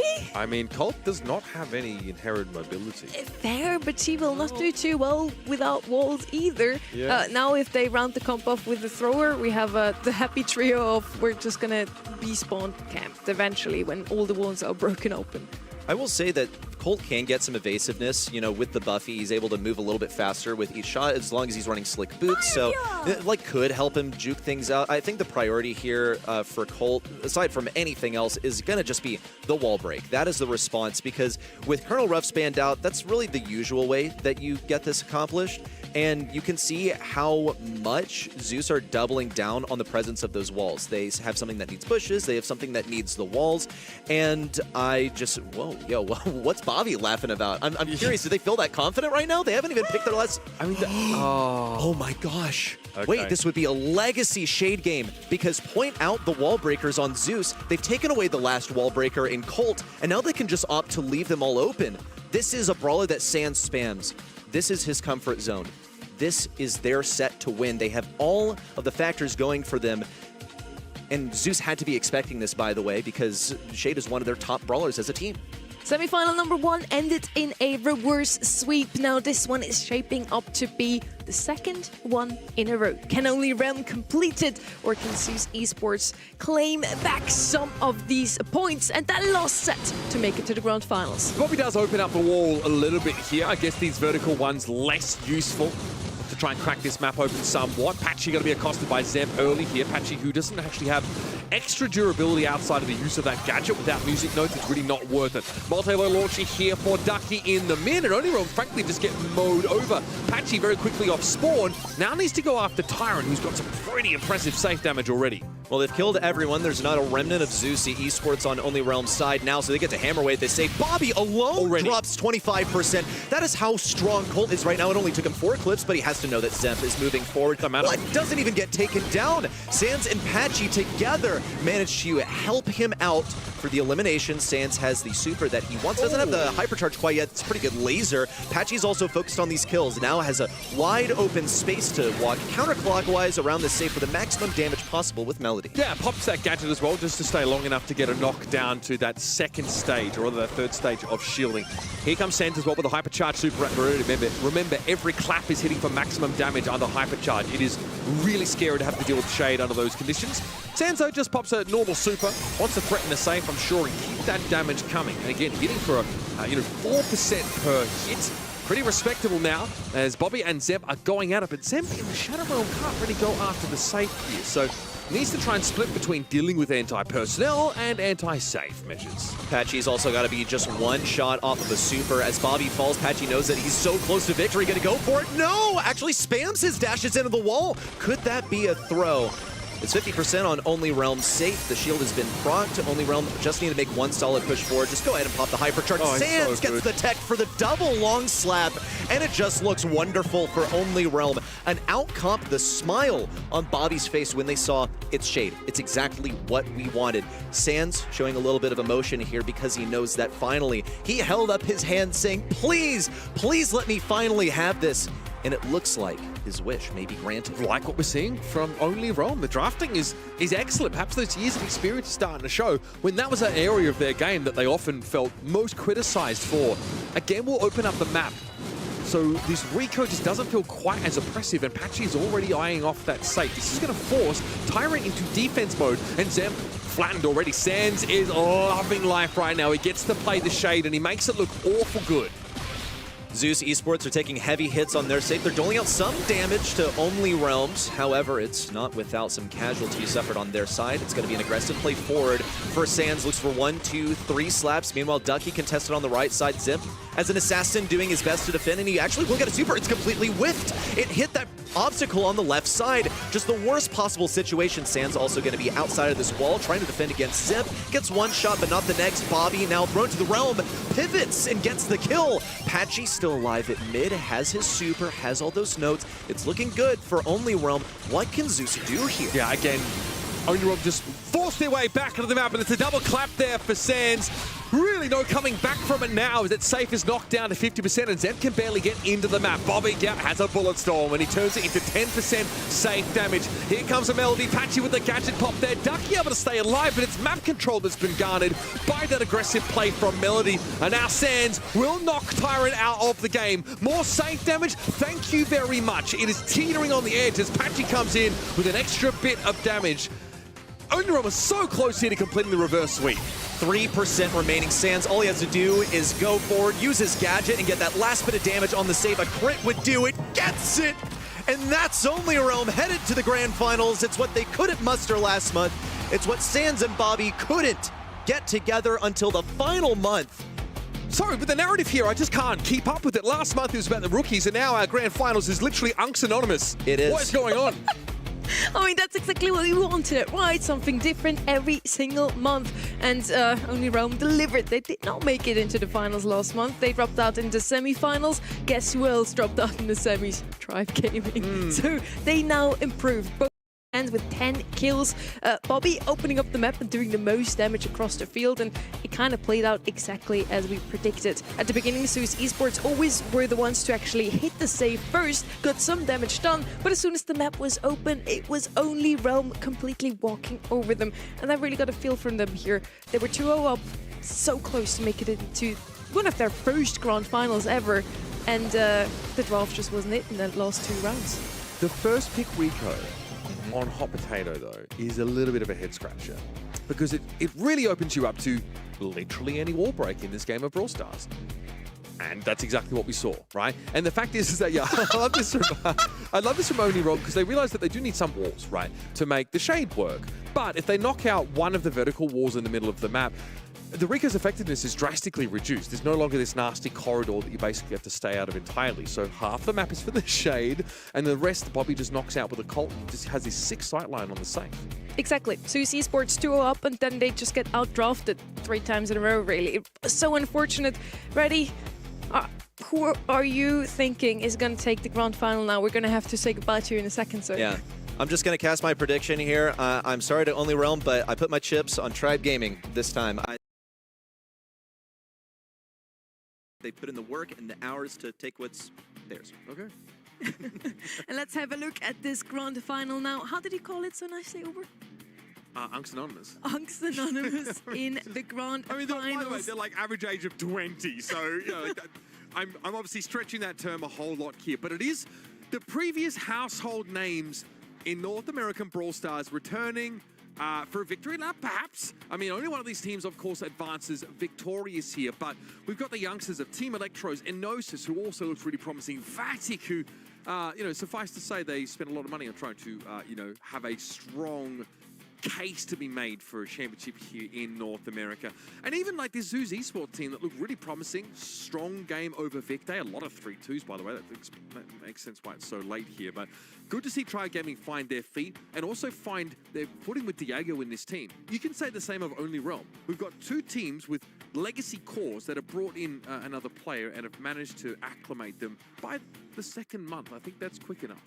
Arky were heroes the last weekend. We had 4 3-2s in the EMEA region, and we got some teases online on social media where people were saying, oh, NA, you could never deliver a monthly final like that. So many close matches, not for you. That's crazy. We're on the way there if the grand final is also a 3-2. Yeah, it's super crazy to see like so many reverse sweeps, so many kind of unexpected ways of just coming back. And you know, NA is my favorite region. It's that for a reason. You said that before, he still stands by his words. We already had ready sets predictions. Let's also look at what all of us said.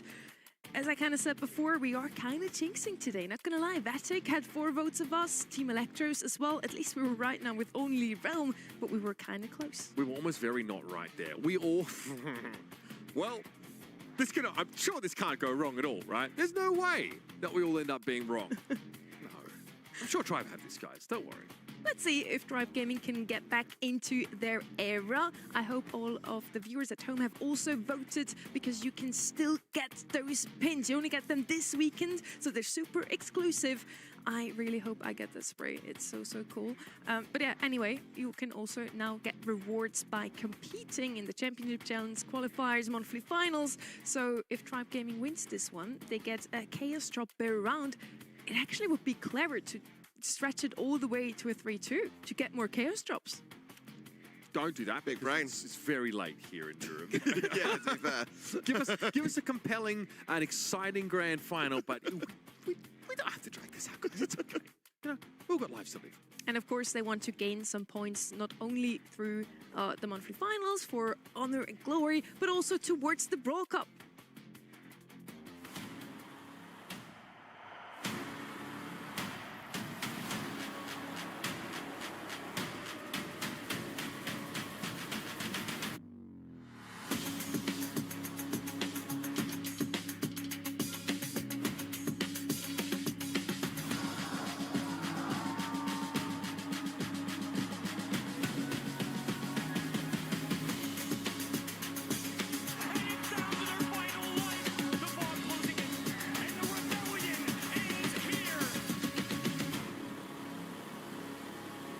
Get your tickets and mark your calendars. May 15th and 17th, we want to see you in Berlin. And maybe we're gonna see Tribe or Only Realm there. This is gonna be our grand final for the North America March Monthly Finals, Tribe versus Only Realm. One of those teams we have seen a couple of times already in the monthly finals, but that was last year. Tribe Gaming absolutely dominating, making every single grand final, winning 4 out of 6. On the other side with Only Realm, also a quite seasoned team, but not quite as successful in recent times. Yeah, and we've seen this happen a lot across not just North America, but multiple regions in that respect. And, you know, it seems like we've just gone past these golden days in Brawl, you know, when we had like the STMN versus Tribe, and now it's starting to bring itself back a little bit, but it still hasn't answered the question in my mind of like, you know, are some people washed? Are they kind of past their prime? You know, just got to put it out there and say how it is. But I'm glad that we're starting to see some variation, and it's great to see Bobby back in the grand finals. Yeah. I mean, I was really uncharitable towards these guys, frankly. I was calling a fake comeback in the previous game. I really thought Zeus would get there. That's just based on, I think, how they started the series. But it's nice to see, I think, this Only Realm team find themselves, again, great to see that competitive spark. It's great to see the reactions, especially from Sans. It's always written on his face. Right? The guy's such an open book. And yeah, it's great to see Patchy not just play control brawlers for the whole series, right? We saw him on the Stew. It actually had an incredible showing. I thought his spike against the Recode lane was great. He didn't shy away from that challenge. So I'm really impressed. And it seems like this might be exactly what Bobby and Sans needed. Both of them played a 3-2 in the semi-finals, and we will have a new winner also in this region. You know, my personal wish was that we get a new winner in every single region, and so far we got that. Now for an A as well, because Tribe won against Team Electros. We want to see just how close they came in the semi-finals. Also in the draft here, we're going to start with Only Realm. This was their draft. Yeah, I think like for me, the Shade standout at the end there, that was quite exciting. They played a ton of different comps and styles as well. I love the Jaeyoung and Hideout. That was really nice from Patchy. Sans gets to, you know, show off the Shade towards the end of that series. A lot of Crow bans. They don't want to deal with it for most of this series, and it kind of makes sense, even though I feel like the Brawler is kind of a trap.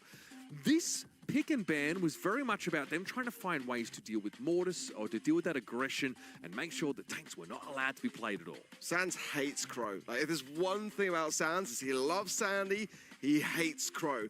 And I think it makes a lot of sense for that reason. Tribe Gaming on the other side, also a lot of Crow bans there. Not picked him up a single time, so maybe they're doing Sans a favor. Maybe, yeah.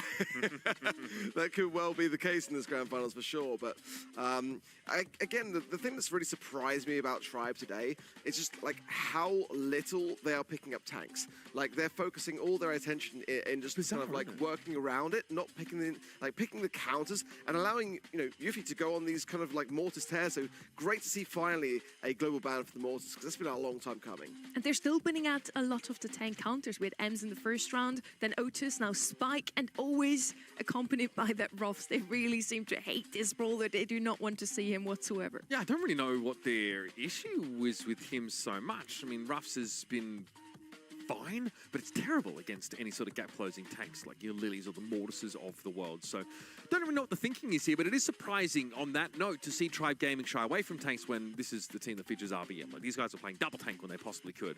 And RBM always looked very, very good on those gap closer, assassinating, or just the high health pool brawlers that wanted to try and get up in your face. These are the maps for the series. We're going to kick things off on Brawl Ball, the fan favorite. Sneaky Fields, followed up by Durling Beetle, Spells Rock, Safe Zone, and Shooting Star. And I do hope we get to see every single one of these maps. As I mentioned before, the grand final is supposed to be close. Both of these teams have fought so hard to even land here. It would be super unfortunate if one of them would have to say goodbye in a 3-0 loss. Yeah, I mean, well, for Tribe's sake, that almost happened in the semis, but they were able to put a stop to it and turn things around at just the final hour. But, it can happen. It can absolutely happen. I could see it happening in the grand finals. It could be a sweep. I know, Sonny, you love them to go to the 5th and final set, but, it's like almost, 2 a.m. here? We're all right if it's a sweep. It wasn't actually only Tribe, it was also a reverse sweep for only Realm. So let's see if it's going to be a reverse sweep in our grand finals of the March monthly finals.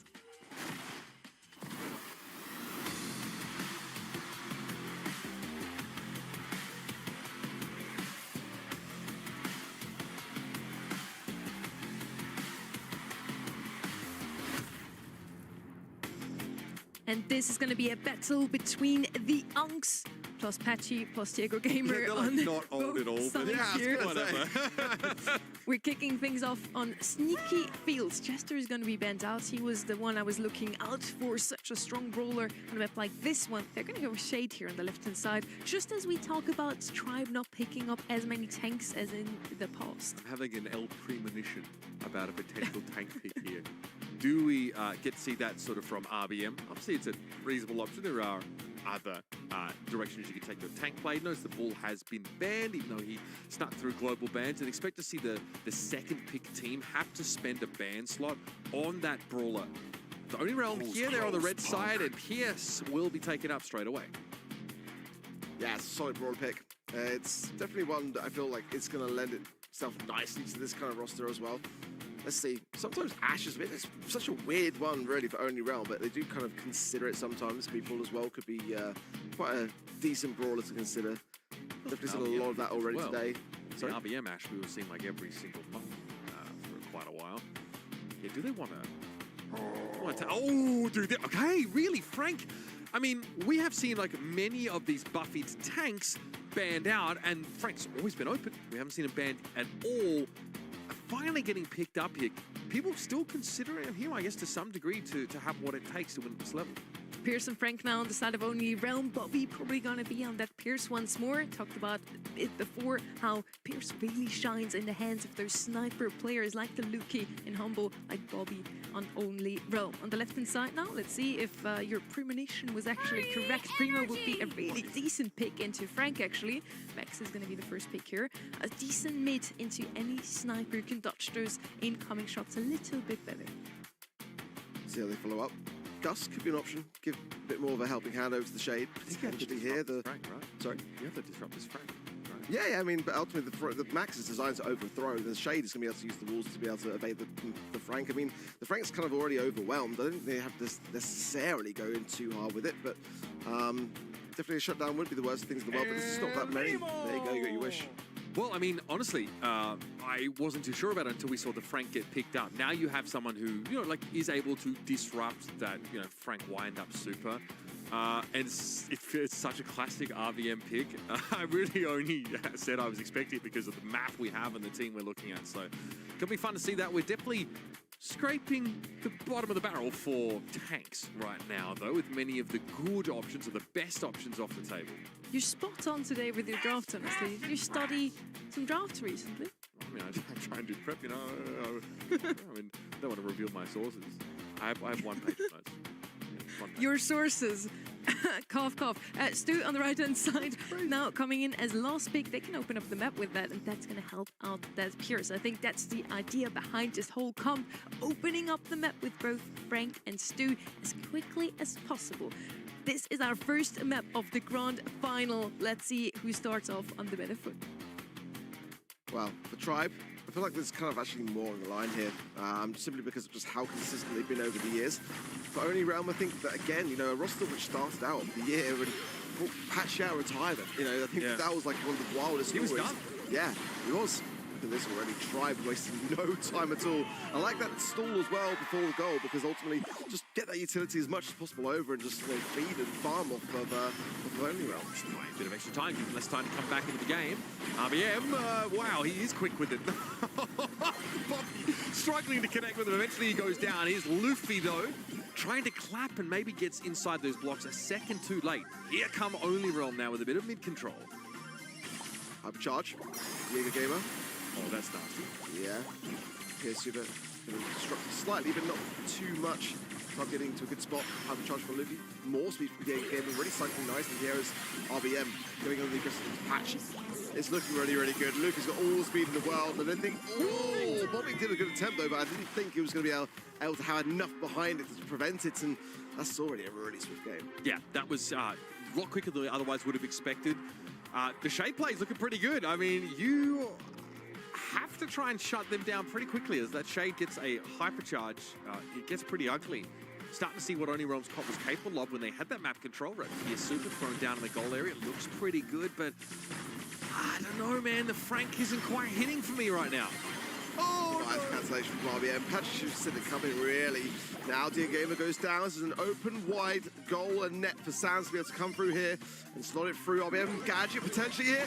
I think Sans should have shot that. You're on a stew. You can earn that back. It's not the end of the world, but you can't really not go for that. RBM gets that elbow drop and, of course, guaranteed dispossession of the ball. Patchy, though, is healthy enough here to shoot this one through. Good recovery here from Only Realm. That one could have been ugly. Let's see now, RBM's got a hypercharge, and that's a really, really dangerous prospect. Going to be able to cycle here, getting a ton of value. Sound's going to fall shortly here, and RBM can just shoot this to the skies. Nicely down, Luffy on the line, and that is going to be a really good retaliation from Tribe Gaming. Look at the hypercharges arc. There's so much to work with for Tribe Gaming. They're looking pretty scary. Ooh, okay, nice super there from Patchy. That one connects beautifully onto two. Diego can't defend this, and he knows it.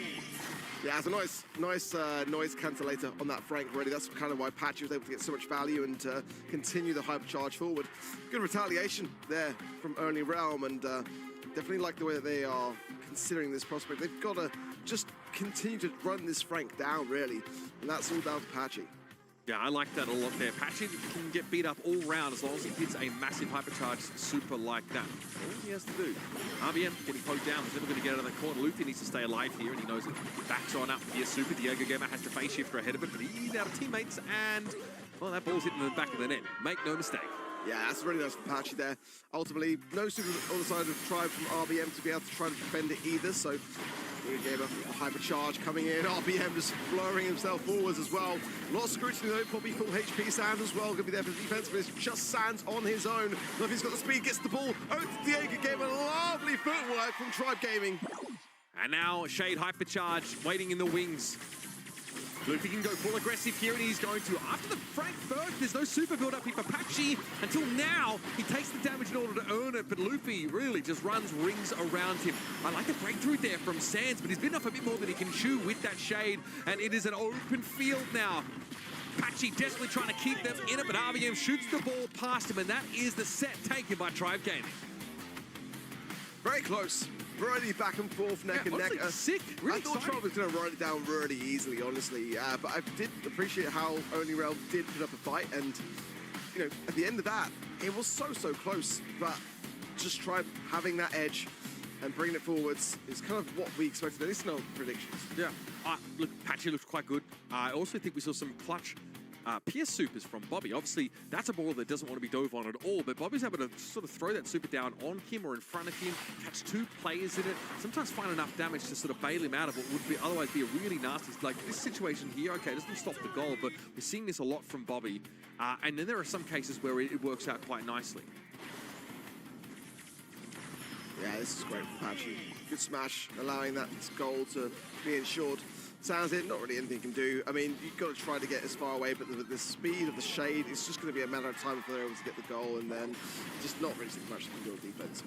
Yeah, again, situations like this, obviously Bobby can't really bail himself out of now, and even though Patchy is very tanky, you know, as RBM walks up and just shoots straight through him. Overall, fantastic fundamentals from both sides. I really like volatile, exciting back and forth with comps that feel like they've been taken out of the last couple of years a little bit, right? Obviously, Pierce and Shade are in the mix, but it does feel like we've really encapsulated the soul of what these two teams were able to do at the height of their supremacy. That's actually very true. We have some very old comps in this one. Both of them worked out quite well. In the end, it's still a 2-0 for Tribe Gaming, though, so they either had the better draft or they just played better, Arc. Yeah, I mean, Bobby, though, just going crazy on that Pierce. Yeah. Didn't realize quite how much value he was obtaining off that, but my eyes were on Patchy. I just feel like at the moment, you know, you've got to remember, it's only Rebel just come off the back of a really grueling battle as well. Like, on the other side, Trovo had some chance to kind of relax and let that reverse sweep sink in. So I'm going to give them that sort of benefit of the doubt, really. I mean, at the end of the day, it's only Realm. They're super experienced. They can absolutely come back in this series. Arguably, Tribe Gaming also had a different kind of opponent in Team Electros who best first, so they definitely warmed up. Whereas Only Realm face off against Suze Esports, who played super, super well today, but they're still not in the same category, I think, as Team Electros. I think they can play up to that category. I think it's what we saw from Zeus until they kind of lost their grip on the game. So I think neither team would have the excuse of not being warmed up coming into this kind of series, even though it was Only Realm who played more recently. We're heading over to Dueling Beetles here. Does the Pan Maker return? I mean, that's obviously a brawler that's looks pretty good on this map. Give me something ultra booming. Give me like a Melody side lane, a Barley, a Pam. Just the classic. You know, where's Draco at? Pull him back out of the closet. Let's go. Lou is actually left open, and that would also be one of that closeted brawler. We did see him quite often today, either banned out or open, but he is, usually one of the strongest brawler, has always been ever since his release on Hot Zone specifically. Oh, just Chester, two really good brawlers that I want to see valued highly at that first pick level. Poco as well, you know, banned out, I think for good reason, but we haven't really seen any of it today. On this map, it's got to be there. Lou for Tribe, they've always seemed to kind of gravitate towards this brawler as their first pick thing, but I just think it's good. It's very, very good. It's a big deterrent of tanks. Can get a lot of value for the back of them, but brawlers like Stu, you know, they're kind of really going to work out well into this Lou, and it's just an option. Yeah. One way or another, that Lou Super is going to force your opponents off the point. So I think what you do with that window is more important than whether or not the Lou is in your composition necessarily. We've also seen like some games where the Lou player is just popping off and really hitting those shots, and you don't really think it's a brawler that's supposed to do a ton of damage. Finks obviously is great against a comp that sort of depends on the Lou. Against slowing those projectiles down is a big deal, and I think it's okay to prioritize this brawler here. And we've seen before how to counter Finks, so Pam could definitely make a showing here and now on the left-hand side. Second pick, though, first for Only Realm. They still have a bunch of options open with a lot of DPS, for example, Chester, Otis. I'm thinking of those two brawlers. Spike, of course, is going to be global banned. That would also be one of these options. But yeah, we'll see what it actually is. We could also just go with another long-range sniper. Of course, for Bobby, they're going to pick up the Pierce once more. Leon is still open here. It's kind of wild to me, and it's still not being picked up. I feel like it's probably one that serves the Tribe pretty well, but I mean, the lollipop drop now with the ability to aim it and the radius of that, I just think it's gotta be on their minds. Moses could be banned out though globally. Let's see how they feel. The Barley is sometimes used by Tribe in this respect. I mean, yeah, thank the Lord. Yeah. Just amazing it lasted that long in the draft. But yeah, I think Barley, this is probably my favorite map for Barley. It doesn't really kind of work for me elsewhere, but as long as the walls stay up, then, you know, there's not really any sort of threats right now. Does this start to make you think more about opening up the map if possible? There are indestructible boxes that will protect those lollipop drops, but a brawler like Brock, for example, can always splash damage through those and take the lollipop drop down if it's not placed far enough back. That would also benefit the sharpshooter, right, of Pierce, who might be able to go that way, and it could be effective against a comp that's trying to abuse Ems, who, again, is very effective against your team if there's a choke. And this comp is kind of showing us why Tribe usually bans out Ruffs today in their global bans. I think they are quite good into any comp that is not a comp to break open the map. So let's see what they pick up here instead. Bo would be an option. Griff, anything to open up the map. Stu, of course, as well. Or are they going to deviate from that? And Griff is going to be their pick. So yeah, opening up the map makes a lot of sense, especially if you already have Pierce on your side. And as you already mentioned, the lollipop drop, such an oppressive gadget from Leon, can only be placed on one side now. Yeah, I like that response from Only Realm. It's definitely going to provide, I'm assuming Bobby on the Pierce, but it could be anyone really in that sense, but it's going to provide them a lot more maneuverability. I think just like literally go for the earliest of breaks in that bottom left-hand side, open the map up from the very get-go. It's a good deflation technique to just make the map play out so differently. When you've got a Pierce, you know, as long as you're landing those shots, you're able to get so much more value. There's a lot of drop down from Tribe. We get the break as well. Immediately we do on the other side from Only Realm. So yeah, that's kind of the strat that I'm expecting. Okay, so map opened up a little bit here. See no Brock, so that Lollipop Drop can go on the right side should Luffy need to do it. But Patchy will have a good diagonal here and some good deeds. My goodness. You're going to have to pay attention to Bobby at some point here because this guy is going to tear you to shreds. And Diego Gamer, well, he was stuck in the corner. Easy pickies for Bobby. Yeah, nice shot from Bobby. Genuinely, like sometimes it can be really difficult just to get that perfect lineup. And Diego Gamer was just literally sitting in the corner waiting to see whether he could heal up off the back of some missed shots, which sometimes happens in even this level of pro scene. Sands tapping away, back to the fixture as well. Will evade that M's spray as RBM's low and punished now the back of that big super as well. Yeah, Sands can just dip a toe onto the point. Well, good until now. They're going to have loose super. Diego is going to be able to move up here, and Sands will hope to step back on the point pretty soon, but Luffy and RBM are going to be waiting to try and find him in the choke, so it won't be such a simple matter. Look how quickly Luffy can move Sands down here. Oh, the gadget used and still not enough. Ends up being a trade, but elsewhere, RBM bullies his way forward and cleans Bobby up. Honestly, so much value there from RBM. Absolute disgusting. He's allowed a lot of time for Tribe to get themselves stuck in on this zone. Super to hand, they're going to get some heals at the back of that yet again. Lovely stuff from that Ems. Really doing some fantastic work. 70% now for Tribe, and Only Realm is starting to fall behind here. Lollipop drops are so good, Ark. I mean, that there, Luffy was able to use it to get like an extra 15 percentage. There it is, hypercharge super there from RBM with a knockback component to it. Means that, oh god, Luffy's going to run Bobby down. Yeah, Tribe Gaming are pretty much chilling here at this stage, 83% and counting. Patchy's looking for a way back in, but you know, unlike the Brock pick, he doesn't quite have that maximum range that can really start to threaten from further back.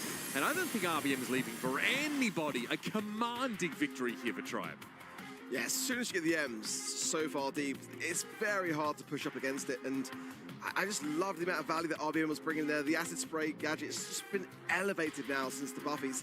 And it has an additional slow, so it just makes it very hard to really do much about. So, I mean, for me, Only Realm, they just cannot afford to lose positioning. If they get stuck in spawn against this kind of comp, it's very hard to do much about it. Okay, well, the map's opened up yet again, thanks to Patchy's gadget. And RBM is going to farm damage. Diego Gamer, good taps as well from him. RBM will have a chance to heal back up. Sands, though, up close, as he knows where Ems is at her weaker, but Caustic Charisma's just going to knock out the fix in the end. Patchy, though, is at least, well, he was here. And he was gone in an instant. All right, here come Tribe Gaming now looking to set up, and I've got questions about this Grift because outside of the wall break, it doesn't feel like Patchy's been able to move the needle elsewhere. RBM. He's everywhere in this game. Just continuously keeping the pressure on, and at the moment, Only Realm were just kind of just giving up, trying to work around it, just walking straight into the shots. Almost 50% now for Tribe Gaming, and that Lollipop drop combination as well means that sometimes Only Realm will just walk into him. Now, RBM is down. This is the chance, and Only Realm can push forwards now and try to make up for lost time. Healthy lead, though, 30% picked up here. To the good for Tribe Gaming. Diego caught inside that Pierce super. We're definitely going to give the man Bobby his flowers here because the sharpshooter play has been sublime. But here's Luffy straight back off respawn, very quickly into the action here. Lovely stuff. Gets himself a 2-for-1 trade. I think he'll take that any day of the week. And much like Pam, Ems is a bit of an issue to deal with even for Finks. RBM hypercharge. Sands back to Finks. The gadget will get away from it. Not handing him too many hills, and now he will fall as well. Sands on the zone. Bobby and Patchy now joining him as well. And Luffy going to try to make something of this. Look at the timing of that. That is so incredibly sneaky. And Only Realm didn't see it coming, but he didn't actually manage to get a kill with that. Yeah, nice super there off from Patchy. This hypercharge will clean up RBM. Diego Gamer's going to try and dip his toe in a little bit, but now Only Realm have been given a runway back into this round. Luffy not going to use that super straight away. keeps the unpredictability at play. Now pushing forwards as well, and Sands has put the hypercharge prematurely as well. Just 7%, 5% now needed for try, but it's just Diego Gamer. As Only Realm gets some good solid takedowns, this is the chance to really bring it back. Luffy going in on the aggressive, has got to find some value here. Get some huge taps into Bobby. Sands and Patchy evade the shots, though they should get this done, and they do by 6%. Actually sick. That is so nice. I think Only Realm really learned from their mistakes previously. They didn't allow themselves to be locked out of the map entirely. And I really thought we got to see a little bit more what Griff was capable of here. Nice chain supers coming out there, making it hard for someone like RBM to actually get into that annoying position deep in Only Realm territory. Good recovery. They still now got to land the plane and even up the series. Immediate lollipop drop, and again the piggy bank response. The exact same setup as before. Acid spray from RBM. Ooh, Patchy there's got punished as well by Diego Gamer as a result of that slow. Everyone on the side of Only Realm low. Tribe Gaming, 20% already on the zone and off to a good start. Now Luffy needs to take some time to heal. He was probably hoping to go up to the Pierce. Nice little freeze there from Diego Gamer, super deployed. But 20% to 6 here already. Only Realm, despite looking like they were in a commanding position, weren't actually spending any time on the point. So Red side's going to have to make up for that particular deficit, but another nice cashback here for Patchy yields an elimination. Luffy again, so sneaky, but didn't really find anything there, and immediately punished by Bobby. Sands can turn around to focus the attention and get that pinch when he wishes. RBM though now, really going to struggle against that time warp. Sands pushing super aggressive as well, is able to evade it so easily. He's still neck and neck, honestly, now as Only Realm approach that 30% mark and type the game. Yeah, now we've got an even affair. Diego Gamer caught out by that Pierce super. Luffy, despite having good damage up close, doesn't really want to tangle with Patchy, and now the map gets opened up even further. This is only going to benefit Only Realm. Luffy has range, but the damage fall-off is quite immense for Leon. Diego Gamer, it's like, like a phone spun. That's a nice hyper super though. But Bobby was able to extract himself from the situation. And Only Realm is so far ahead right now. It's go time for Tribe Gaming. They've got to make a play. And RBM's trying to do just that. He's gotten forward with the caustic charisma. Needs to make use of it soon. Luffy's going to surely fall here, and he will. Diego Gamer now so low, and now Sounds going to completely aggress RBM. He'll get a couple of frames there of invincibility, but not too much. As now Only Realm really are starting to cook here. Now approaching 85%, and Tribe just so far behind. It's going to take a miracle to bring this back. You're starting to see why so many teams are globally banning Pierce. If you give that over to Only Realm, Bobby is going to make your day pretty awful. 62% accounting. Tribe Gaming trying to get back into this game. Luffy low, but Bobby being picked off is a sigh of relief for someone like RBM now, who could make use of the absence of the sharpshooter to push up and be a nuisance, and these consistent lollipop drops on the left side might get Tribe back into the game. This is massive. If they can stun out Patchy here as well for full hypercharge, they do it! That's insane! Tribe was so far behind. RBM had his work cut out for them, but that is a huge set. 2 sets to 0, when it could have easily, so easily been tied ball game. Oh no! That's so bad. You're going to be seething after that one. You have the rug pulled out from under you entirely. Slow start here at Dueling Beetles for Only Realm, but they really bounced back. They figured out how to get Griff where he had to be, open the map up. Bobby was dishing out an insane amount of damage. All in all, it was looking good until RBM's able to surge forward across the map and get nestled there in what remained of the unbreakable boxes. Yeah, absolutely ridiculous, honestly. I feel so bad for Only Realm. I mean, they put up such a good fight as well. And there was only micro moments there that could have really made much of a difference. But, I mean, Sands, 13 kills. You can see on Patchy's face, too. Like, he was really feeling it at the end of that set. They know that that was a set that they had to win. And they set themselves up for success, but still managed to blow it. With the Pierce down. What the heck? And once again, the stats look like it was a super close match, and it was. But we're sitting on a 2-0. It really doesn't reflect just how close this grand final is so far. It's been great Brawl Stars, though. Like, I'm not going to complain. I really enjoyed watching this Dueling Beetle set play out. And yeah, I thought the Finks was a nice look, but against the M's, like, the gas clouds get slowed up, but they cover a lot of ground. It's the same as the Pam issue. You still need to give that space up as the Finks player, even if you could dodge through it there. And that's annoying. The Finks doesn't want to do that. The whole point of Finks supering is that they don't get shifted off the point. And yeah, I could imagine that frustration would have to be starting to boil over here, because you've had multiple chances to catapult yourself into this series as Only Realm, and they've been snatched away from you at the final moment. But only Realm, you have pulled off one reverse sweep in the semi-finals. Why not make it two? So I really hope Patchy finds his way back to his tablet. He just walked out of the room. We gave him a little We put an air tag on him, to so breathe. We'll find him. Yeah. I'm so glad to hear that. But yeah, we'll give him a second to breathe here. But that must have hurt, and it honestly is hard to watch. Yeah, I mean, frustration. Could just be going to the toilet, just going to put that out there as well. You don't get much time in between sets. Don't let the It's truth very, get in the way very of a good possible. narrative arc. But Unreal. It's possible, but I think, again, you know, it's a set, whatever way you look at it, that they could have absolutely, should have absolutely won. Yep. Just, hot zone's tough. You know, you lose control for a few seconds, and it really is the difference maker. A couple of percent is all it takes, and now you're looking down the barrel of being, you know, having to full reverse sweep. Bell's Rocky could potentially already be our last map of not only this grand final, but of the day and the March monthly finals if Tribe Gaming closes this one out here. With the first pick on their side, we have a lot of those brawlers spanned out that we usually see as first picks. I'm looking at RT, for example. Uber, what's it going to be instead? Honestly, Gene, yeah, I guess if we're looking for something that's pretty unassuming, inoffensive, and doesn't really imply too much about your overall strategy, that's fine. Leon is available here. That might be a good first stop. We saw Luffy obviously playing in that previous set, looking pretty commanding, but that is an opportunity here for Only Realm to snap that one up. Again, I like the Gene. It establishes an early win condition for you in this draft. And heads up as well, despite us not seeing Ollie really at all right now, he still gets the respect ban on this map, especially. Here's open. Enjoy your an option. treat. Byron coming through. Big fan of the kit ban. Wouldn't mind seeing that bow combination with the Gene, actually, to just really cycle those supers in successfully well. Mina here, definitely a threat now, especially with the Ollie ban as well. A brawler which can really kind of have some tankiness to overthrow, to have the windmill gadget as well to come down time and time again. You know, it gives you positioning power.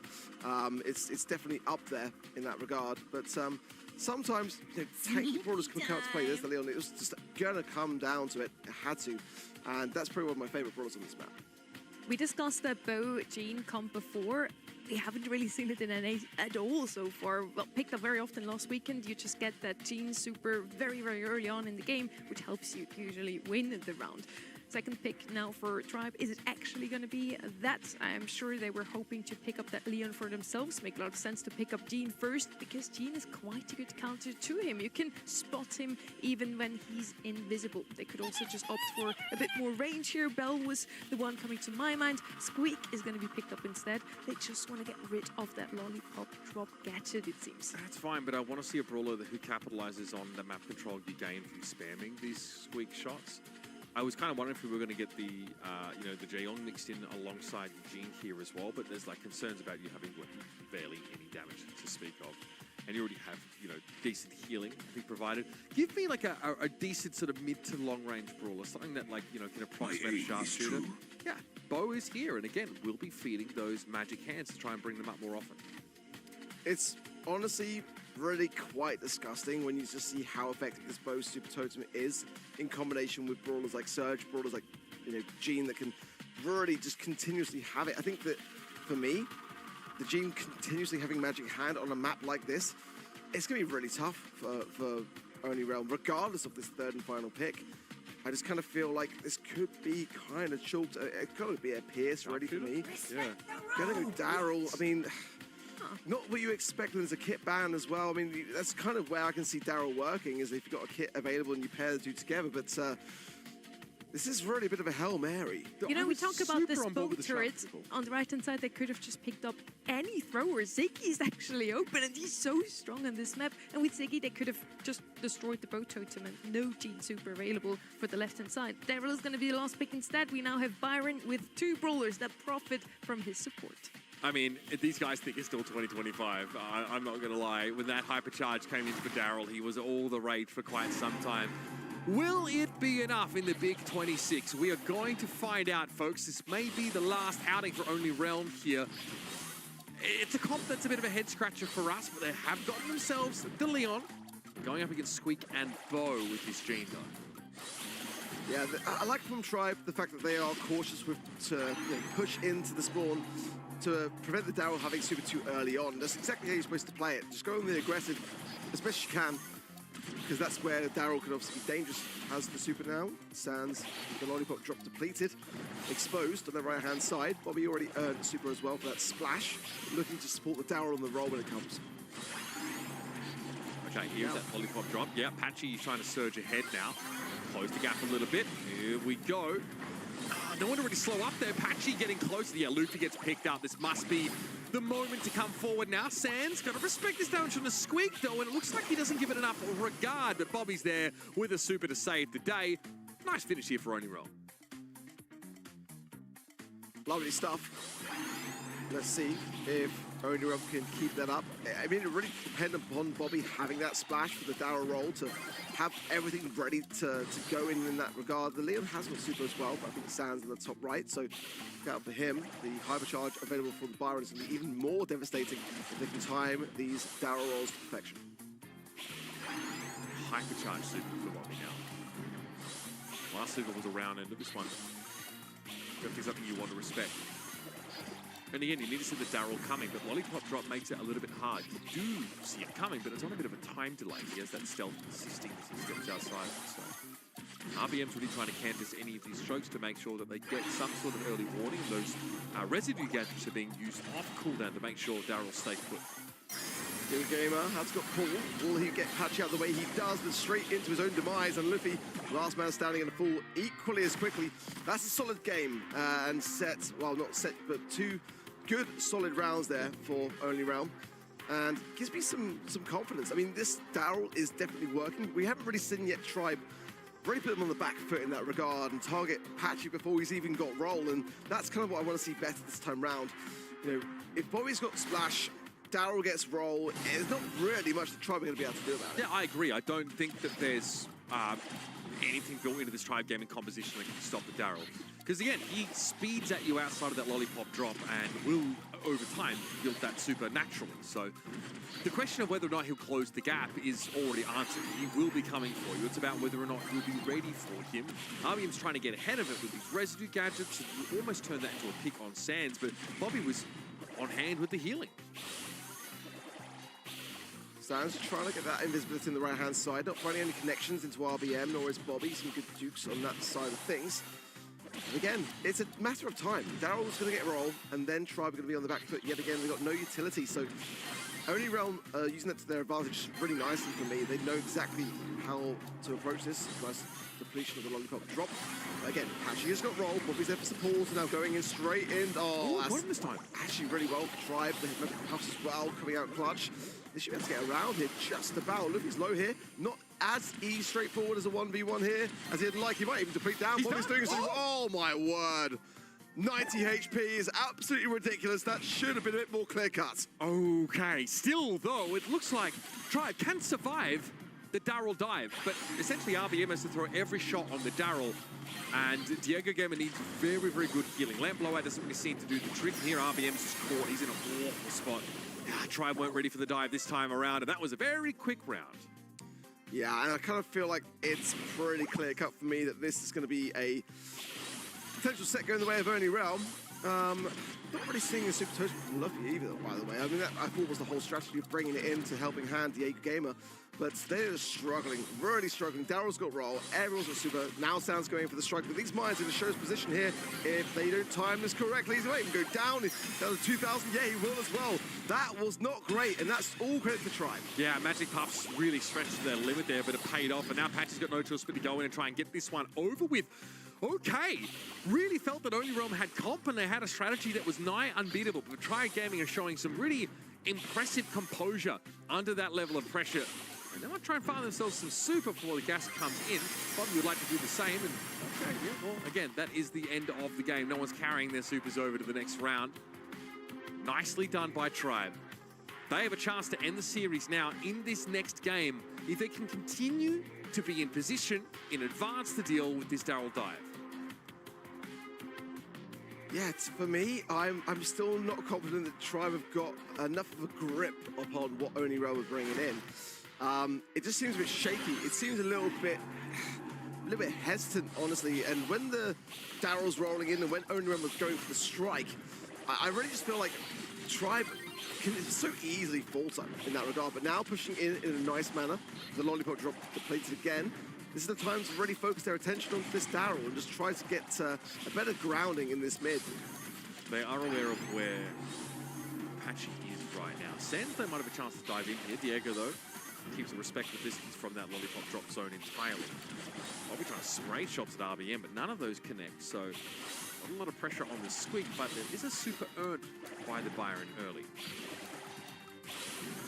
RBM's doing a good job on his right-hand side, but again, here is the splash from the Byron. Daryl roll is there.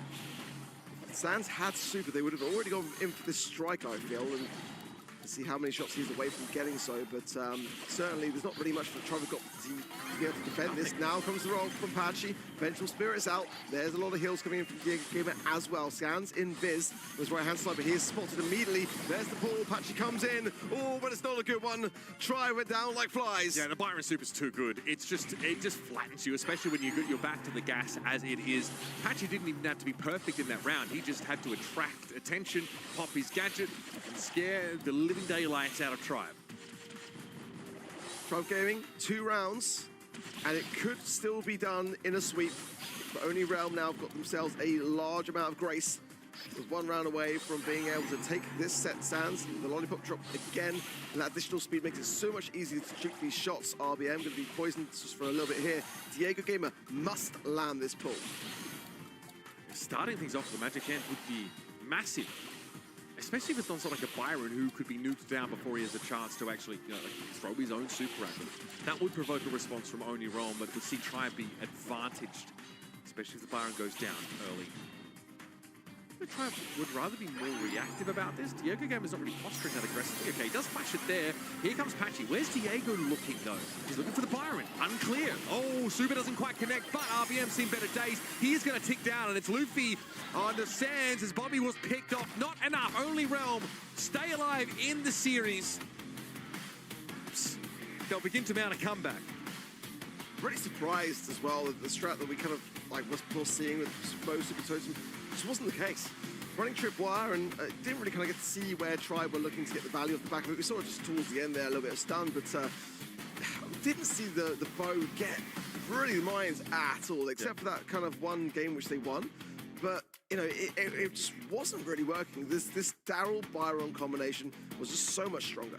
We were hyping up that Bojin comp so much that they decided to pick the other gadget. That's hilarious, actually. Yeah, Only Realm back in the game, and we actually go to set 4. Who would have thought? Only Realm seems to feel most comfortable when they're 2-0 down.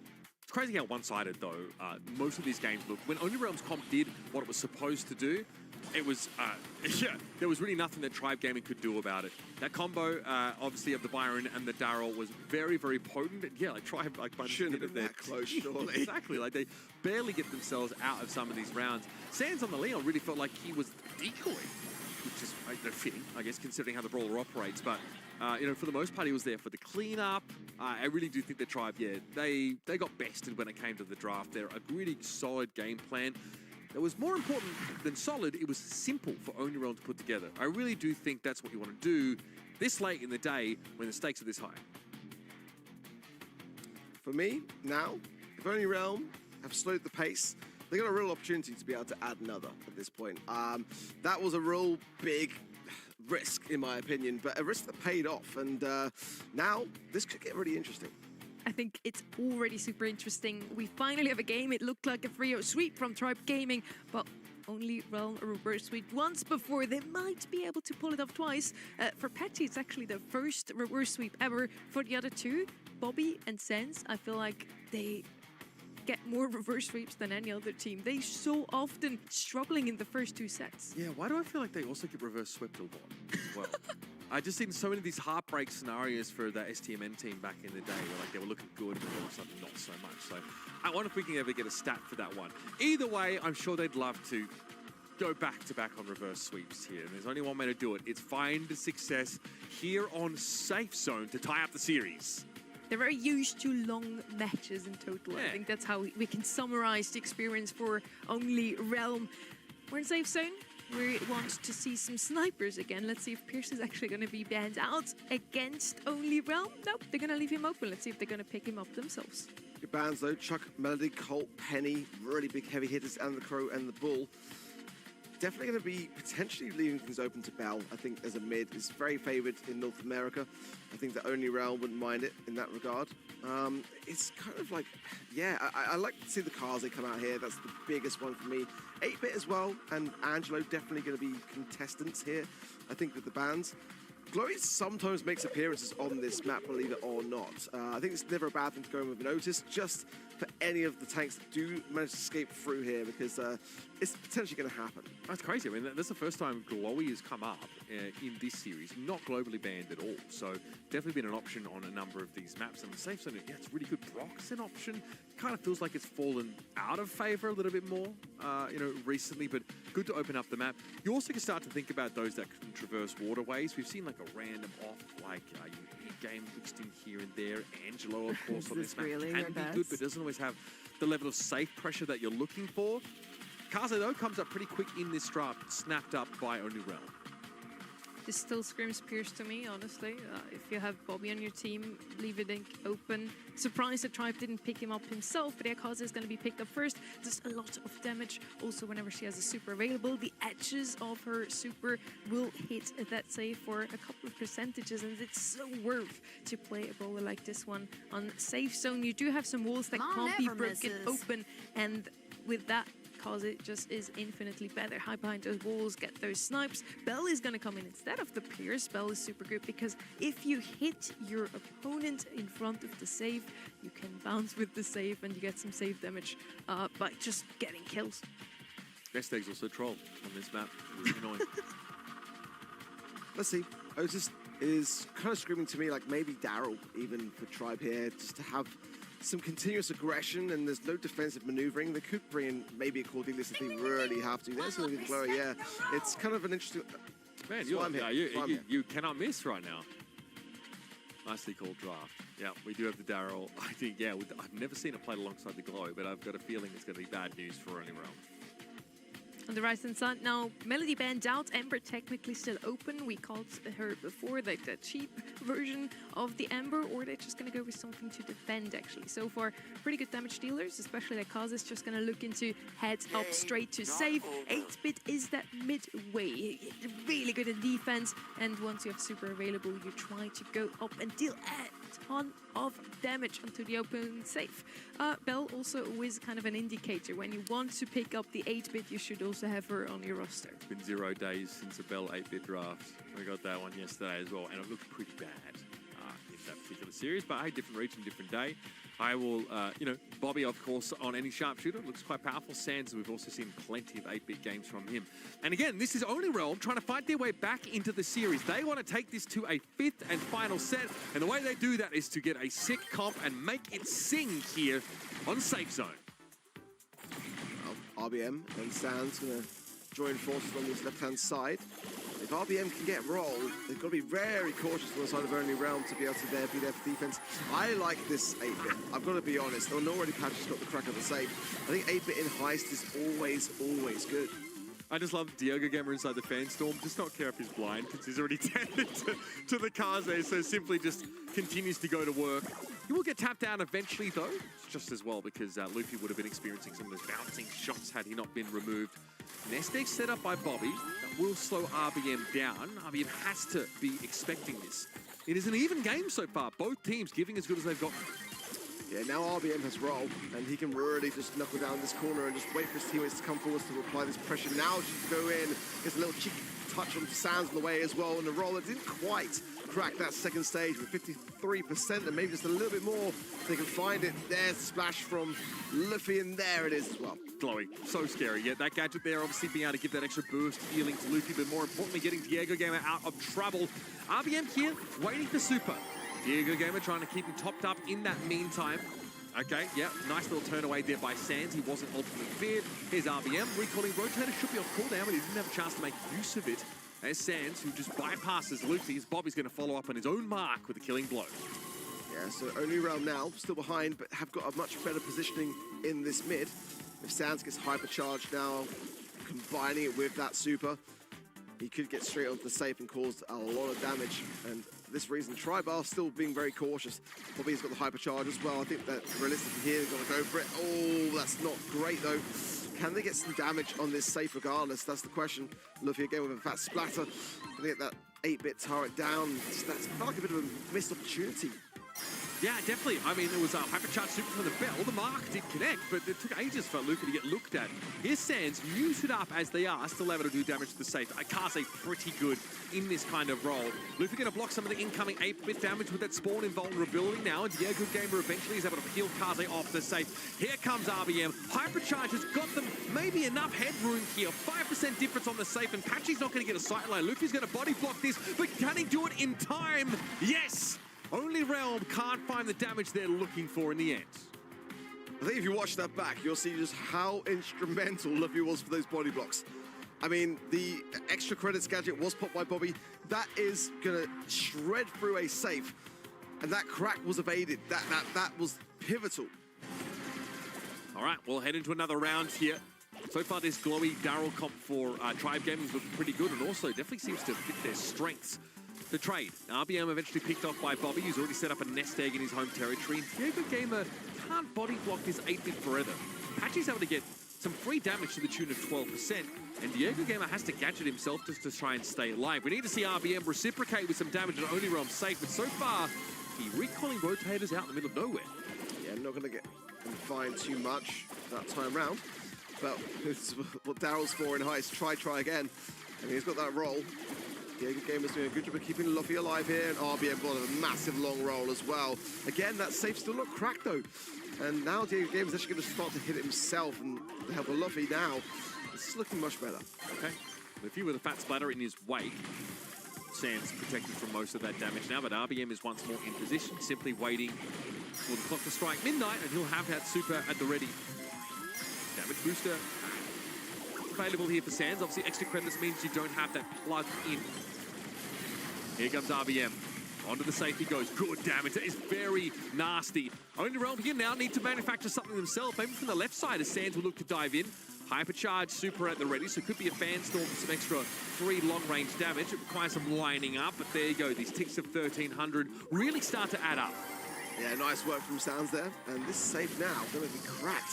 It's such a close game, but RBM, Hypercharge, going to go for just the roll. Patchy gets a double bounce as well. That's absolutely ridiculous. Hyper. Now there's a crack, and the job is not yet done from Tribe Gaming. Diego Gamer and Luffy getting a ton of value, and maybe we get another crack here. Yeah, I mean, this is pretty good. Despite being marked up, Luffy's finds some extra damage on the backside, but still 20%. RBM will have to tank a lot of this 8-bit damage as Patchy wants to set up with a damage booster. It's going to be an all-in from both sides, but RBM's gone down. Patchy's got to be handled. Tribe Gaming safe now down to 35% and counting. It's going to be a close one. A photo finish, in fact, as another fan storm is thrown down to crack Tribe safe. Only Realm have got themselves into the lead. Patchy knows that he can get this job done with the help of Bobby here. If they can just find one single kill, RBM chooses to go for the strike now. It's going to be an absolute base race. Can Tribe Gaming do it? No! Too much damage on the other side of the field. Only Realm, bring it back. Okay, yeah, we're doing this. We're going to go all the way? Okay. I mean, again, you're diving on the safe, but you know it's at 27%.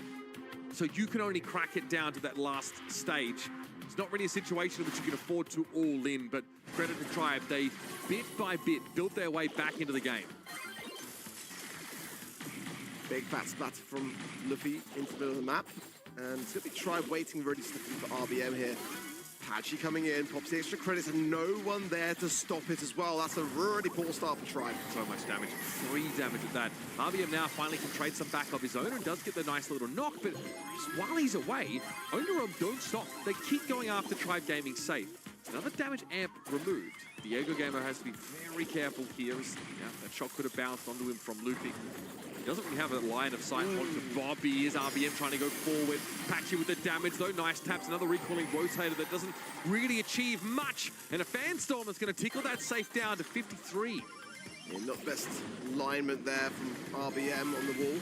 They'll choose to eradicate that damage booster quite quickly. I think it's kind of wise, realistically. If they do lose mid-control, then that 8-bit can utilize it. Bobby there with the mark onto RBM. He's really kind of struggling in this game. Sounds like the second break on this safe, and so far, Only Realm looking far, far better. Yeah, and Bobby is more than happy to play from this position. Eventually, Fat Splatter clears and Patrick could join him, but a nice little fear will send him back in the direction of his own safe. RBM's very low. We'll actually get an extra clip onto that safe and turn this now down to a 20% deficit. Sounds with some good value there. Oh, Luca got Yeah, great taps as well from Bobby. And now RBM with the hypercharge could get some value. No, not going to come back with too much in all honesty. Sands low, Patchy low also. These body blocks from Luffy got to be on point. There's so little left in this safe now, and RBM's got to find a way to tie up the game better. Man, this defense from Only Realm has been fantastic. RBM has not been able to all in the safe. He's had to worry about the defenders. Time and again, basically being forced to recalling Rotator away from the safe itself, being denied full value, and he's not even really able to win these 1v1s. Zen should go here. Video gamer though low enough that one tap from Bobby will end him, and RBM, while waiting for his next super, is dead. Bobby going to tap this safe, maybe just get the crack as well, so that if Patchy can finalize things, this can absolutely go to a final set. It's a hypercharged tire as well, causing more damage. Bobby on the right-hand side needs to be taken care of. There's a huge mute, but it's not going to be enough for Tribe Gaming. We are going the distance. This is how March is going to be decided in North America. And then Patchy again, walking away. I'm sure this time round feeling a lot different about the situation. He's pumped. That's right, no, he's left his drink in the other room. That's the problem. He's now gone and got himself a new cup, and he's going to drain that one too. All that happened to play on the full bladder here apparently increases your concentration. That's what I'm saying. So Patchy walking away doesn't necessarily mean tilting. Getting drinks ordered, potentially relieving himself. So many reasons to leave that room. After his first ever reverse sweep, can Patchy get a second one in the same monthly final? We're going to find out in the next set. Really well played from Only Realm. It looked like Tribe Gaming had everything under control in that game number 1. Played super well, RBM to finish off the save in the last seconds. What did Only Realm do better in game number 2 and 3? They defended.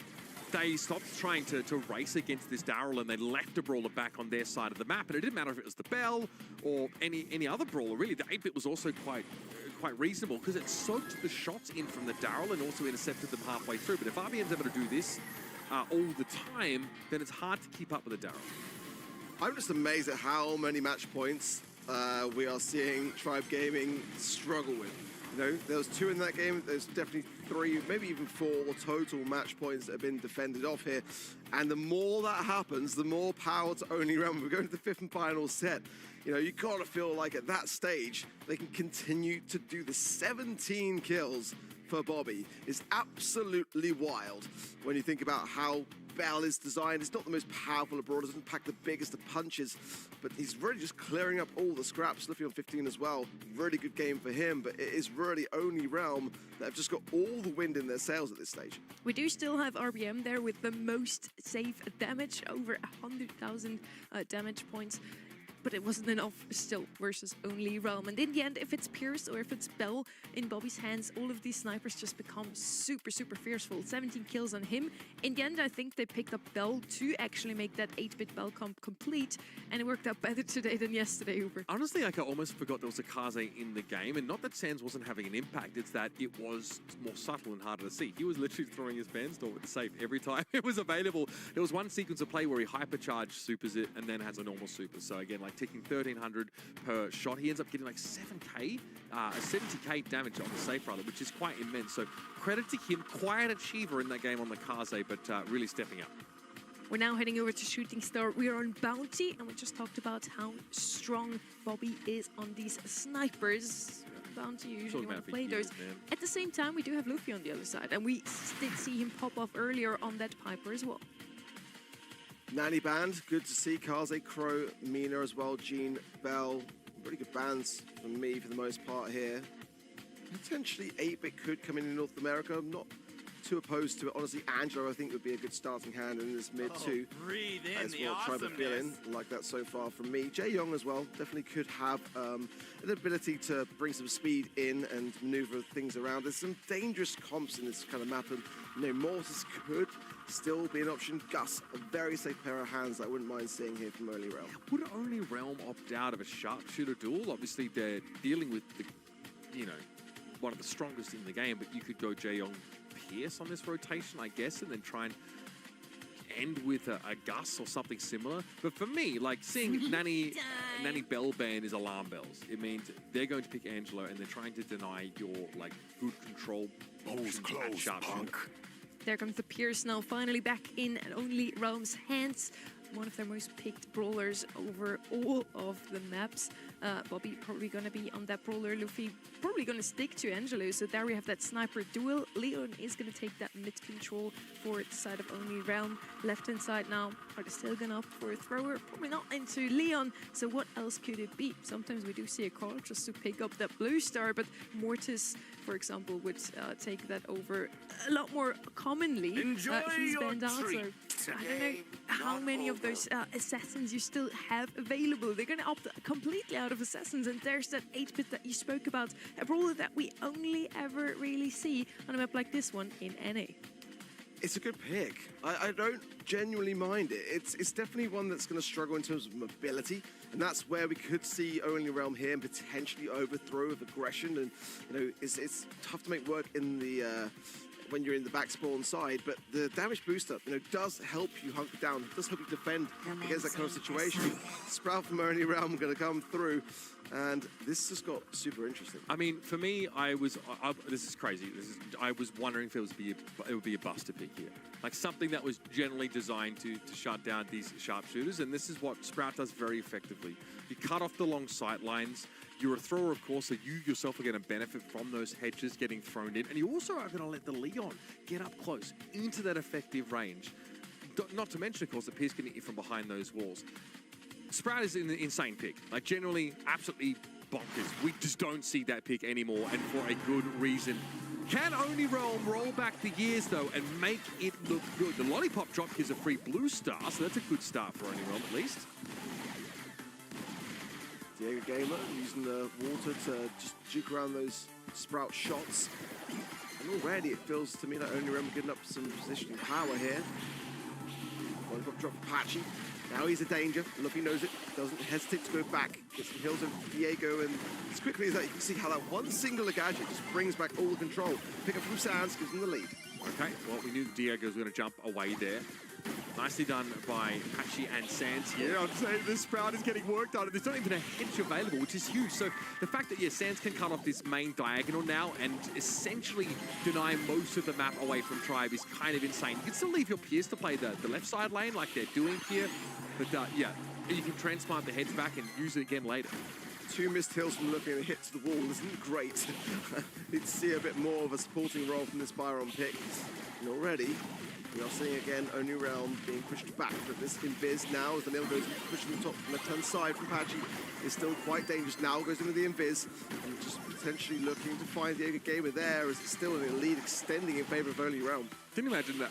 I mean, Only Realm winning a monthly final with Sprout would kind of complete the trifecta of insanity for me today. 2 reverse sweeps and a Sprout win would be legendary. So far, they're off to a great start here.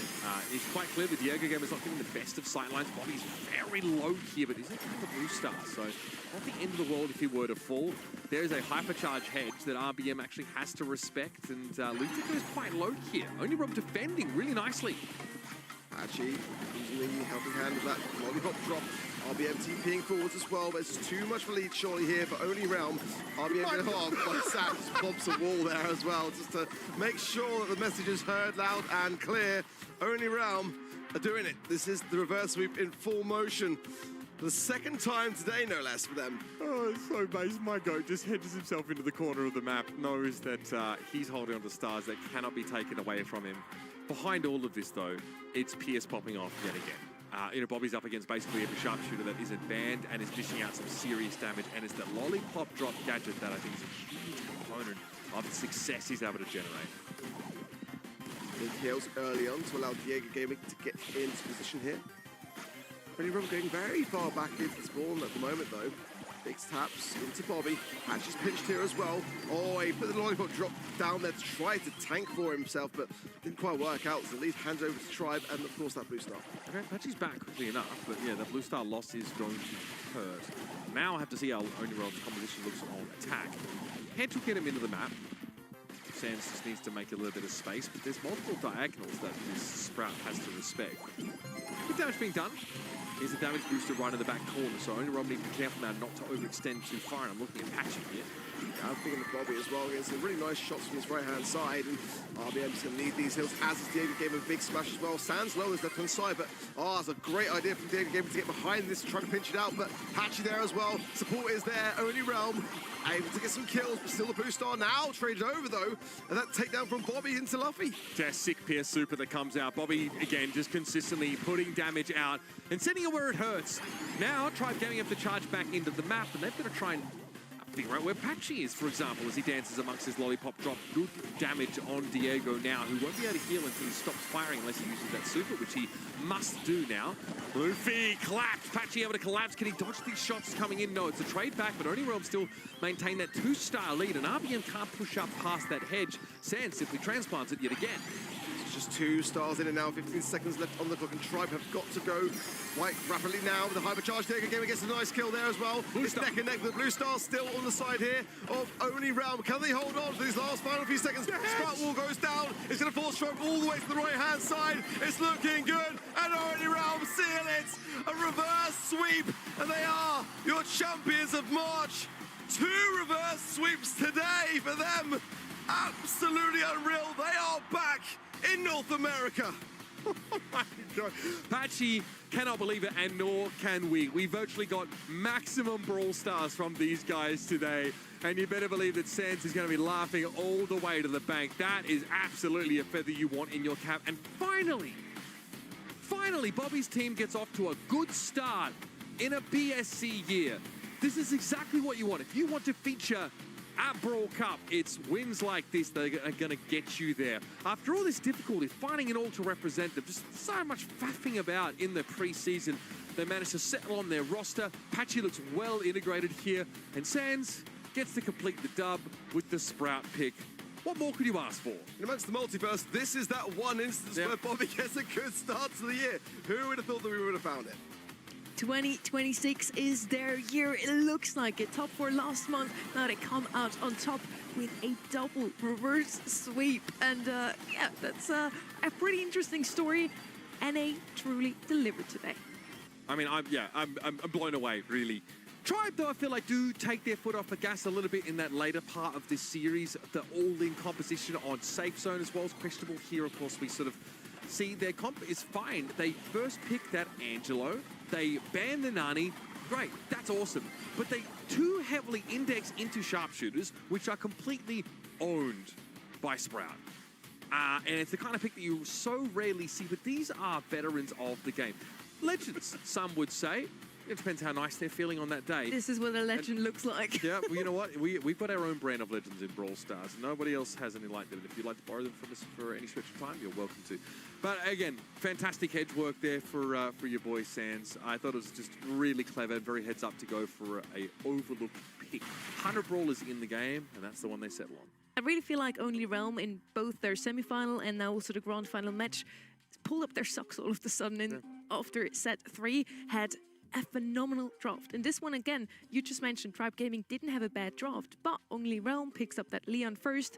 After that, you can't really go anything squishy. You can't go thrower yourself, so you go in 8-bit. 8-bit struggles so hard into that Sprout. We just didn't really see him get out of spawn at all. Diego Gamer had a wonderful game on that Angelo because he brings a little bit of everything. Can jump out of the way if Leon comes too close, can put some pressure onto the Sprout by jumping into him. Diego Gamer was really the key to Tribe Gaming's success, was healed up by the Byron, but in the end, it's just not enough. Yeah, I felt like the Sprout pick was really smart because, they didn't pick the 8-bit into the Sprout. The Sprout was a really good pick because it's really hard to do the shots into the 8-bit. It's just like great so drafting slow on the side of Only Realm. Yeah, I think that they did a really, really good job of seeing through the strategy. Tribe Gaming had some great moments this monthly final. I think we just cannot really look past. I feel like it's going to be tarnished now in a way because of that reverse sweep. But so it should be. But the fact that we've got now a bit of a mixed match of teams that can really go the distance in this region, I think that's what we wanted to see from a monthly final of March, to really explode the competition out wide. Yeah, I think there was a question about like what Bobby and Sans were going to do, like how they were going to, because again, there's always the same promise from these guys, like we're going to put NA back on the map, we're going to reclaim those heights. These guys aren't washed. Like, they're not. Like, obviously, they're still well within their prime as gamers, but it's nice to see them find like a missing piece of the puzzle in Patchy, someone who was close to like the top and definitely at the top of NA sometimes, but always flopped on the international stage. So I hope for these three now, they do make that Brawl Cup and they can show what this region's capable of. They definitely have what it takes to play there. If they continue on that road, top 4 last month, and now come out as champions. And NH really delivered today. We had 4 3-2s. So if that doesn't speak for a wide open region, then I don't know what does. Hey, I got a lot of stick coming today from putting on Twitter that North America is my You favorite did. region. No, it and was look, tough. hey. They even tweeted NASA, man. That's rough. But look, I mean, it's honestly absolutely ridiculous, some of these scorelines. We had 5 3-2s. So crazy close. And, you know, it's exactly what I was hoping to see from this month, honestly. I don't really care who won at the end of the day, as long as there was just so much more back and forth than we've seen in previous months. And I certainly wanted as well, a different person taking it all at the end, because it just makes that road to Brawl Cup even more exciting in this region. It's a nightmare, though, for predictors or analysts, because it's going to be impossible now, you know, to know what to expect. We've seen kind of both ends of the spectrum. We've seen the upstart teams that have come into the mix look amazing. Now we've seen, like, those known names just, you know, stamp their authority back on this region. The best part is both ends of that spectrum look really good at Brawl Stars right now. The rookies in NA look great. The veterans look great. So who knows what we're going to end up with as we head to Berlin. And that was a big question coming into today. Who can dethrone the rookies again? They come into February and immediately claim victory, kind of showing us that a new era is possible. It's not always Tribe Gaming come out on top, and it is not in the end, but it's an old guard, some veterans taking over. I hear that our interview is ready. Hello, Bobby. Welcome to the show. How are you feeling after that win? Yeah, it was so dark. I noticed that. I assume you can't hear me yet? It was not dark in here. We have really bright lights above us. Okay, now you can hear me, I guess? Yeah. Okay, welcome to the show. How are you feeling after that win, and what changed between February and now? I moved to Texas.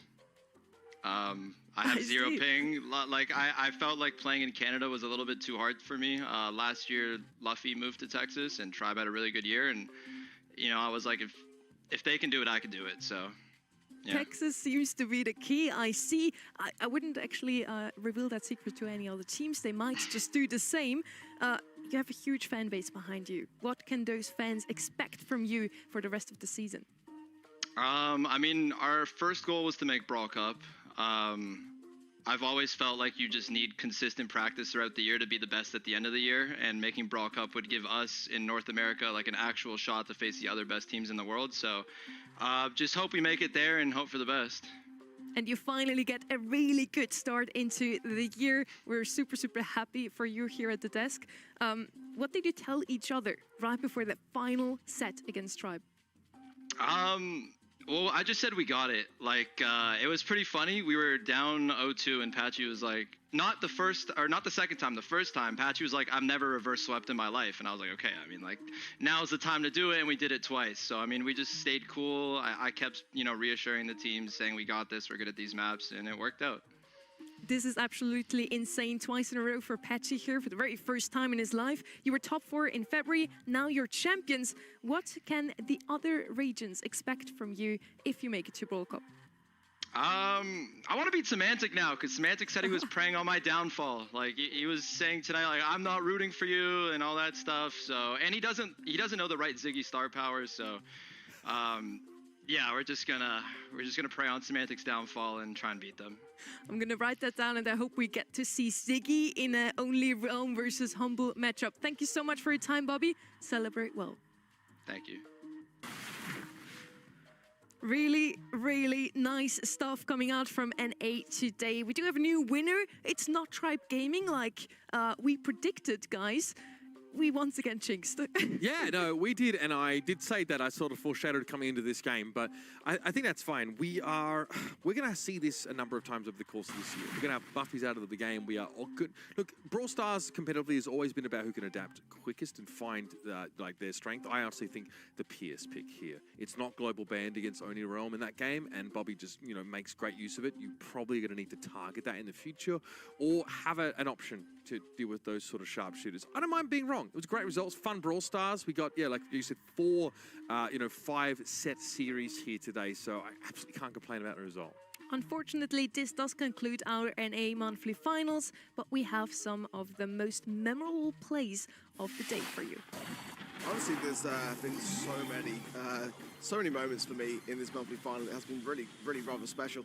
You can see here as well, this is the moment where we saw this really, really clutch finale here on Bilal just surviving on there on 70 HP, absolutely wild here. This match, it was, oh my goodness me. I mean, this match could have had so many of the replays because it was just absolutely back and forth and just nuts, absolutely nuts. Yeah, I mean, really, this was obviously pretty crazy as well here. The last second Zeus is looking to turn the series around, and if you remember back, this ended up being, a Zeus Esports victory. They were able to advance here. Kind of sick to see the Trunk game in general. We had maximum gems spawned in this game. The Trunk was picked into the Lily, but Zep looked so good on that tank. This is where, really started to feel like Zeus were running away with this series, and they ultimately did do that. So, mad respect to them. I hope to see them next month as well. They've got some really promising up-and-coming players. I do hope we get to see some of those faces once more. Different meta in every single region. So we also have the most picked brawlers for you here in NA.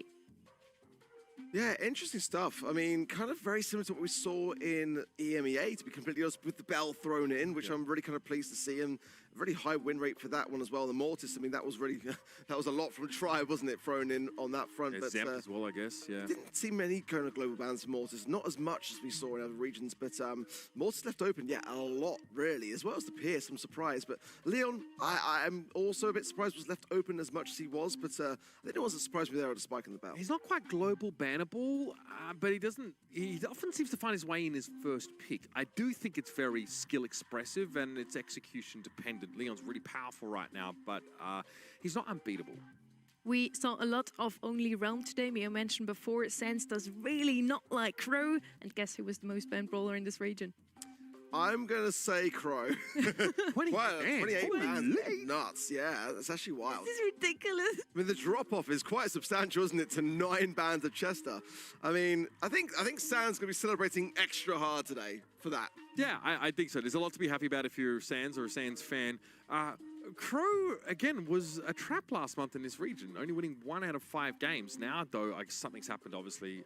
People are really targeting him and don't want to deal with him in general. That's fine, because he does introduce a level of volatility into the game. And having flat damage reduction on your gadget is actually really hard to play around. So, no surprise, I guess, to see Crow gone. Crow is a really interesting one, because we have some more stats for you here for the global bans. And Crow did actually never show up in the global bans compared to other regions where he was banned out the 4th most. We see it here. This is our global ban overall over all the regions for this month, and we see that Crow was never banned in NA. On the other side, we have Glowy never banned out in East Asia, but he was the 2nd most banned brawler across the regions. Yeah, I think we need to really start to pick the players' brains as to, like, what they think when it comes into their drafting and their bans. Like, how are they making these decisions between what is a global ban and what is going to be the same brawler in every set, no matter what? This is our, kind of religious set bans. I think you're going to get a lot of difference of opinion about how teams are making use of the global ban feature. It could also depend on whether they're being coached by a human or by vibes.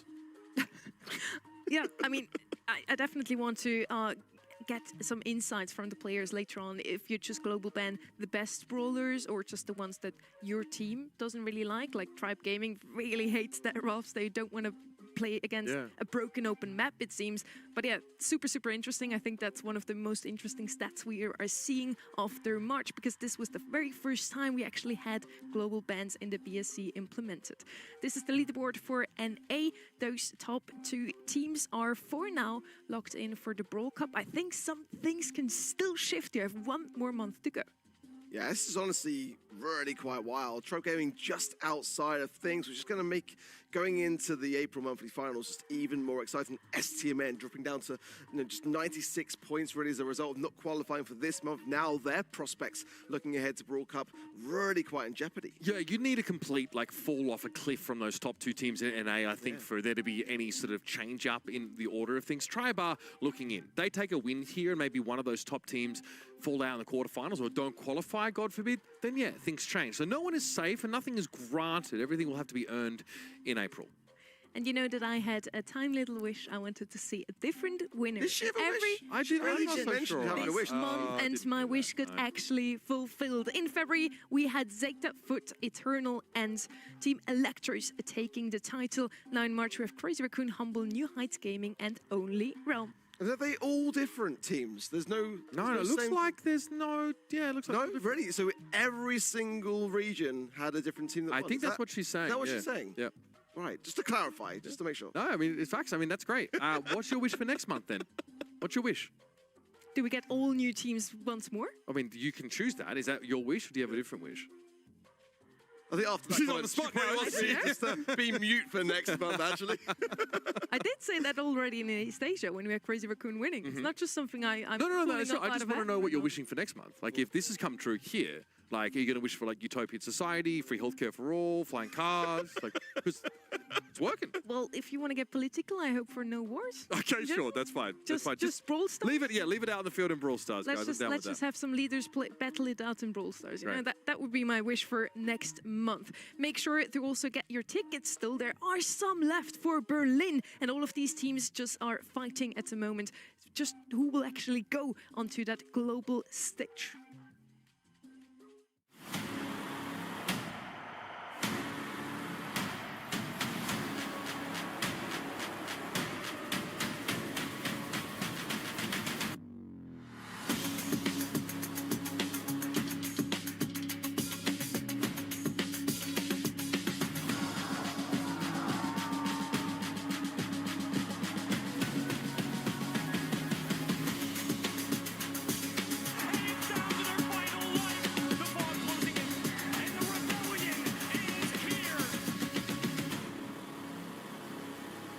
May 15th and 17th, you get to see your favorite teams live in Berlin if you get those tickets. You, of course, can also watch from home and get some more rewards by voting over at event.brawlstars.com. Thank you so much for tuning in today and over the course of this and last weekend. We're going to see you back in next month.